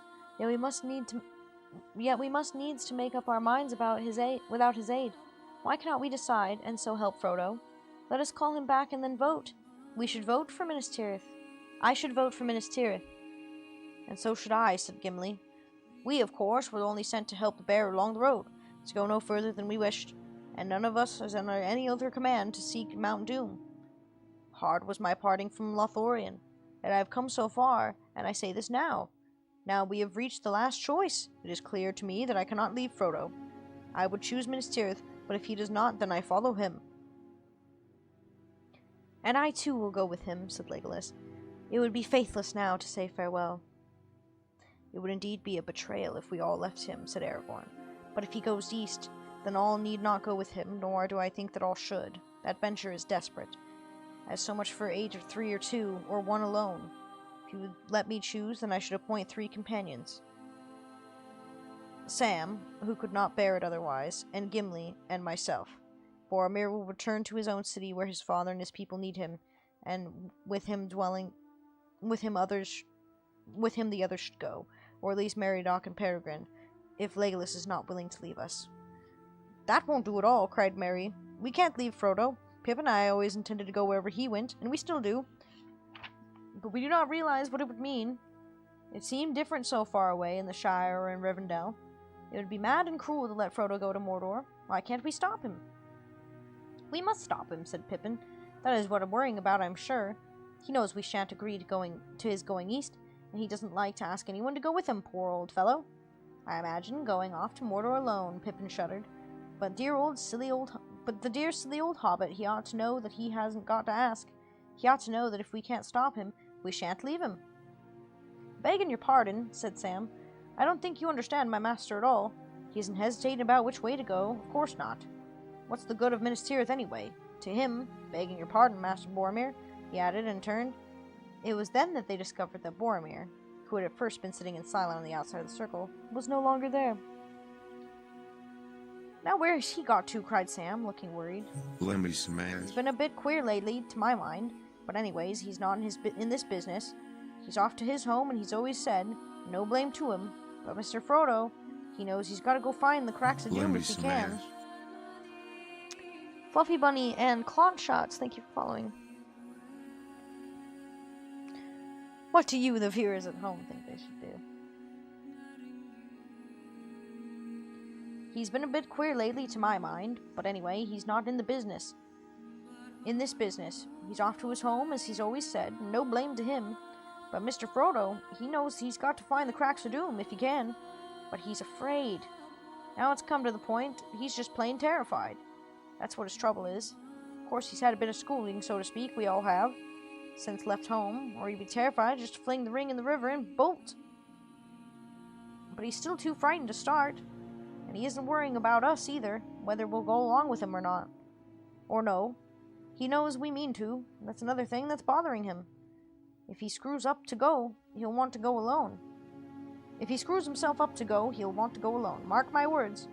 We're going to have trouble when he comes back, for he'll screw himself up all right. As be sure as his name Baggins. I believe you speak more wisely than any of us, Sam, said Aragorn. And what shall we do if you prove right? Stop him! Don't let him go, cried Pippin.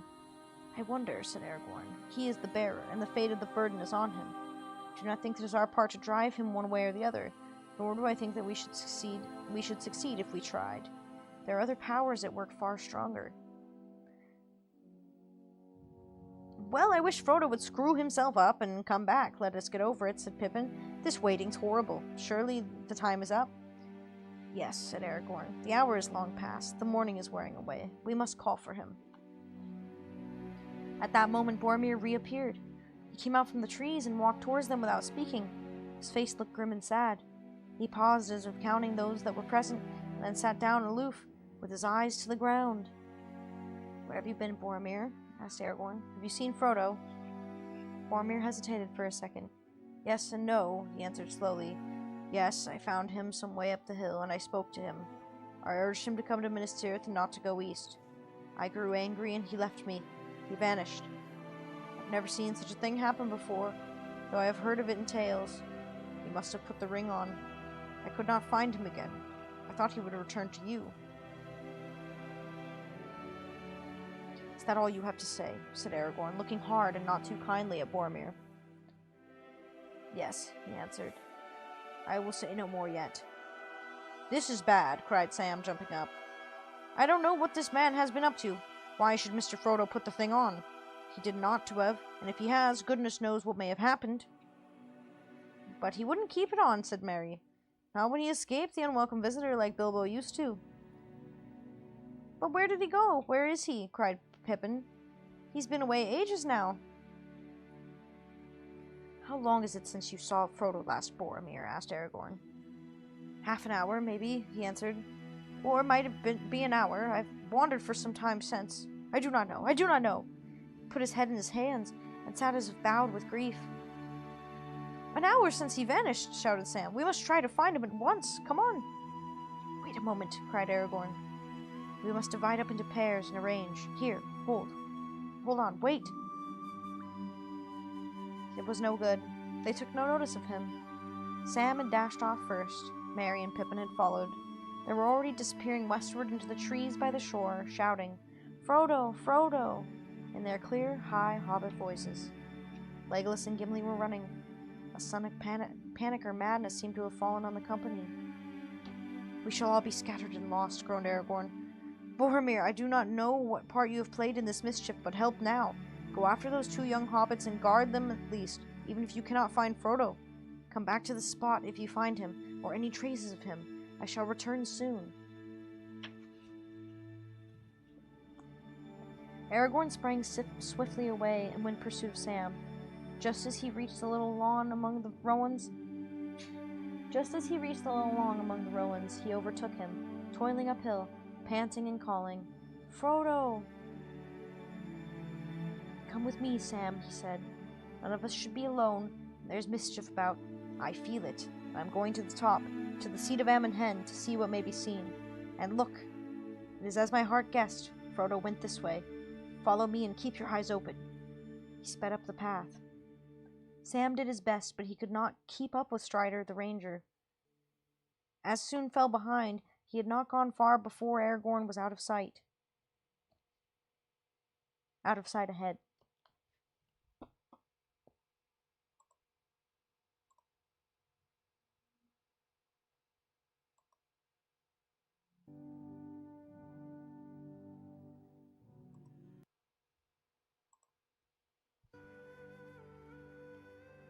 Where the fuck was I?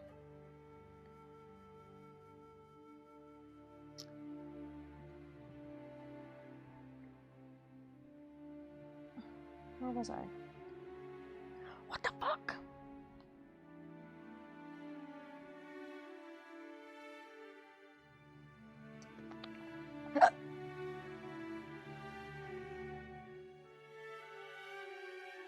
He sped up the path. Sam did his best, but he could not keep up with Strider the ranger, and soon fell behind. He had not gone far before Aragorn was out of sight ahead. Sam stopped and puffed. Suddenly he clapped his hands to his head. "Whoa, Sam Gamgee," he said aloud. "Your legs are too short, so use your head.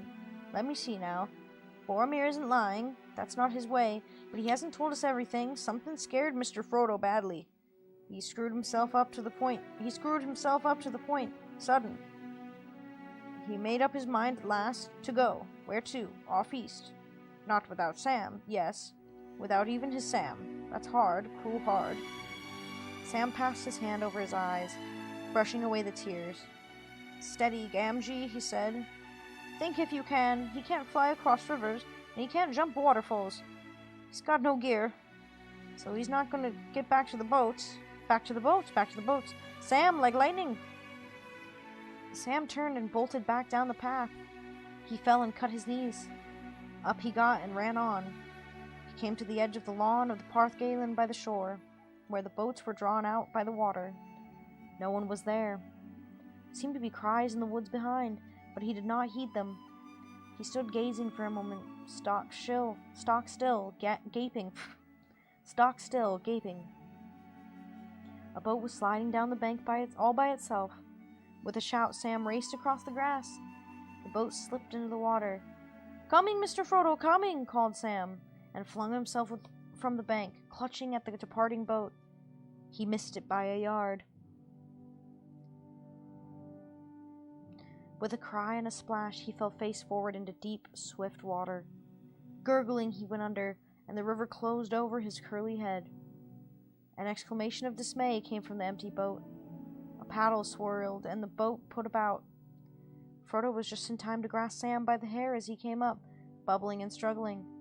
Fear was starting in his round brown eyes. "Up you come, Sam, my lad," said Frodo. "Now take my hand." "Save me, Mr. Frodo," gasped Sam. "I'm drowned. I can't see your hand." "Here it is. Don't pinch, lad. I won't let go. Tread water and don't flounder, or you'll upset the boat. There now, get a hold of the side and let me use the paddle." With a few strokes, Frodo brought the boat back to the bank, and Sam was able to scramble out, wet as a water rat. Frodo took off the ring and stepped ashore again. "Of all the confounded nuisances, you are the worst, Sam," he said. "Oh, Mr. Frodo, that's hard," said Sam, shivering. "That's hard trying to go without me and all. If I hadn't guessed right, where would you be now?" "Safely on my way." "Safely," said Sam. "All alone and without me to help you. I couldn't have borne it. It'd have been the death of me." "It would be the death of you to come with me, Sam," said Frodo, "and I could not have borne that." "Not as certain as being left behind," said Sam. "But I am going to Mordor." "I know that well enough, Mr. Frodo. Of course you are, and I'm coming with you." "Now, Sam," said Frodo, "don't hinder me. The others will be coming back at any minute. If they catch me here..."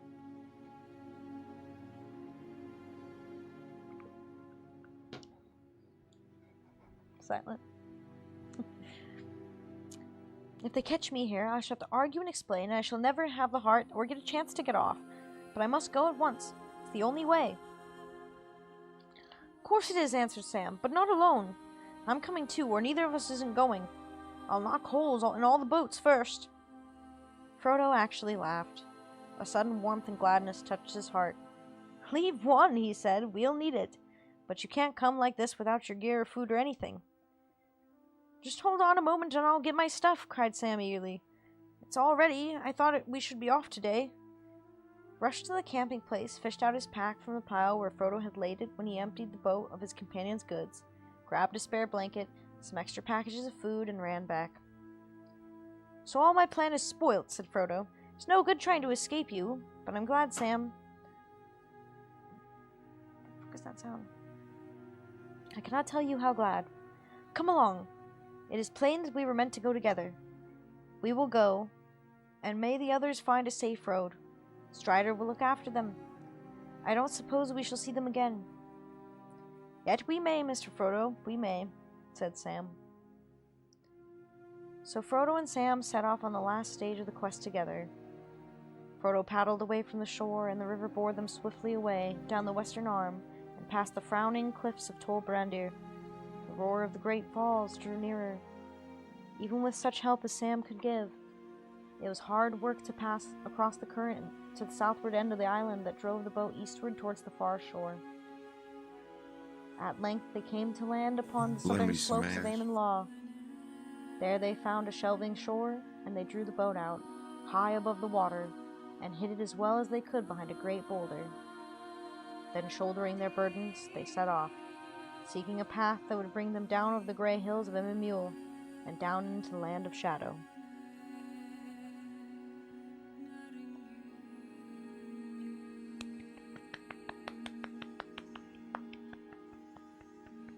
Jonesy, thank you for following. Next, we will read The Two Towers. But good job, everybody. We got through Fellowship. Again! Is it over? Can I start paying attention again? Dip Yes. your balls in it. Oh. We did it. 1 book down, and I don't know how many to go. 2 to go? Some to go. We did it. 2 to go, please. Adam, thank you for the $50 donation. You're so sweet. We did it. We did it. We did it. Ah! Adam, thank you so much. Well, I'm just relieved because my jaw is fucking killing me. Thank you so much, Adam. How long did that book take? I don't know, because we've read it off and on over like the course of like 3 years. Couldn't have been more than like 20 hours. Reading aloud takes me a long time. I can read silently, lightning fast, but if I have to speak it, it's a lot.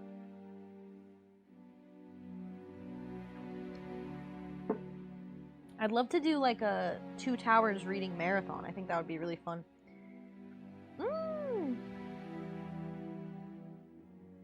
It's the 3rd reading stream reviewers I've seen. 2 this week. We did do 2 this week. Well, okay, let's just do some basic math. And I've been having a hard time reading this week. So we did 100 pages in 2 streams. So 100 pages in... or more than 100 pages. Yeah, more than 100 pages in 2 streams. So, and there's 400 pages. So wait.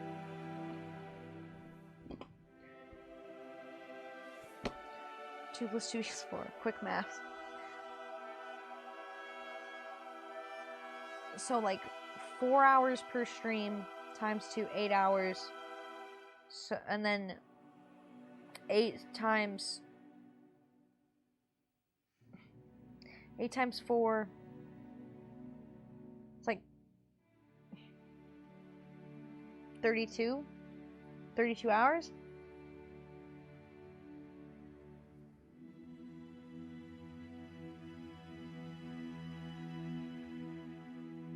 So what is that, like How many streams is While that? strolling by the ocean's gentle shore, where waves kiss sands and seagulls soar, I chanced upon a maiden fair, with sun-mist skin and wind-tossed hair. Her laughter tinkled like a brook, her presence more than just a look. In her embrace, I found my peace, a sanctuary where worries cease. Her eyes, two orbs of endless grace, held galaxies within their space. But 'twas not just her gaze that ensnared, for her spirit shone, bold and unscarred. Aw. Dag, that's so cute. Thank you. In 400? whispered breeze and ocean's roar, I found my muse, my heart's encore. And as the sun dipped neath the horizon's hood, I knew within her, my soul found good. For in her, beauty found its home, in every gesture, she freely roamed. And as I held her, my heart exudes, in her embrace, I found perfect boobs. Bro, holy shit. Those were really, really cute. Oh my god, it was like so cute, and then it's about boobs. You fucking got me. Let me. No, I'll never get tired of that. Are you fucking kidding me? Thank you. I love it. 5 to 6 streams. Is 2 towers longer or shorter than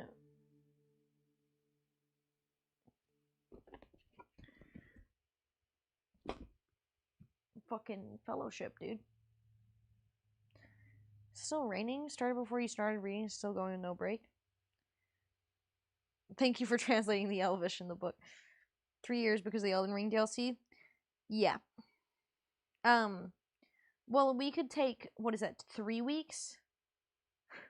It would take us like a month to get through, well, depending. We might be able to marathon it in 2 weeks.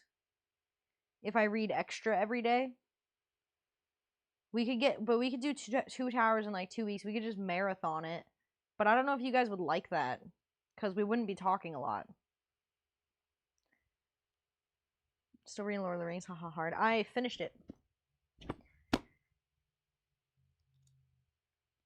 Love your endless limitations, love your vacant situation, love your nowhere but location, love your outlook pre-renovation, love your least original sin, love what's in your wheelie bin. What the fuck is that? Love your dimensionless perspective, and if you can't love the one you're with, go fuck yourself. If you can't be with the one you love, love the one you're with. 2 towers, $3.98. No fucking way, because Fellowship is $3.98. That's insane. Did this motherfucker write 3 books? Is Return of the King also $3.98? Because I'm gonna fucking throw hands. There's no fucking way that you write 2 books that are the exact same amount of pages. That's insane. Fellowship was $4.58. Oh, it must have been a different typeface then, because this one's $3.98. It depends on the size of the font. Okay, so first edition 2 towers was $3.52. First Fellowship's $4.23. Dude, then fuck me. I don't even know what edition this is. Okay, so we can fucking we'll plow through 2 towers like real quick then if we want to. You guys into that? You guys want to fucking plow through 2 towers? I might need to take a break from it for a couple weeks because my fucking face hurts. Token wanted is 1 book. Should have just been 1 fucking book. I don't know why. All 3 books were supposed to be 1 long book. His publisher made him split them. I think it's fucking stupid. Let a man ride. 1,000 pages? Oh my god.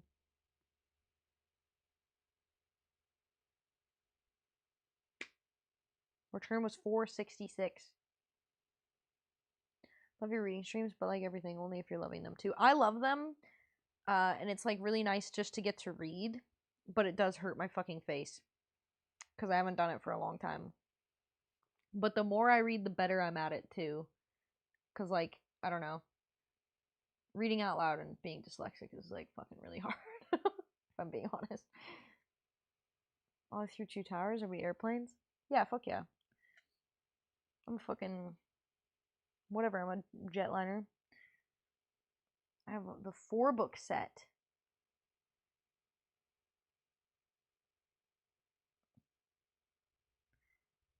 And with 2 towers as well. Blush. Silent, you're fucking hilarious.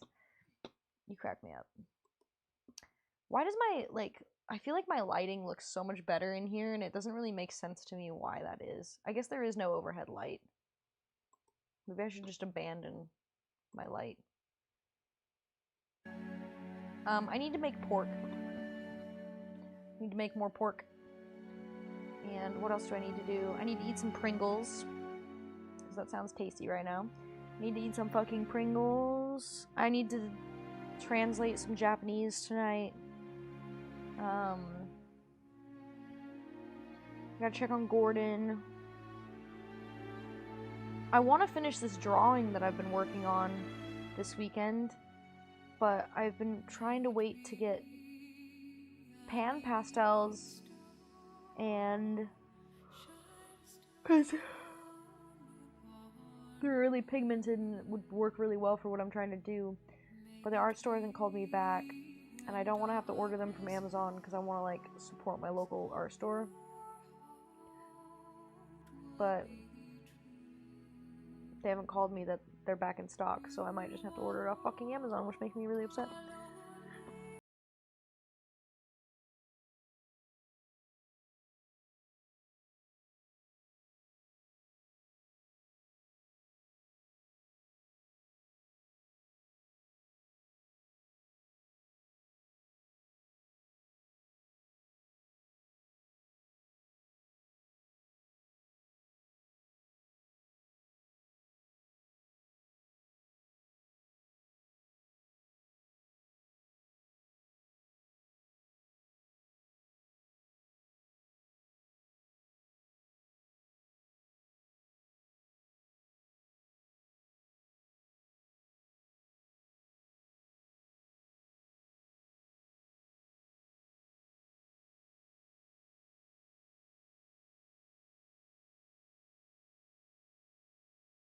Thank you for reading to all of us. Oh, Dad! Now you can get a ticket for the movie.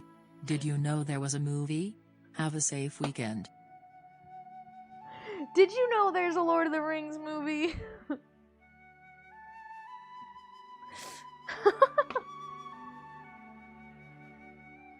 I'm sorry, this is fucking killing me. I saw it. Yeah, fuck, dude. Was it crazy? We redeemed Adam and Conky to read sections.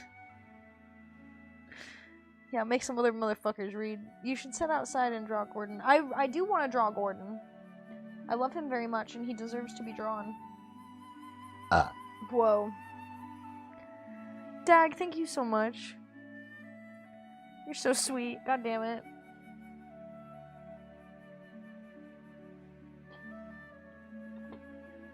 Thank you.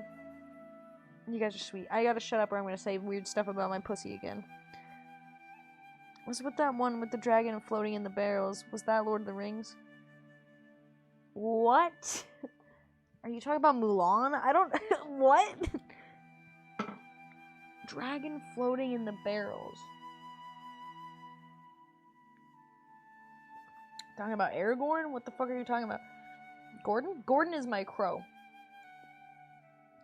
Harry Potter books on my shelf. And the Kane Chronicles. 600 pages every book. Whoa. Draw me like one of your French crows. What did Billy Bongos mean by my pussy's out of control? Can anyone guess what that means? Because I don't know. We come for the awesomeness. We stay for the regrettable pussy references. Speaking of pussy.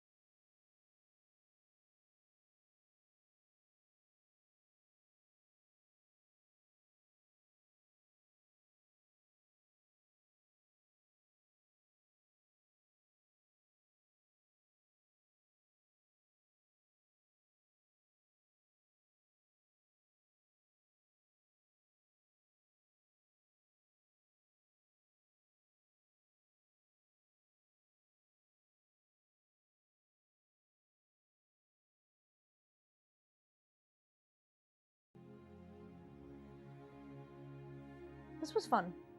We had a nice week in the living room. I don't know if we should move back into the bedroom, or not bedroom, studio, or if we should continue streams out here next week. Thursday's not a good raid day for me. You pick? Ah! Thank you, human. Hi, human. How are you? How's my sweet baby boy? Feeding my friend's cats next week. Oh, that's nice. Book reading sessions, regular thing. They were at one point. We just started doing them again. I missed this one. Yeah, we just finished Fellowship, so we'll be doing 2 Towers next. Chobby, looking good. Chips is on! I feel like I accidentally sexually harassed Chips, and I feel really bad about it. Let's change a box of bounce dryer sheets to be fart filters for a guy I worked with. I forget the artwork. I wish he would have used them. Wait, what? To be fart filters? I'm sick? What are you sick with? Fucking huge dong, sorry. What are you sick with? Fucking mad pussy attractant disease? I gotta shut up. I gotta stop fucking talking, man.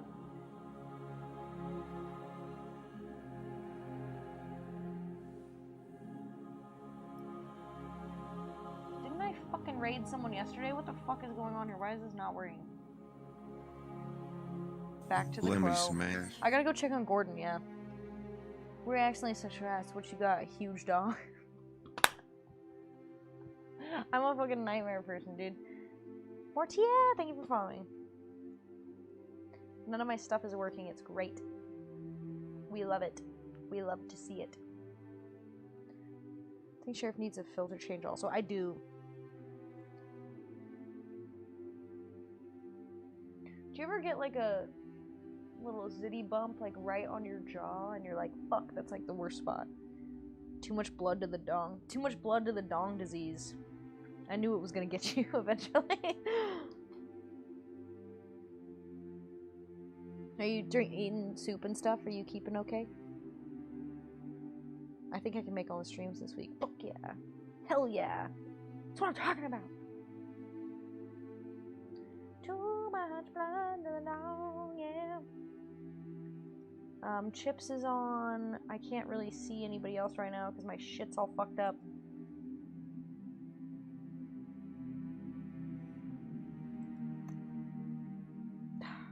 Twitch, why are you like this? You whore. I have the flu? Dude, you have the fucking flu? I'm so sorry.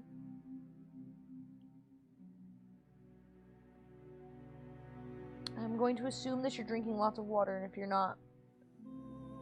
Cheekbones zits bother me. They sting. Inner ear is the worst, though. I fucking hate ear zits, dude. Ear zits are the fucking devil. For lack of a better time. We're getting so close to 6,666 followers. I can taste it. I need it. You don't understand. I need it. I don't know what to do next week. Do we stay in the living room and maybe do some drawing streams, if life permits? Or do we go back into the studio and suffer? Or is it really suffering? It is really nice to change things up, though. What's it taste like? What's what taste like? God gives his strongest soldiers the hardest boners. Bro. He's not wrong, though. Do what you feel like doing. Rather fuck the devil than have an ear zit. In fact, for 8 months freshman year, I did. I want to do like a call-in stream sometime soon where you guys call in and tell me about like the devil women that have been in your beds. Art streams sound good. Art streams have my vote. I want to feel worse so I'm not drinking water. No! Tradwife cooks you steak dinner. Tradwife secretly joins the Communist Party and ruins your career. The Tradwife stream thing is fucking hilarious to me. And I got pie out of it, so, like, I'm really pleased. We should do, like, cooking streams more, though. I need to figure out how to set up the GoPro as a second camera. I wonder if I can do it without a cord. Because it does have Wi-Fi.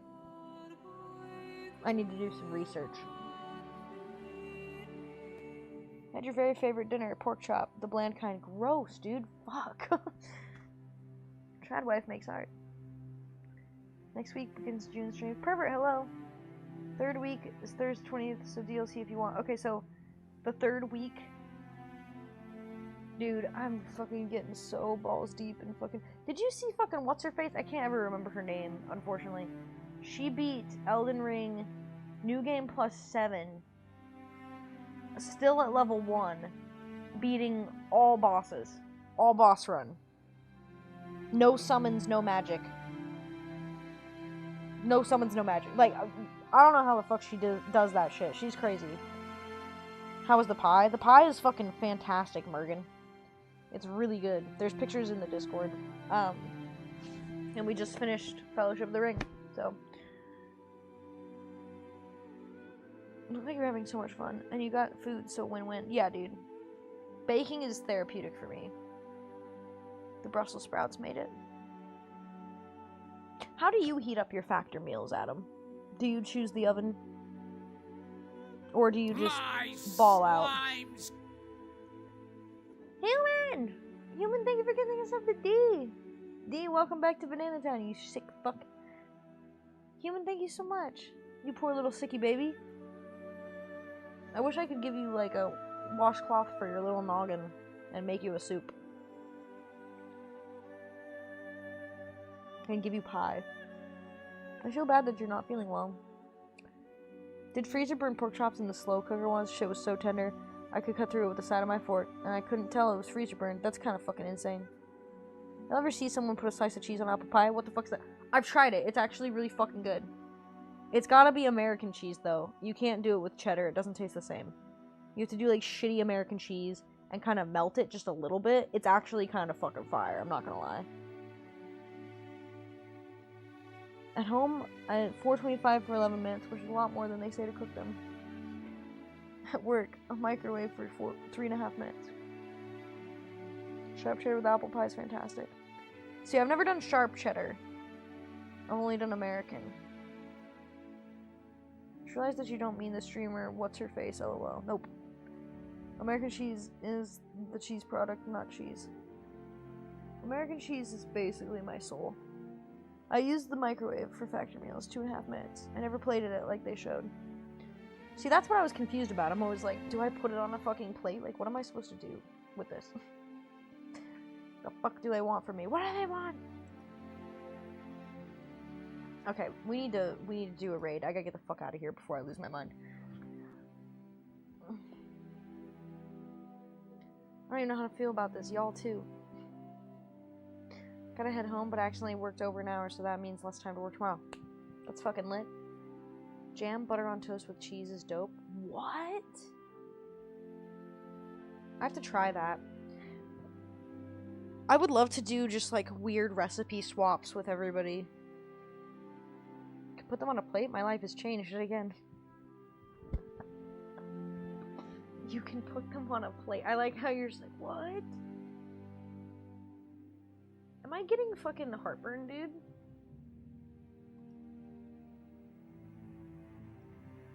What's up with Chip?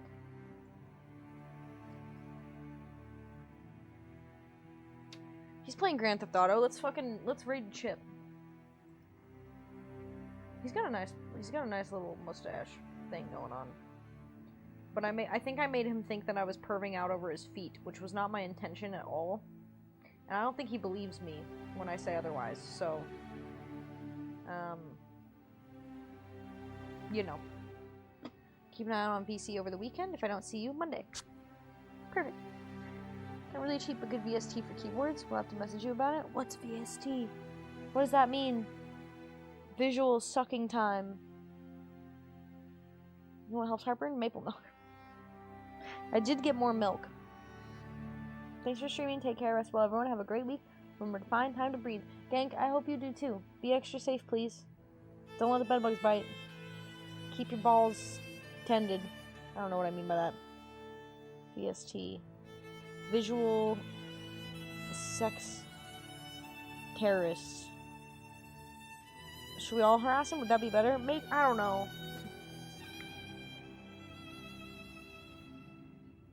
We know you don't prefer feet. Now if it's hands. Yeah, hands are a different story. I read a message will refer to his feet, so there's no question. No! My slimes! Human, thank you for giving us something, Chobby. Chobby, welcome to Banana Town. Sweet Bean. Human, thank you so much. You're so sweet.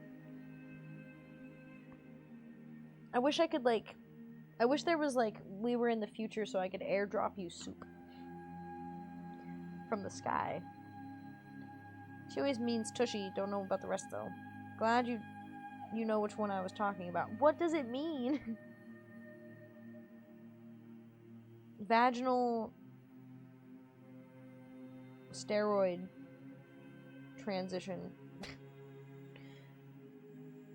Potassium and feet.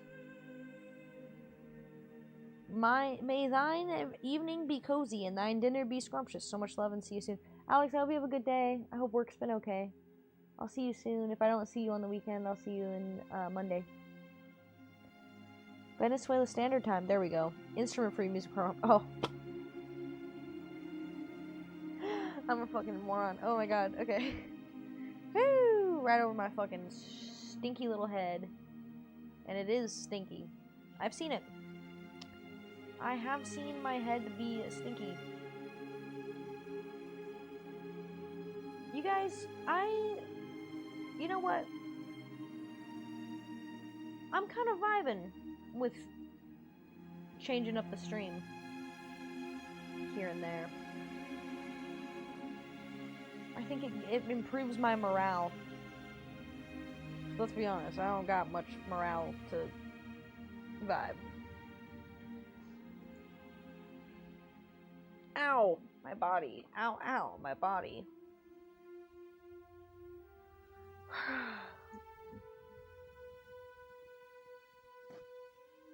VST is a plugin. Don't forget the day off Sunday. Yeah. I've been recording, so I don't know if I'm gonna be able to get a day off this week, but I really want to. It's been a lot of fun. This has been great. Not dumb or stinky. It's niche knowledge. Glad I joined VC if it's going this weekend. Work was a little tough today, but reading coziness made it all melt away. Well, good. Thank God. Can I borrow that outfit for next time? Yeah, sure. Get you some thigh highs, bro. You know what else improves morale? A bit of Cuphead. Dude, I love Cuphead. I still haven't played the DLC. I beat Cuphead, though. I fucking beat the shit out of that game. And it was not easy. But I did it, and I feel vindicted in that. Maybe that's why I liked Cuphead. It's kind of like Elden Ring in the sense that it's, like, merciless. I really liked Cuphead, though. It was super fun. I did almost die in real life a couple times while playing it, though. And I've never been so close to throwing a controller, I don't think, ever. But it was worth it. It was well worth it. I do like Cuphead. Yeah, I remember I'm curious about the DLC. I bought it, but I never played it.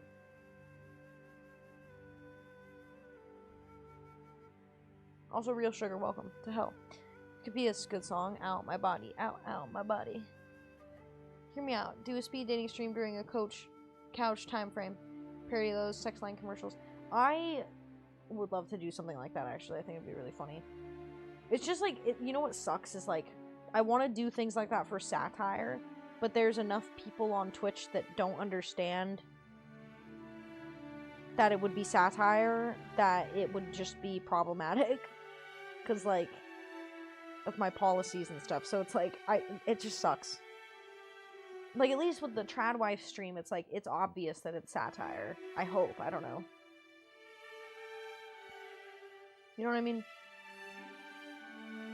I don't know. We need to do the frickin' raid, though.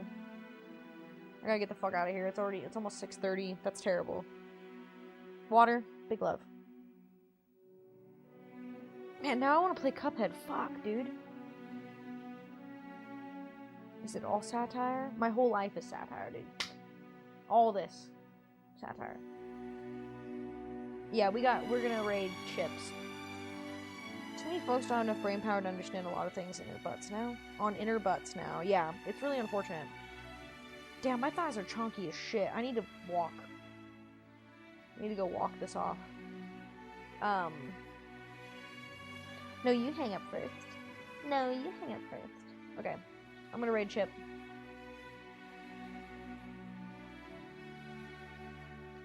We're going to raid Chips. He's doing Grand Theft Auto roleplay. You know we love it. Don't forget to... Oh, if it'll let me type. Good lord. Don't forget to check out the socials. I can't type. It won't let me type. There's links somewhere. Don't forget to check out the socials. We've got lots of different things. I haven't been posting on a lot of stuff lately, but I'll get back to it when I feel like it. Fuck you. We stream Monday, Tuesday, and Thursday at around 1 p.m. Pacific time. We stream on Twitch and on YouTube. VOD watchers, we love you. Lurkers, we love you. If you would like to watch VODs and them not be muted by Twitch, you can watch them on YouTube as well, under the live tab. They should all be there. We will be back next week on Monday. If not, in the meantime, join the Discord. Is it gonna let me type yet? In the meantime, be sure to join the Discord where we do voice chats that are open to everybody. My shit's lagging hard. I don't even know if anything's working. I don't think it let me type anything. Everything is down below in the description if you're on YouTube. All of our links and stuff are down below. So be sure to check that out. Yeah. I love you all, and I'll see you on Monday, probably. Take care, YouTube. Take care, Twitch. This thing is not working very well. Praise potassium, stay ripe, and don't let the bedbugs bite. And hopefully I will either see you guys in Discord, or I will see you on Monday. The fair. I love you all very much. Thank you all. Bye, guys. That's right. You too on YouTube will get an extra like 3 seconds of stream because I can't shut anything off. Love you.